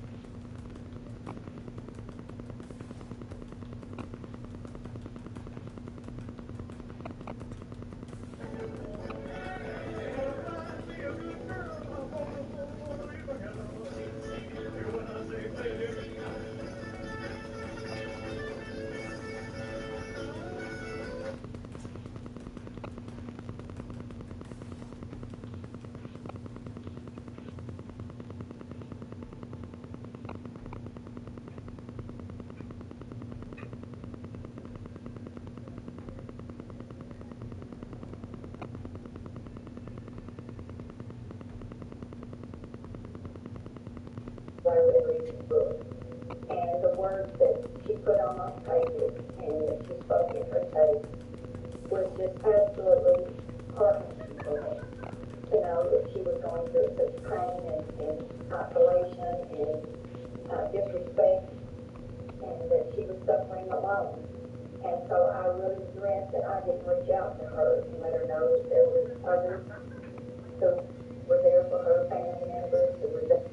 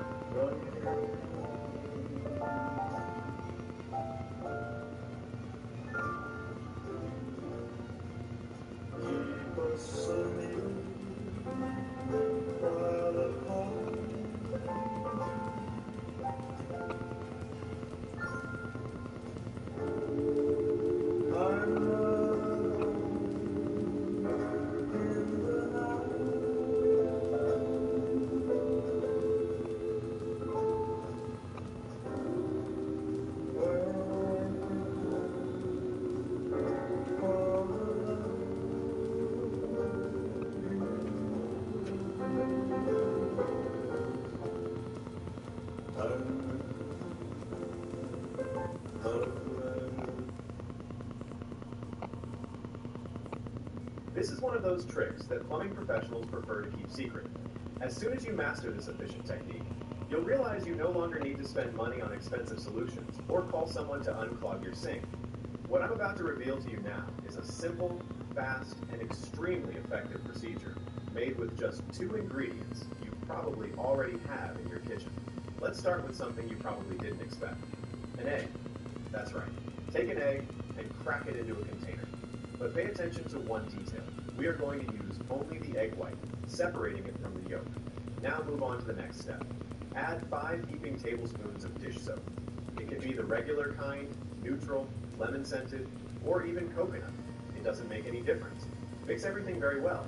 What you've just prepared is a powerful solution capable of removing clogs in just a few minutes. As you mix, the detergent reacts with the proteins in the egg white, creating a substance that penetrates accumulated grease and loosens debris trapped inside the pipes. It sounds like a trick, but it's practical science in action. Before applying the mixture, remove the excess standing water from the sink. This helps the solution reach the clogged area directly, enhancing the results and allowing the water to flow again. Now, with the drain clear, pour in the entire solution. Wait about 5 minutes while we prepare the next step. And now baking soda comes into action. This product has been known for many years for its cleaning power and odor removal, and here it makes all the difference. Place 2 heaping tablespoons of baking soda into the drain and then add 100 milliliters of white vinegar. The bubbling reaction starts immediately, and that's exactly what we want. This mixture helps dissolve grease, harden soap residue, and even small debris, leaving the pipes clean and unclogged. Heat 1 liter of water, but do not let it boil. Just make it hot. After the reaction ends, pour the water into the sink. The heat activates the remaining ingredients, promoting a complete cleaning inside the pipes and eliminating any persistent dirt. Watch the result. Within a few minutes, the water starts draining normally again. The drain becomes clean, the bad smell disappears, and the flow returns to ideal conditions. All of this without effort and without spending money. The best part is that this technique can be used on kitchen sinks, bathroom sinks, laundry drains, and even outdoor drains. Most importantly, it does not damage the pipe since it uses safe and biodegradable ingredients. I've been using this method for a long time, and it always works. It's impressive how something so simple can replace expensive products while still delivering professional level results. Now tell me, did you ever imagine that egg whites, detergent, and baking soda could be so effective?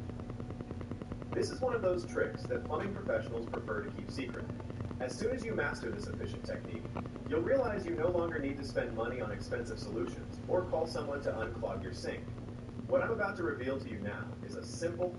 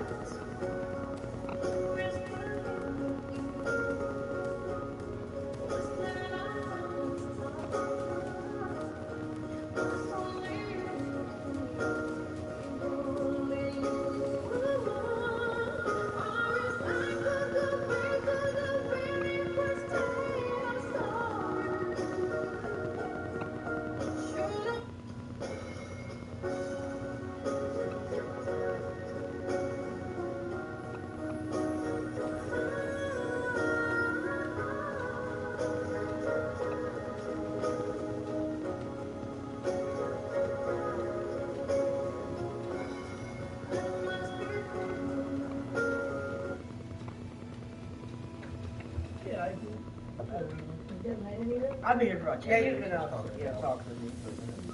Tell me about the BS that happened. Who's your birthday, brother? It is some parade and some gum. Oh, what? Some drink and some gum. Oh, okay.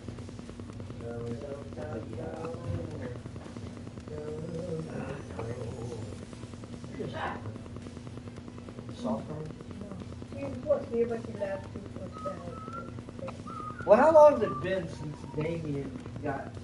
He still got the old dog. We put puppy will have to do baby. Oh, he got fire, caught on fire.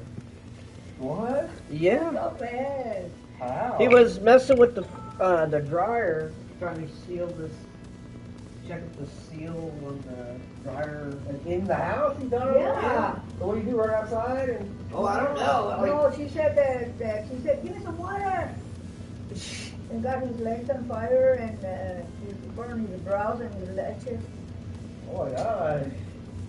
And Papa, she was like, I said, where were you? She said, I was in the couch. And Daddy got fire in the house. Guess what he done? He got fire in the house. Fire department said, the fire department came. Yeah, the fire department came. I said, what is Wait, that? they called the fire department? She said, yeah. Why? To check if there's no escape of that gas. The driver. So how big was the fire? Just a little bit? You say the he was spraying and then it got me. Yeah, or something. He was doing something with the dryer had that. Remember you talking about he didn't stop, drop, and roll it up? No. He said, give me fire. And he was his legs on fire. Yeah. What? Yeah, and then he said he burned his lashes and his brows. That's so dumb. He's dumb, brother. How his leg catch fire? His eyebrow. How did that happen? He burned his ears and stuff. How did that go to his face? Because he went straight to his this, okay? The fire. He was in the dryer? Yeah, he was fixing it. He was spraying and real close. You know how stupid he is. Shooter. How did that catch fire? Because this was the Shooter. Wait, what'd you say? The sprayer, what is that? That insulation foam. It's Foam, really he was flammable. spraying, he's got that chemical. And he was doing it, and I bet Gabby, he got that dryer on. That's why. What's stupid? The arms and shoulders. Okay. Yeah, Good, that's good, what good. happened. You know? Yeah. Wow. So idiot. Such a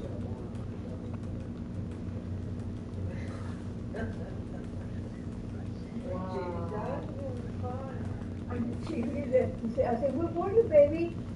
He said, I was in the couch, and I did not want to go over there. You like the picture TV said?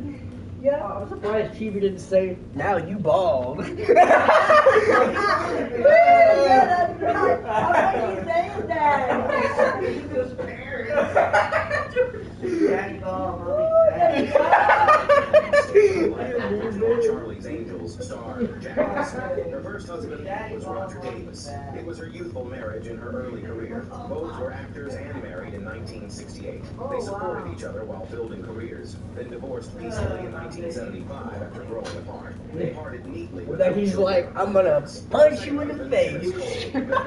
Oh, that's terrible. Angels. They married in 1978 and lived a romantic life. They separated 4 years later due to different family values, leaving her with emotional regret. Her third husband, Tony Richmond, is a famous cinematographer. They married in 1981 and had a son and a daughter. He shot many elegant photos for her, and they divorced in 1989 over different life attitudes. Her fourth husband, Brad Allen, is a distinguished cardiac surgeon. They met through her father's treatment and dated quietly for 7 years. They got married in 1997 and have lived happily in peace for nearly 30 years. In my opinion, she never fears failed marriages, nor depends blindly on men. Knowing to end relationships properly and retain dignity is her wisest way to live. Do you think women who get divorced gracefully are truly sensible? 4 beloved men who stayed in the life of original Charlie's Angels star Jacqueline Smith. Her first husband was Roger Davis. It was her youthful marriage in her early career. Both were actors and married in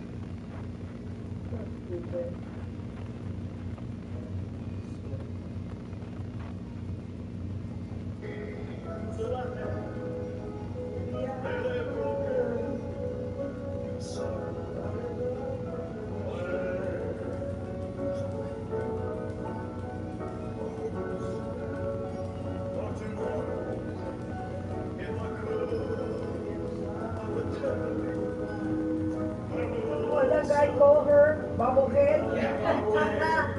That bubblehead could never reach Elvis.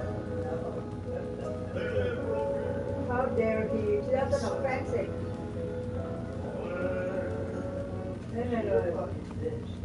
Yeah. She said now she calls herself the queen of rock and roll. When did she rock and roll? Yeah. So dumb. Very dumb. Baby, I'm sorry, I'm blind.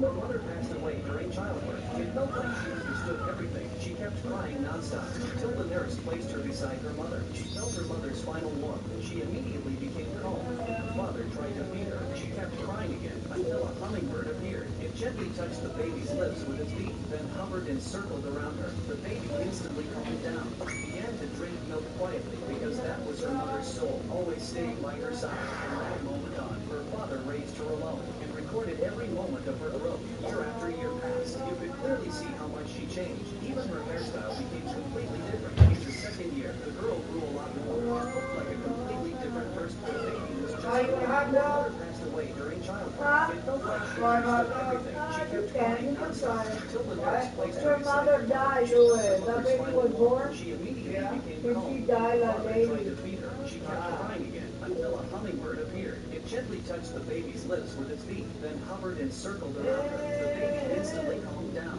She began to drink milk quietly because that was her mother's soul, always staying by her side. From that moment on, her father raised her alone and recorded every moment of her growth. Year after year passed. You could clearly see how much she changed. Even her hairstyle became completely different. In the second year, the girl grew a lot more. She looked like a completely different person. The baby was just born. Her mother passed away during childbirth. It felt like she understood everything. She kept crying nonstop until the nurse placed her beside her mother. She felt her mother's final warmth. She immediately became calm. Her father tried to feed her. She kept crying again until a hummingbird appeared. It gently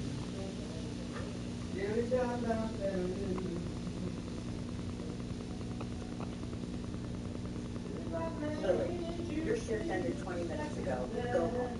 I just want to finish the notes on go home. Okay, I'm going. No flowers, no cards, nobody there. Just an old man alone.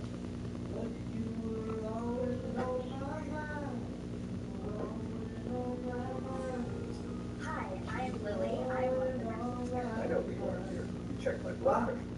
Yours ready? Like a man who was sitting in a hospital bed. Yeah, just to make it a dead Has anyone seen Victor today, Walter? Are you not done with your shift?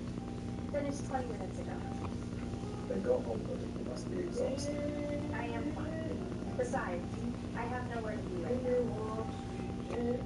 I was a teacher. 38 years. High school history. Did you love it? Every single day. My son used to sit in the back of my classroom and pretend he was not impressed. He was just would not give me the satisfaction. He sounds like a handful. He sounds exactly like his mother. Exactly like his mother. You are a good person. I just did not want you to be alone tonight.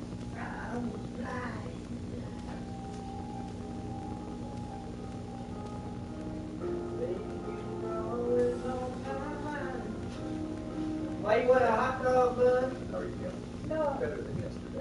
The nurse stayed with me last night after her shift ended.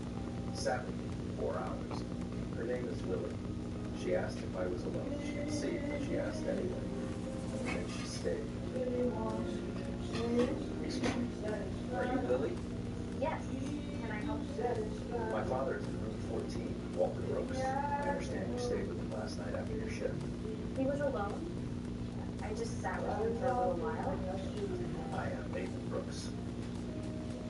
Brooks. As in, Director Brooks? Yes.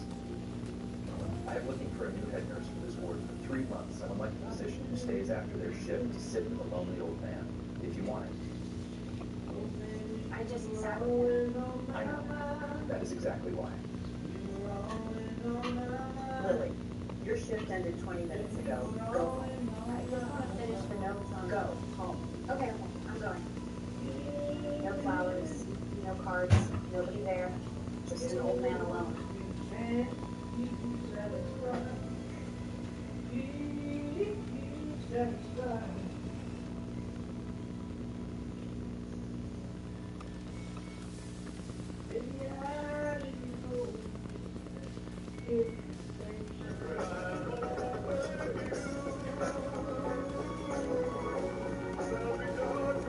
You know, Gabby, how dare those guys done that to Elvis?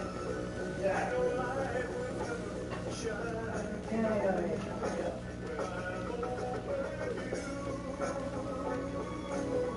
Well, if you betrayed Gabby too from his friends.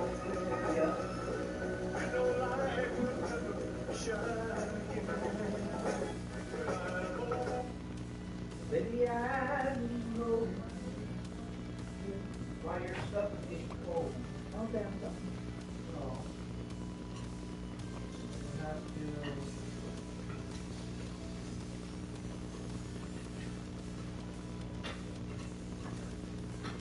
Okay.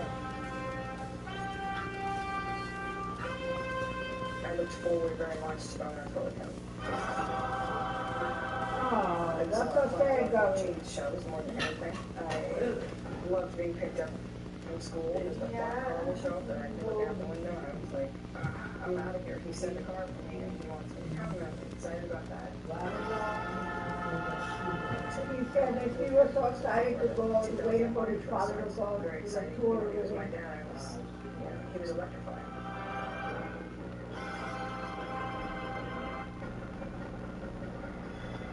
People can stay home and hear you sing, but when they pay their money to come out to see you, those are my parents. Those people want to see a show. What is all? Is that She started going on tour with him. She started going on tour with him. Who's that? Yeah, Lisa Marie. I loved being picked up from school. There's the Black Car would show up and I could look out the window and I was like, I'm out of here. He sent a car for me and he wants me to come. And I'm excited about that. second best? Oh, that's Burner's Hot. Very exciting. Huh? He was my dad. I was, Burner's Hot. he was electrified. Okay. Baby, He was sending a limousine to go get her in school. Wait, what? He was sending a limousine to go get her in school. Oh, Lisa. Yeah, Elric. He was sending a limousine. Yeah. Oh, I bet you she was a princess. Oh, yeah, she I bet is. you she was. She was a princess. Daddy gave her like gold. Yes. She got up there and sing with him when one year.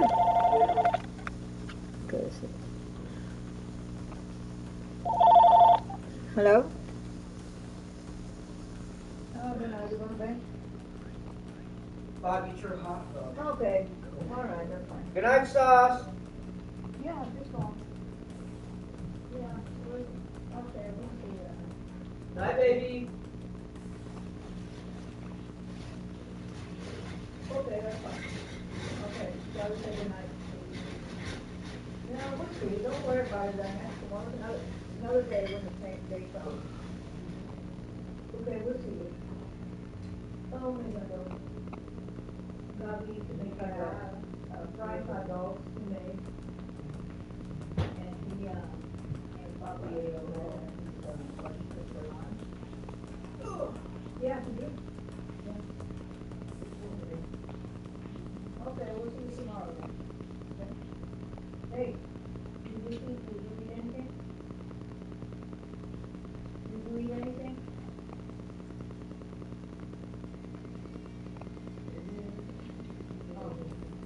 Okay. All right, I'll let you go then. Okay. Okay, bye-bye. Bye-bye. Southeast Asia tonight, and he said they've got pot pie. He made pot pie.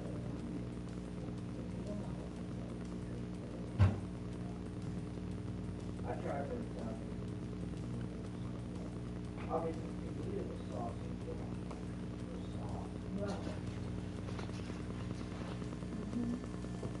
It doesn't have any person. Yeah.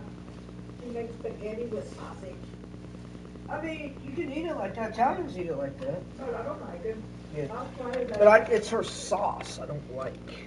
Yeah, it's too greasy. Yeah. Yeah, I'm not a big fan of her sauce. No. Oh, no.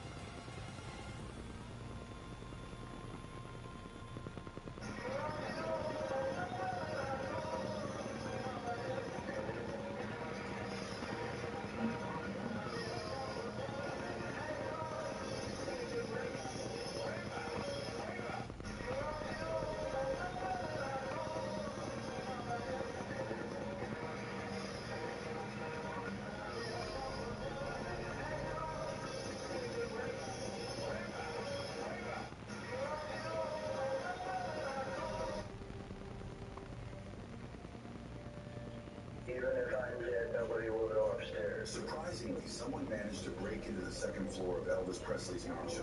After Elvis passed away, his mansion was completely sealed off, and no one could enter. Years later, the mansion was open to the public, but one area remained off limits. The second floor. This area includes Elvis's bathroom and bedroom, and the bathroom is where Elvis passed away, right next to his master bedroom. Even presidents and high-ranking officials were denied access. Only those closest to Elvis were allowed upstairs. However, when Elvis's daughter, Lisa Marie Presley, married actor Nicolas Cage, Nicolas was granted special access to the second floor. On the night of the 25th anniversary of Elvis's death, Nicolas made a secret visit upstairs. It is said that Nicolas took a brief look at the bathroom and sat in Elvis's chair, seemingly discovering something. Afterward, Nicholas came downstairs and vomited profusely, adding to the mystery of the whole situation. Even if I'm dead, nobody will go upstairs. Surprisingly, someone managed to break into the second floor of Elvis Presley's mansion. After Elvis passed away, his mansion was completely sealed off, and no one could enter. Years later, the mansion was open to the public, but one area remained off limits. The second floor. This area includes Elvis's bathroom and bedroom, and the bathroom is where Elvis passed away, right next to his master bedroom. Even presidents and high-ranking officials were denied access. Only those closest to Elvis were allowed upstairs. However, when Elvis's daughter, Lisa Marie Presley, married actor Nicholas Cage,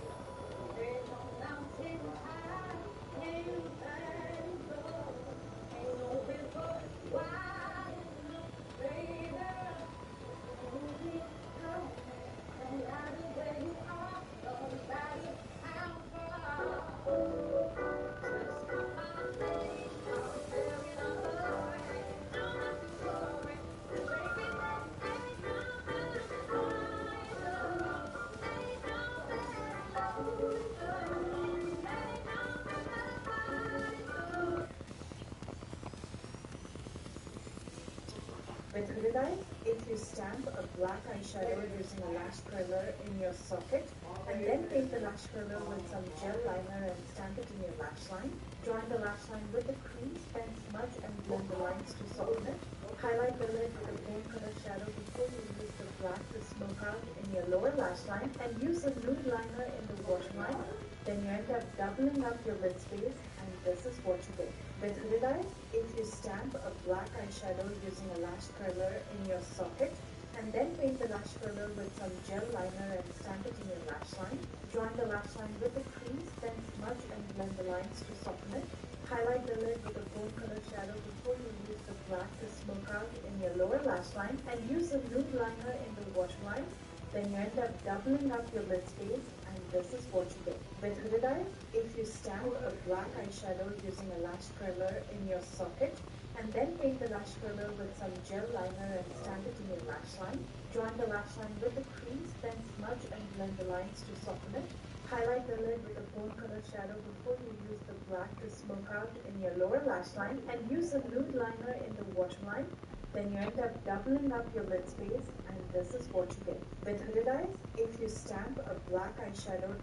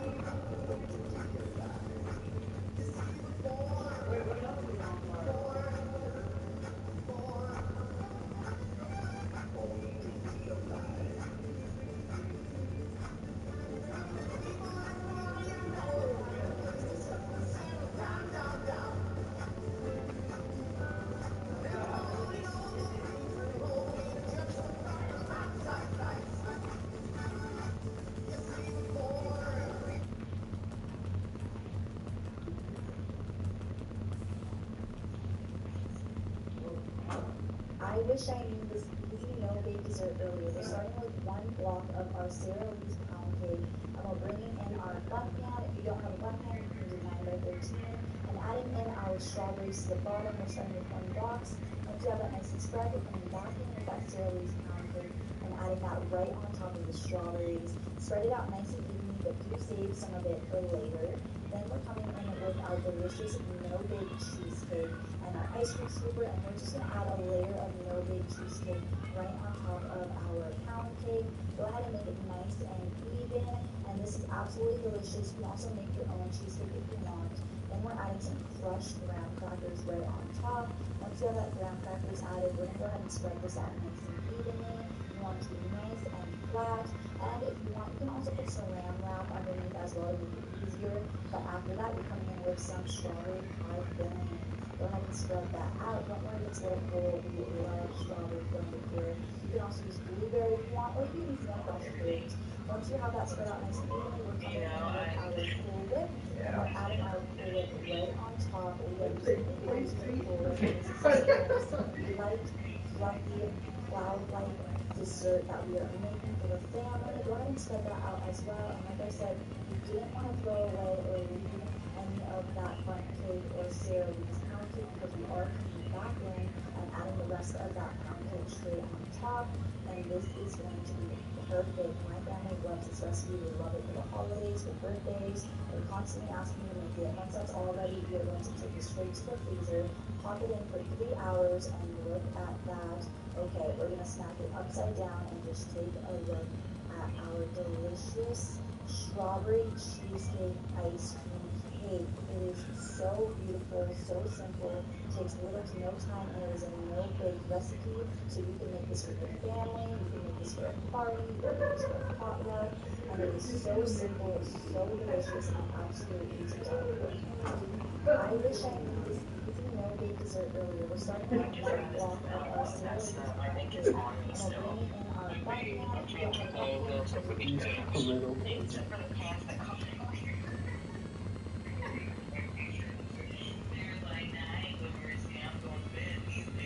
Yeah, extra layers of great. Fire, they're enchanted with fire.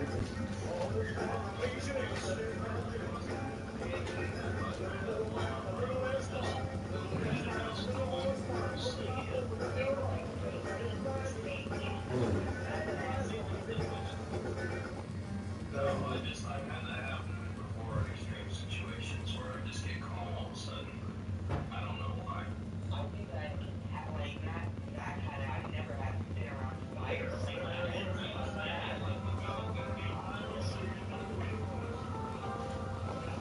I disassociated, I guess, in a sense.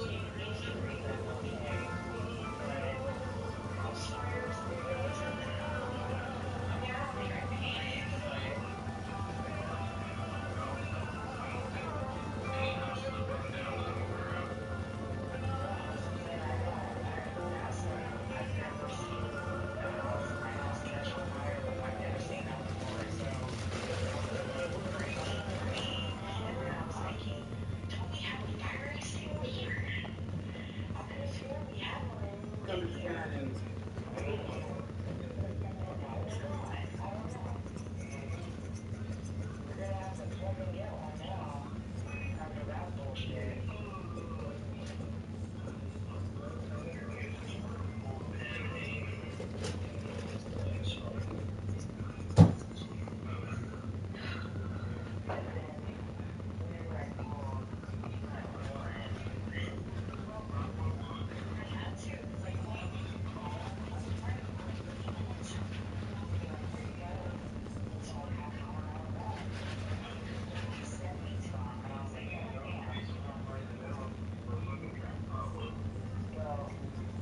The massage was good. That looked like it hurt. And I was like, okay, so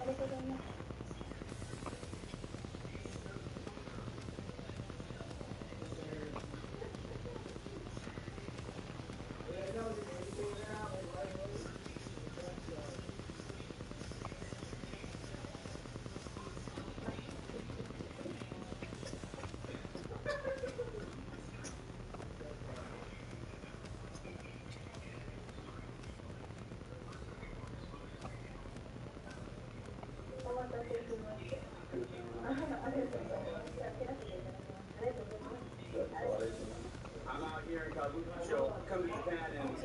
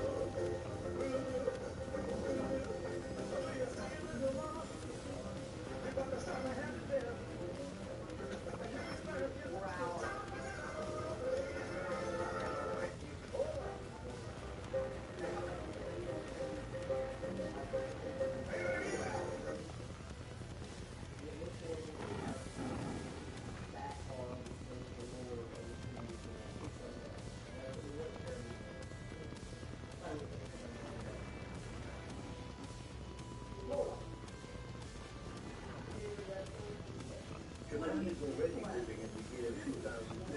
First of all, on rainy days in Japan, you don't have to worry about your umbrella dripping everywhere. In front of every store, you'll find an umbrella dryer. You simply slide your wet umbrella inside and it comes out dry instantly. Next, in Japan, there is a law that requires companies to make their cakes exactly the same shape and size as those shown on the packaging. This prevents customers from feeling disappointed with what they buy. If a company fails to follow this rule, it risks having to pay a heavy fine. In Japan, when you buy shoes, there's no need to guess or try on several pairs, because every store has a machine that measures your feet and tells you the exact size you need. In addition, Japanese subway stations are equipped with futuristic platforms that automatically fill the gap between the train and the platform when the train arrives. This greatly makes it easier for parents with strollers and people in wheelchairs to get on and off. Also, on Japanese trains, the seats are designed to fold up against the doors during rush hours. This clever feature creates extra standing space for passengers, making peak time travel more comfortable. And finally, instead of simple gutters, the Japanese use decorative rain shades through which water flows harmoniously while producing a relaxing melody. If you're not following us, you probably won't see us again. But if you are, then congratulations. You're growing every day. Japan is already living in the year 2050. First of all, on rainy days in Japan, you don't have to worry about your umbrella dripping everywhere. In front of every store, you'll find an umbrella dryer. You simply slide your red umbrella inside and it comes out dry instantly. Next, in Japan, there is a law that requires companies to make their cakes exactly the same shape and size as those shown on the packaging. This prevents customers from feeling disappointed with what they buy. If a company fails to follow this rule, it risks having to pay a heavy fine. In Japan, when you buy shoes,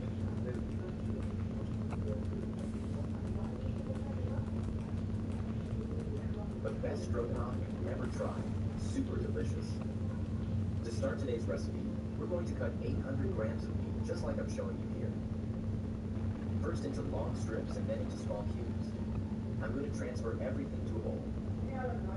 Add 2 tablespoons of mayonnaise. And mix everything together. I challenge you to tell me a better way to use meat than this one I'm showing you. It's going to become one of your favorite recipes. Now in a skillet, I'm going to add 1 tablespoon of butter. And stir with the spatula until it melts completely. Like this. We're going to add 1 chopped onion and let it cook over medium heat. I'm also going to use 3 cloves of minced garlic.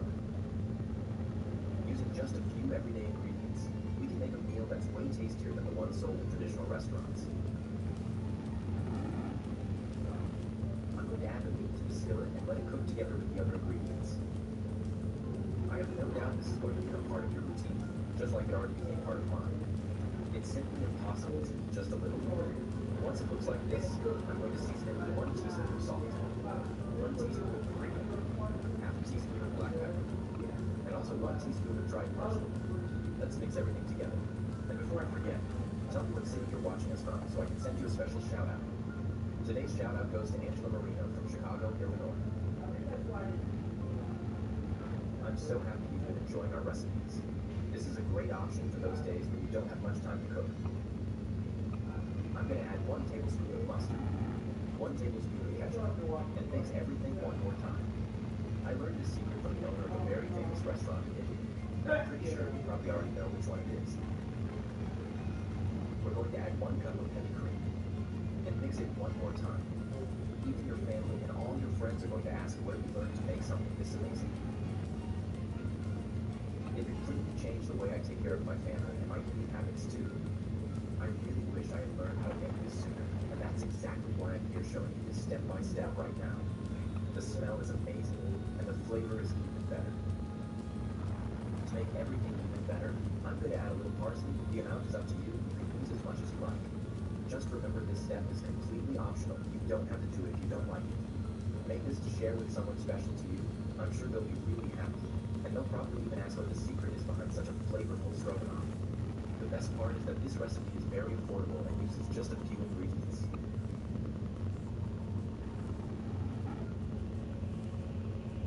The best stroganoff you've ever tried. Super delicious. To start today's recipe, we're going to cut 800 grams of meat, just like I'm showing you here.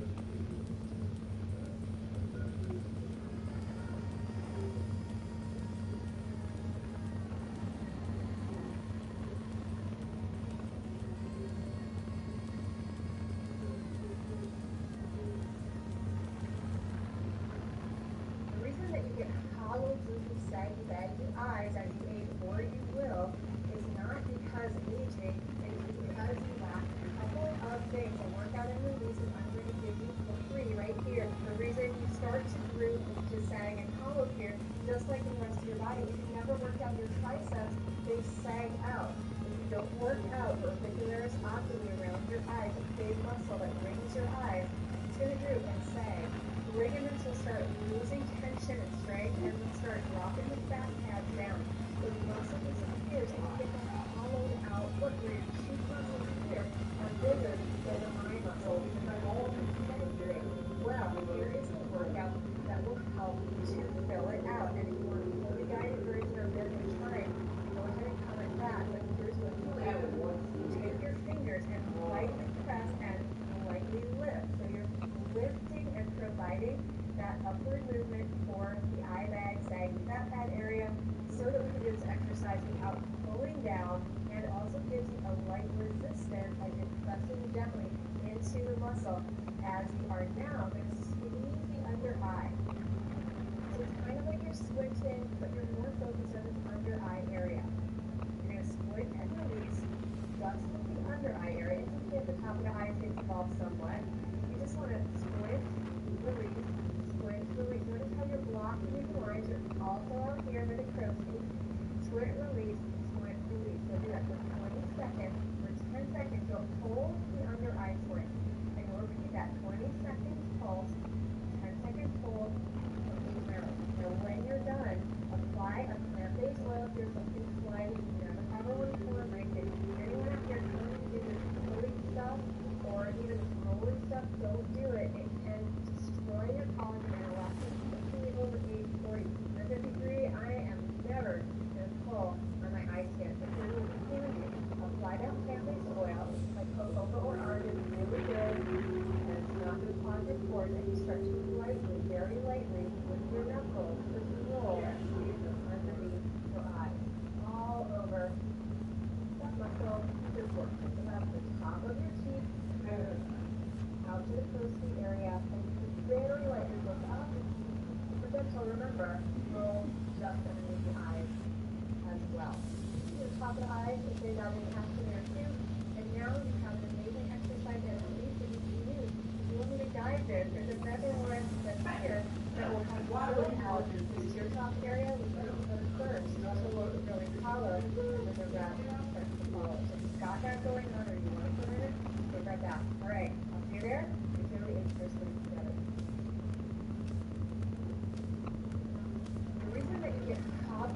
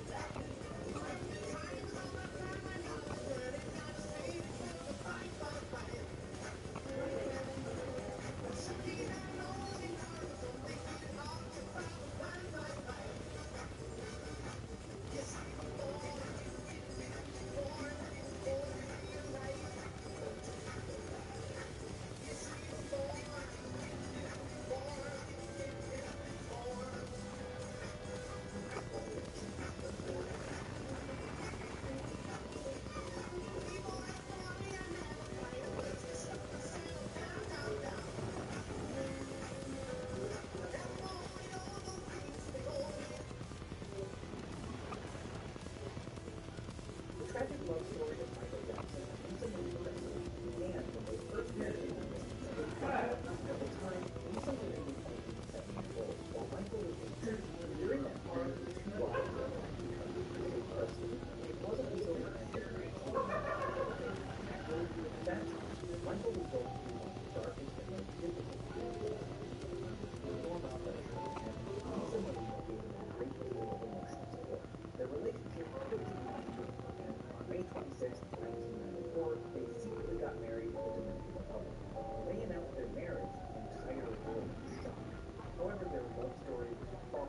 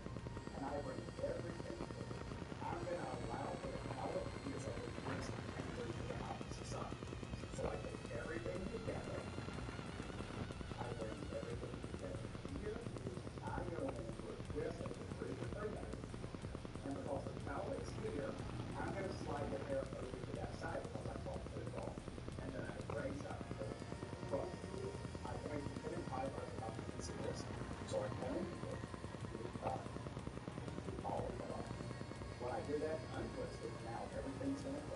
Okay. Why? And look how that falls. Here's the magic. It happens inside. There's a head. So I bring everything together. I pick it up. Hide. I will just annihilate the ridge of her forehead.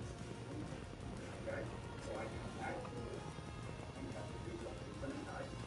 So I come right here and two things. So you would think that they're short. So when I drop them down, nudge, they're perfectly soft. What do you guys think?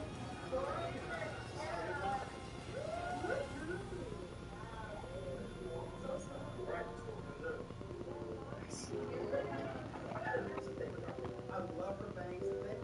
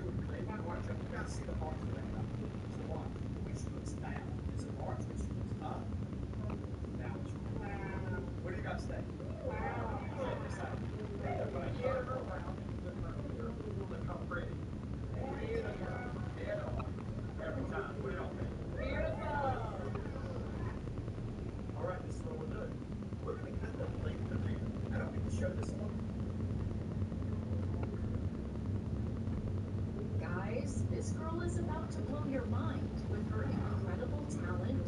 She has a unique skill that almost no one else in the world possesses. Her work is admired globally, and today she's about to create something you've probably never seen before in your life. What she's actually doing is using white cement to craft a painting that's completely realistic, something you can literally touch and feel. She doesn't just draw objects, she builds them. That's what makes her work so extraordinary. Her art is so famous that people from all over the world invite her to decorate and beautify their homes. At first, it might seem pretty ordinary to you, but once you see the final result, you'll be absolutely blown away.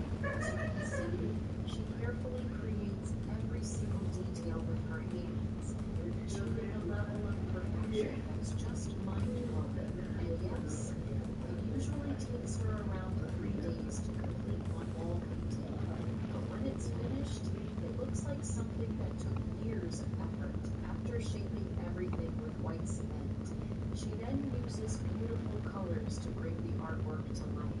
Watch closely as she paints stunning green trees that look incredibly realistic and visually captivating. After 3 days of hard work, her final masterpiece looks like this. She truly deserves your like and subscribe. Guys, this girl is about to blow your mind with her incredible talent.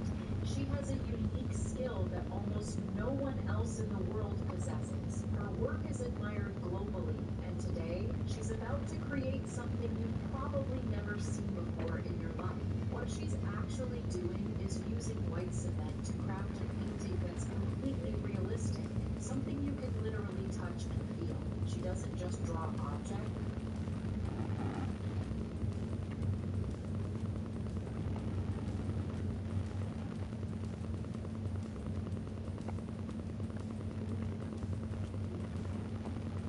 Turning the kind of cut several months.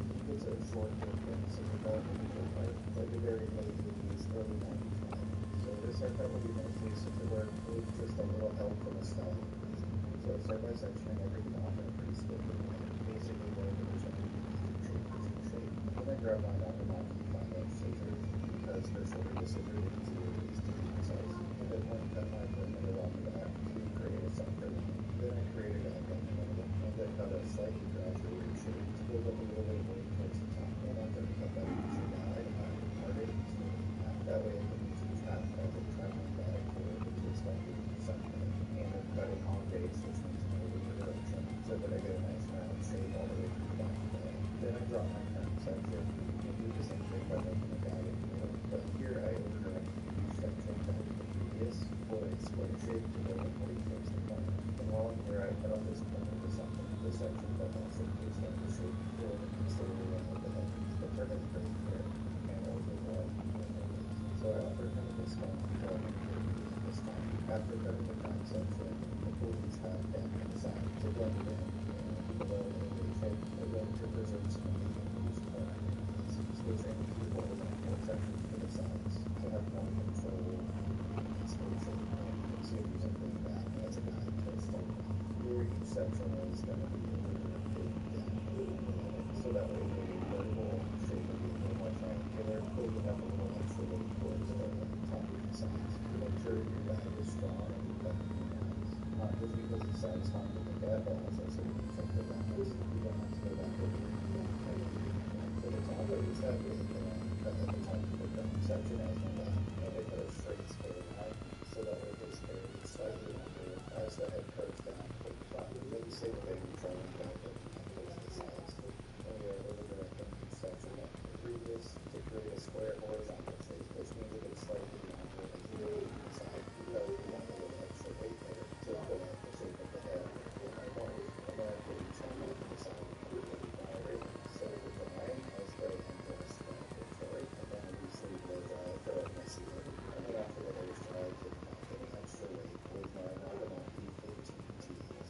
taking what about from the hands. So that there's free up some space and create too much extra value. And then finish them off with maybe their story spots. Make sure doing that's a part of that. Absolutely. And always make sure it's that the quality of product in that first. And then slowly work your way forward so you don't have to see this all the way from there. And now here's something before. Let me know if you think this works in the comments.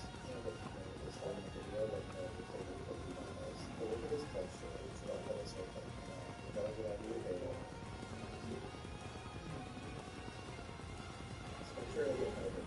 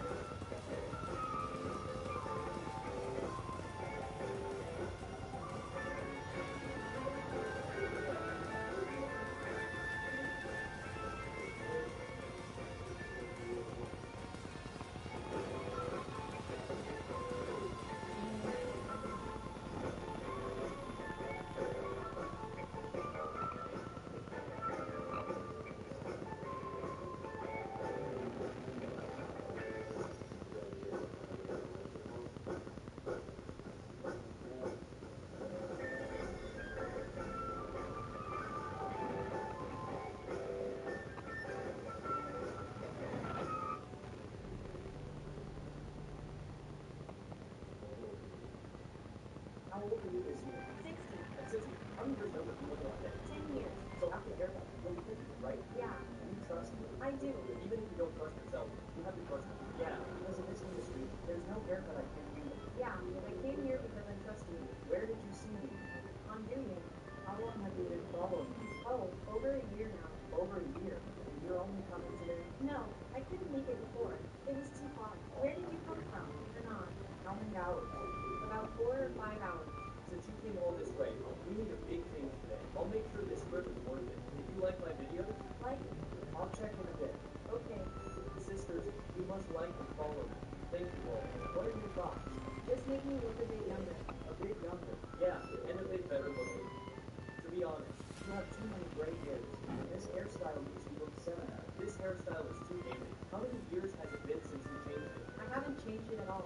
10 plus years? Actually, 60 years and never changed. I've just always kept my hair tied down. Let's analyze your face shape. It's round and square. Your cheekbones are sunken, and your mid-face is also a bit hollow. Look, your hairline is higher than the 3-finger limit. It's already the 4-finger mark, so we must add bangs. What we do today doesn't have to be super trendy. Overly trendy things might not suit you. Yeah, and you might not be able to style it yourself. What we need is something suitable for your daily life. That's most important. Right. We have to design the hairstyle based on your face shape. It's going to be a big change today. Yeah. Okay. Are you ready? I'm ready.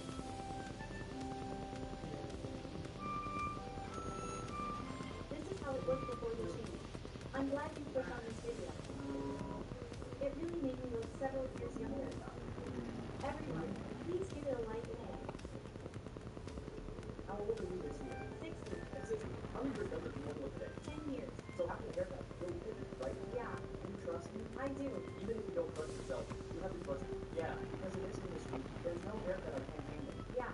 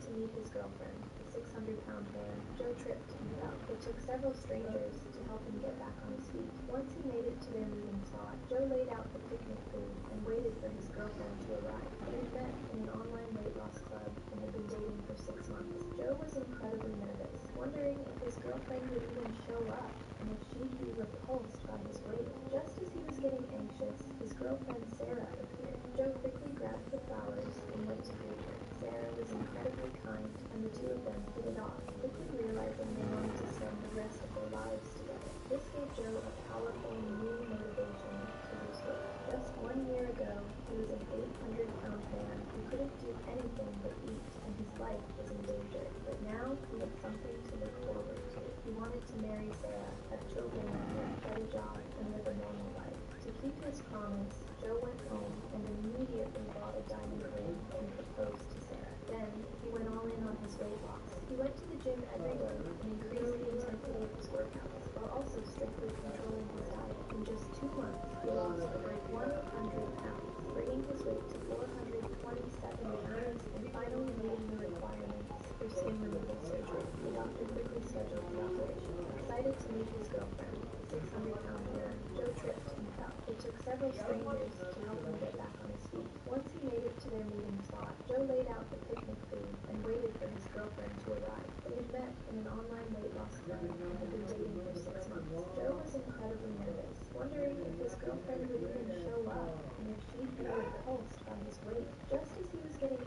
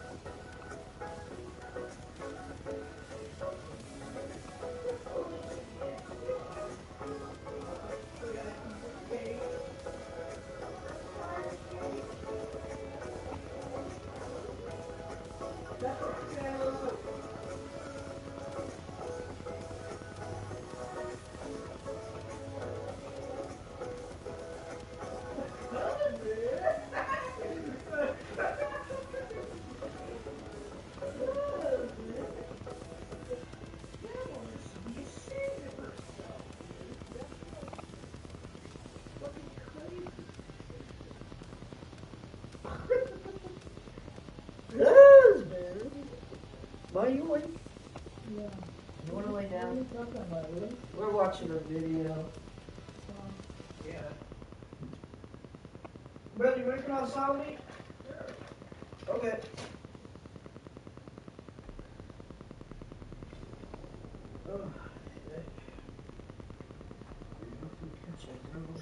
We're gonna go.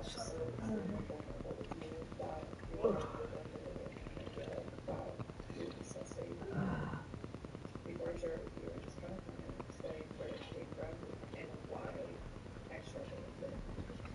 When I lived with my biological father for 5 years, 5 years, in the entire 5 years that I lived with him, I can remember that he shared maybe one single time.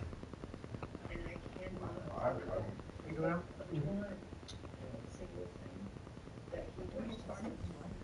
And this was for the time I was actually full time. And I told him, hey, those are some pretty important things. And so he did not instill the habit of self-care into me. He did not. This is extremely important for me, but for the sake of transparency and authenticity of letting people know who I truly am for you, though, he did not teach me how to take care of myself.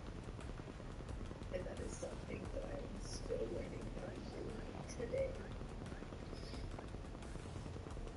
So the thing that's gross that I was going to share with you is that I would go days without showering. Say, let's go ahead and wrap this up. Let's go ahead and throw this in the trash and walk away from it. I don't even know how y'all expect to be in a relationship. I don't know what's going on. See, the thing about the white community, and I'm pretty sure this is not central to just the white community. The thing about the white community and our bias, our stereotypical look at the white community as far as the black community. Because let's be clear, the black community and culture has its own problems and issues, especially when they try to tell you don't stereotype. The white people have a stereotype. For those of you that may not be familiar, some of us are familiar, that you guys don't shower or wash properly. I know that that's not applicable to all white people, similarly to how some of the stereotypes that you see within the culture that is generally true in a lot of ways is not applicable to all black people. But let's be clear, the stereotype has and still exists, and what she's doing is confirming it. And more importantly, what I'm trying to understand is, what do you gain by saying this publicly on a platform? What do you gain by saying it? Can I share something so extremely vulnerable with you that you're probably going to look at me and be like, wow, you're disgusting. Before I share it with you, I just kind of want to explain where it came from and why.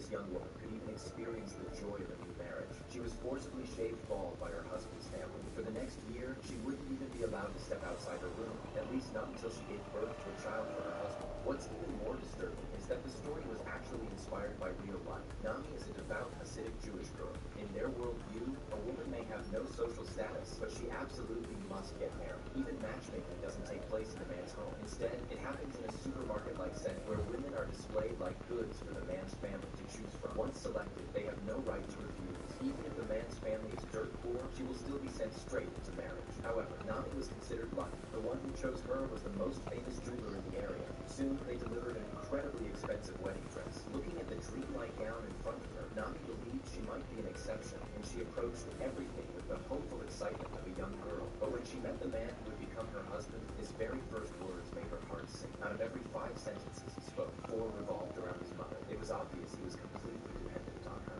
a full-fledged mama's boy. No matter how unwilling Nami felt, she could only go along with it and marry a man she had known for less than 10 minutes. The very next day after the wedding, she was indoctrinated with the idea that a woman must obey her husband unconditionally. She was also told that during her menstrual period, she could not meet her husband and had to remain separate. Only after 15 days following a ritual purification would she be allowed to return to him. That very night, Nami went to the place for the ritual. There was an entire page of requirements she had to complete. Not only did she have to clean under every fingernail, but she also had to ensure that every inch of her body was completely clean. Only after finishing all these steps could the actual ritual begin. After ringing the bell, she entered the next bath with the attendant. Following a thorough inspection of her body, Nami was finally allowed to enter the pool. Even then, she had to recite the entire set of scriptures in front of the attendant before she could fully undergo the purification in the water. But even after all that, she still had to return home for the final step, shaving off her long hair to show loyalty to her husband. Although Nami cried uncontrollably, she had no right to resist. All she could do was watch as her reflection became completely bald, forced to accept her new reality. What hurt her even more came afterward. Her husband was a mama's boy, and when she failed to become pregnant within a year, he reported it to his mother, even revealing intimate details of their private life without hesitation. Hearing this, her mother-in-law was furious. She not only accused Nami of failing in her duties as a wife, but even brought the matter before a family council. Under this double pressure, Nami broke down in tears and tried to seek comfort from her husband, but he stood firmly on his mother's side. The suffocating oppression left Nami gasping for air. Even her aunt told her she needed to learn to behave. From that day on, Nami forced herself to comply. After trying all kinds of painful methods, she finally became pregnant. But on that very day, her husband abandoned her. Before this young woman could even experience the joy of a new marriage, she was forcibly shaved bald by her husband's family.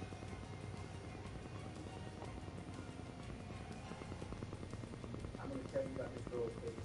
Look at how much her hair length is. She had a severe county cut. She was quite thoughtful.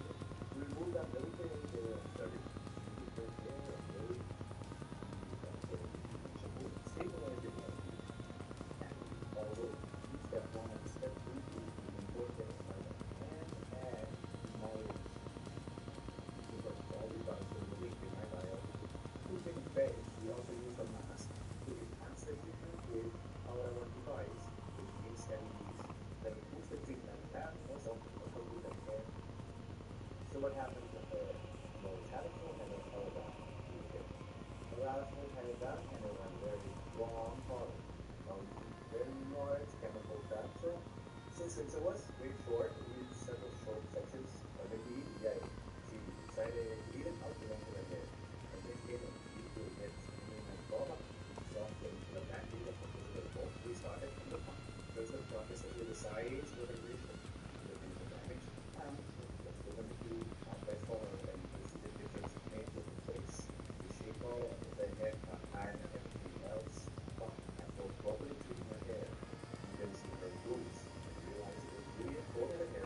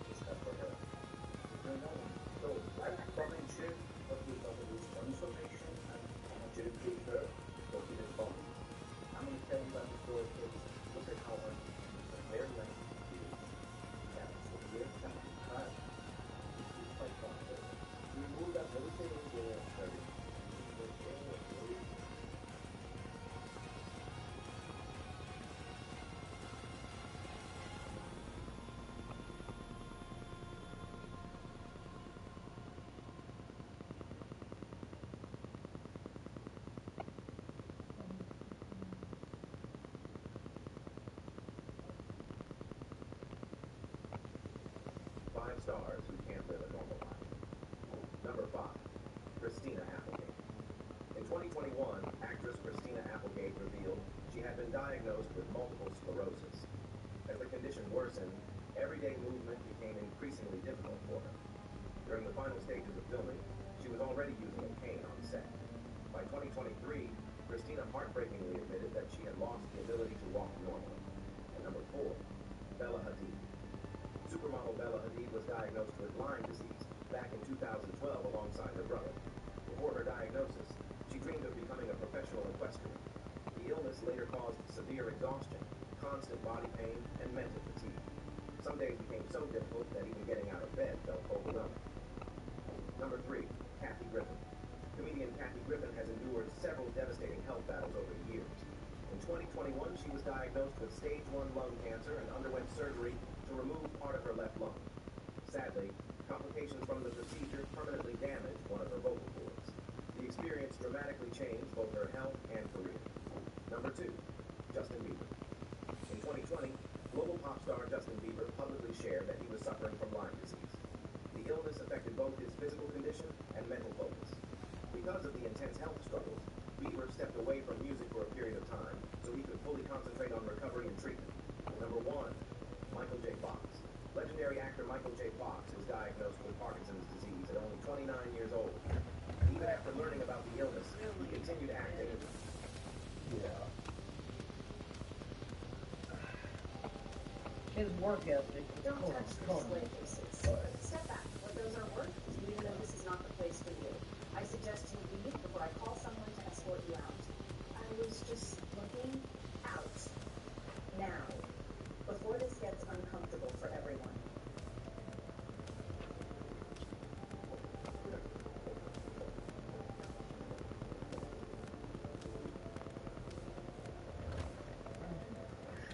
Anyway, I'm back. Dad, I went to pick up your gift like you asked, and the woman inside just leave. She told me like I was nobody. It's my birthday, Dad. I didn't do anything wrong. Maria, listen, stay right where you are. That boutique was one of 14 stores I owned in the city. That woman has no idea she's supposed to be person who will one day sign her paycheck. I have 4 minutes away. Okay, Dad. Head up. Always.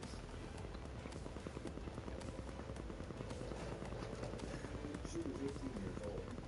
Her hair was natural and curly. Her dress simple and yellow. Let's watch it. We're gonna watch one more episode of this. Okay. Because the father had told her to give For there is a millionaire, and he's going to pick up on a diamond place that he owns. strangers walked past without a second look. Put her $1 in her lap. Later, she had learned that Leslie died. What hurt most was not the words. It was how fast they came, before she even opened her mouth. I don't know why management doesn't put dress code policy on the door. It would save everyone a lot of trouble. I don't know. She seemed perfectly polite. Polite doesn't pay for $40,000 loss. You don't know that she... Emma, I have been doing this for 11 years. I know exactly who belongs to this group and who didn't. Across the street of Black Park came to a quiet stop. A tall man stepped out, charcoal gray suit, silver cufflinks, the kind of stillness that comes from never having to raise your voice on the curb. Vincent Cole, owner of the building that was standing, owner of the boutique on the ground floor, owner of 11 other businesses in the same city. He looked up and saw his daughter standing alone by the glass door, wiping her face with the back of her hand. Something shifted in her eyes. Dad, I just wanted to pick up your gift like you asked. Don't worry, princess. He placed one hand gently on top of her head, where he had done since she was 3 years old. Then he looked up at her feet. His jaw tightened. He straightened his jacket, took one breath, and walked toward the entrance. Inside, Diana was laughing at something on the phone. She had absolutely no idea what was about to walk through that door, and even less idea that the girl she had just thrown out was the sole heir to everything inside. Want to see what happens when Vincent walks in? Comment part 2, because what Diana is about to experience will change everything.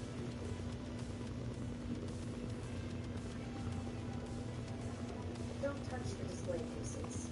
Step back. What those are worth, even though this is not the place for you. I suggest you leave before I call someone to escort you out. I was just looking out.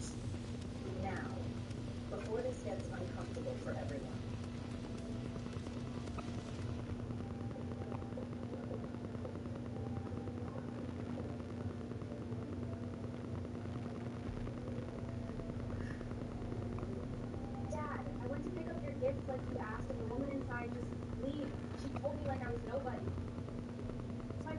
Dad, I didn't do anything wrong.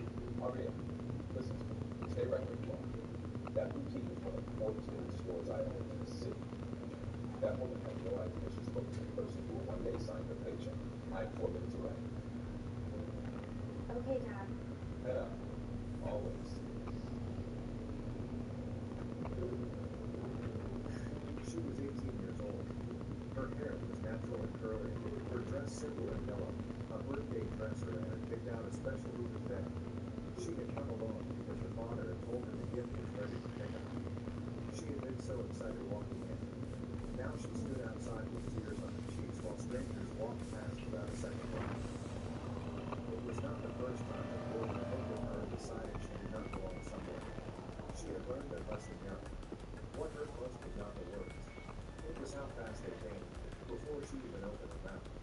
I don't know why management doesn't put a dress code policy on the door. It would save everyone a lot of trouble. I don't know. She seemed perfectly polite. Polite doesn't pay for $40,000 watch. You don't know that she... Emma, I have been doing this for 11 years. I know exactly who belongs in this boutique and who didn't.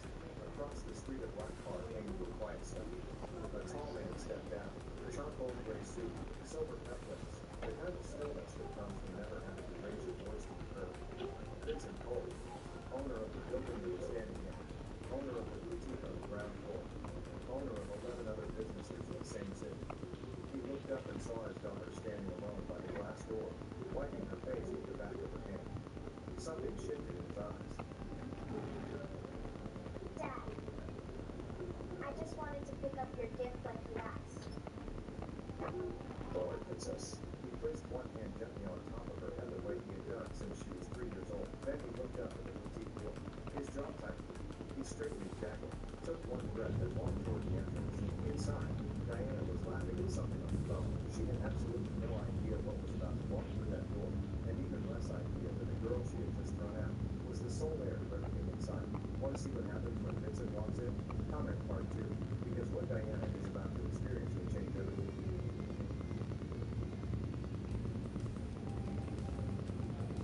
Don't touch the display cases. Step back. What those are worth.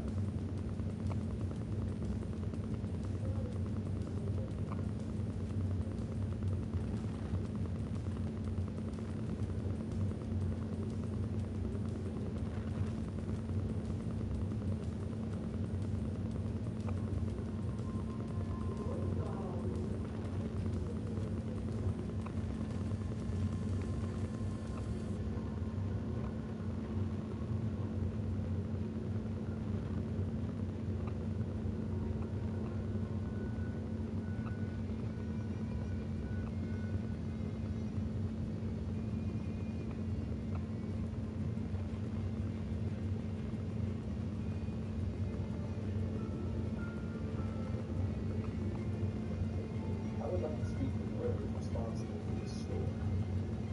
Right now. Excuse me? You can't just walk in here making demands. And you, I already asked you. I won't be asking twice. You both don't have probably the money for food. Now get out of here before I call security. These people are causing a scene, Katrin. I already had to remove this girl earlier. Mr. Cole. Diana, this is Mr. Vincent Cole. He owns this boutique. Every boutique in this building. He owns the building. That's not possible. It is. The boutique went completely quiet. The customers stopped moving. The employees in the back found reasons to look away. Diana stood there feeling the ground shift beneath her feet. She had been so certain, so completely and carelessly certain, and in that certainty she had humiliated a young woman on her birthday without a single moment of hesitation. I didn't know. But Vincent Cole was not looking at Diana anymore. He had turned to his daughter. Maria was standing beside him, chin up the way that he'd always talked, but her eyes were still red. She had stopped crying. She was just standing there quietly carrying something no 18-year-old should have to carry on her birthday. The issue is not that you recognize me. I am no one special. The issue is that you looked at my daughter and decided that you said that she did not deserve basic human respect. That is what you don't understand.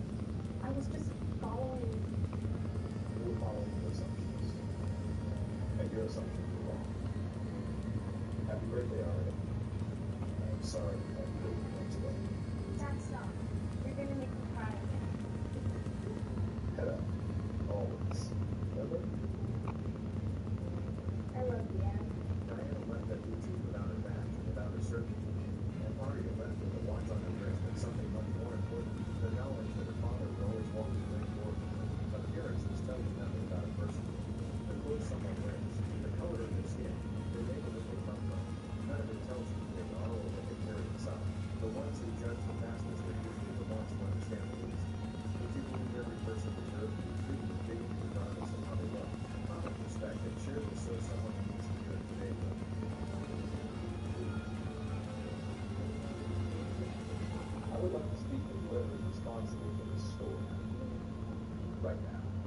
Excuse me? You can't just walk in here making demands. And you, I already asked you to leave once today. I won't be asking twice. You both don't have probably even money for food. Now get out of here before I call security. These people are causing a scene, Katrin. I already had to remove this girl earlier. Mr. Cole. Diana, this is Mr. Vincent Cole. He owns this boutique. Every boutique in this building. He owns the building. That's not possible. It is. The boutique went completely quiet. The customers stopped moving. The employees in the back found reasons to look away. Diana stood there feeling the ground shake beneath her feet. She had been so certain. So completely and carelessly certain. And in that certainty she had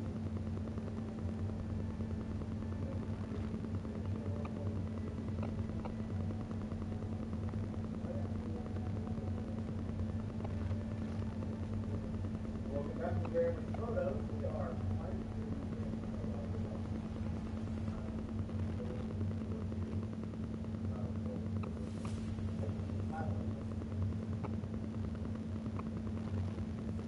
Hello, friends.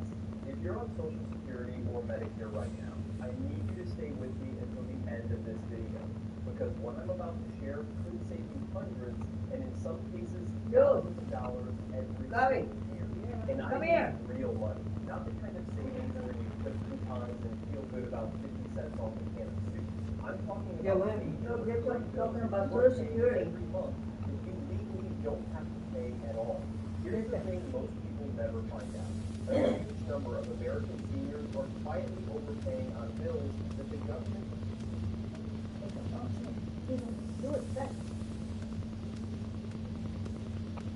Hello, friends. If you're on Social Security or Medicare right now, I need you to stay with me until the end of this video, because what I'm about to share could save you hundreds, and in some cases, thousands of dollars every single year. And I mean real money, not the kind of savings where you clip coupons and feel good about 50 cents off a can of soup.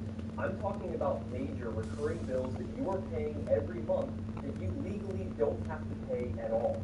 Here's the thing most people never find out. A huge number of American seniors are quietly overpaying on bills that the government is supposed to cover for them. Not because they did anything wrong, not because they don't qualify, just because nobody ever told them the programs exist. The money is sitting there. The applications are waiting. And every month that goes by without filing is another month of overpaying for something that should already be taken care of. I went through federal law, Medicare guidelines, and everything that changed in 2026. And I found 5 specific bills that millions of seniors are paying right now when they legally don't have to. I'll walk through each one, tell you exactly who qualifies, what the numbers look like, and what to do about it. Stay until the end, because number 5 is the one almost nobody talks about. And for homeowners, it could be the biggest of all. Real quick before we get into it, if you're not subscribed to this channel yet, hit that button right now and turn on notifications. The rules around Medicare and Social Security change every single year. Income limits shift, new programs open up, old ones get updated, deadlines come and go. I cover all of that in plain English so you always know what you're actually entitled to before it's too late to act on it. The people who are subscribed stay ahead of this stuff. The people who aren't tend to find out too late. So subscribe now, and let's get into it. Bill number 1, the $202.90 Medicare Part B premium. Every single month, that amount gets pulled directly out of your Social Security check. Most people just accept it, never question it, never look into whether it has to be that way. What they don't know is that there are federal programs called Medicare Savings Programs that will pay that premium for you, completely, every month, through your state Medicaid office. There are 3 tiers depending on your income level. The most comprehensive one is called QMB, Qualified Medicare Beneficiary, and it doesn't just cover the Part B premium. It covers your deductibles, your co-payments, your co-insurance, basically everything Medicare would normally ask you to pay out of pocket, gone, covered by the state on your behalf. If you're single with a monthly income under about $1,350 or under $1,824 as a married couple, you very likely qualify for QMB. If your income is a little higher, up to around $1,816 a month as a single person, there are two other programs, SLMV and QI, that will, at minimum, eliminate that $202.90 monthly charge entirely. The reason millions of people don't have this is simply that you have to apply. It doesn't happen on its own. It's not automatic. Nobody enrolls you. You have to go find it. Call 1-800-MEDICARE or go to Medicare.gov to locate your state's Medicaid office and get that application in. Bill number 2 is prescription drug costs. A lot of people think, I've got Part B, I'm covered, I'm good. But covered and free are two very different things. There's a federal program called Extra Help, sometimes called the Low Income Subsidy. And if you qualify for it, your prescription situation looks completely different. No Part D premium, no annual deductible, and the most you would ever pay for a covered medication is $5.10 for a generic or $12.65 for a brand name drug per prescription. That's the ceiling. Compare that to what people without this program are paying. $50, $80, sometimes over $100 a month for a single medication. And you start to see how much money gets left on the table year after year. The income cutoff for Extra Help in 2026 is about $23,940 a year for a single person, which is roughly $2,000 a month. Now, here's a shortcut a lot of people don't know about. If you already got approved for any of the Medicare savings programs I just described, you are automatically enrolled in Extra Help. No separate application, it just kicks in. If you haven't done either yet, apply through Social Security at ssa.gov or call 1-800-772-1213. Number 3, heating and cooling bills. Energy costs in 2026 are genuinely rough right now. Home heating is up nearly 9% over last year, and electricity is up over 12% in a lot of parts of the country. For anyone on a fixed income, that's not just uncomfortable. It's a real financial hit month after month. What most people don't know is there's a federal program called LIHEAP, the Low Income Home Energy Assistance Program, and it pays your utility company directly. Not a coupon, not a discount percentage off your bill. An actual payment made directly to your gas or electric provider on your behalf. Income limits vary by state, but if you're a single person bringing in around $22,000 a year or less, there's a strong chance you qualify. And here's something that matters specifically for seniors. If you're 60 or older, you get priority access. In most states, you can apply a full month before the general public opens up. That makes a real difference because LIHEAP is first come, first served. Once the funding for the year runs out, it's gone until the next cycle.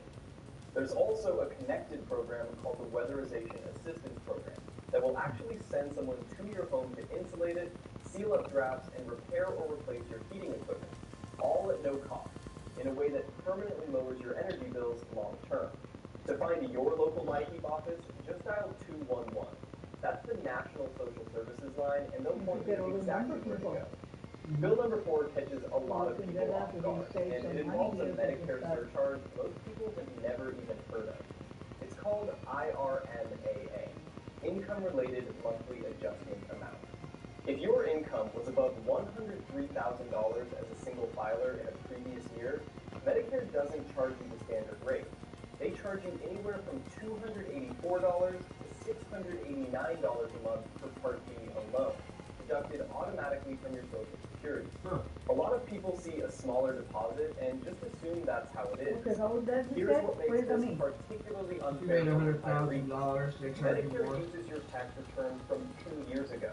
So if you retired last year, sold a property, did a wrong IRA conversion, or had any kind of one-time income event that temporarily bumped up your earnings, you could be paying a massive surcharge right now based on money you no longer have and no longer earn. And the fix, almost nobody takes. You can appeal it. There's a specific form called SSA 44 that exists exactly for this situation. For people who've gone through a life-changing event like retirement, loss of income, death of a spouse, or reduction in work hours. You You file the form, show what your income actually looks like now, and the surcharge gets reduced or completely eliminated. People are getting $200, $300, even $400 a month back by doing this one thing. You can download SSA 44 directly at ssa.gov or pick it up at any Social Security office. And bill number 5, property taxes. If you own your home and you are 65 or older, I want you to think about the last time your county government sent you any kind of letter explaining your rights as a senior homeowner around property taxes. For most people watching this, that letter never came. And yet nearly every state in the country has programs. Senior property tax exemptions, senior freezes, circuit breaker credits. They can reduce the taxable value of your home, cap your bills so it can't keep climbing year after year, or in some cases, wipe out a portion of your property tax entirely. We're talking anywhere from a few hundred to several $1,000s in savings every single year. The catch is always the same thing. You have to apply for it yourself. Nobody does this for you. The county assessor does not reach out when you turn 65 and say, here's your exemption. You have to know to ask. Just search your county name and Senior Property Tax Exemption 2026. Or call your county assessor's office directly and ask what programs are available for seniors in your area. One phone call. That's it. And those savings can follow you for as long as you own that home. So let's bring it all together. 5 bills. The $202.90 Medicare Part B premium that savings programs can eliminate completely, prescription drug costs that Extra Help brings down to almost nothing, energy bills that Leahy pays directly to your utility company, the IRMAA surcharge that you can appeal and remove with Form SSA-44, and property taxes, where senior exemptions exist in nearly every state, but only take effect when you apply. None of these programs come looking for you. You have to know they're there and take one step to claim them. That step is genuinely the only thing standing between you and the money. If this video helped you, please subscribe and pass it along to someone you know who's on Medicare or Social Security. A parent, a neighbor, a friend. One conversation can change someone's financial situation for years. I'll see you in the next one.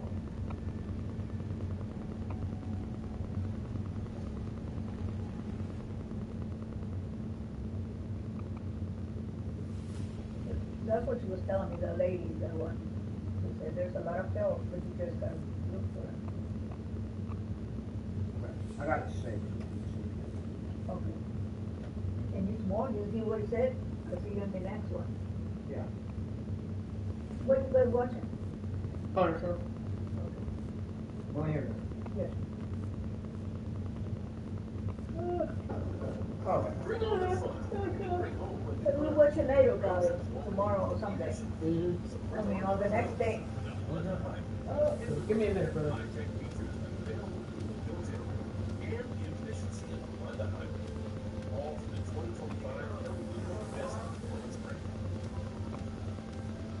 Right now, you can get $300 worth of lease on 2026 CRV all-wheel drive sport hybrid.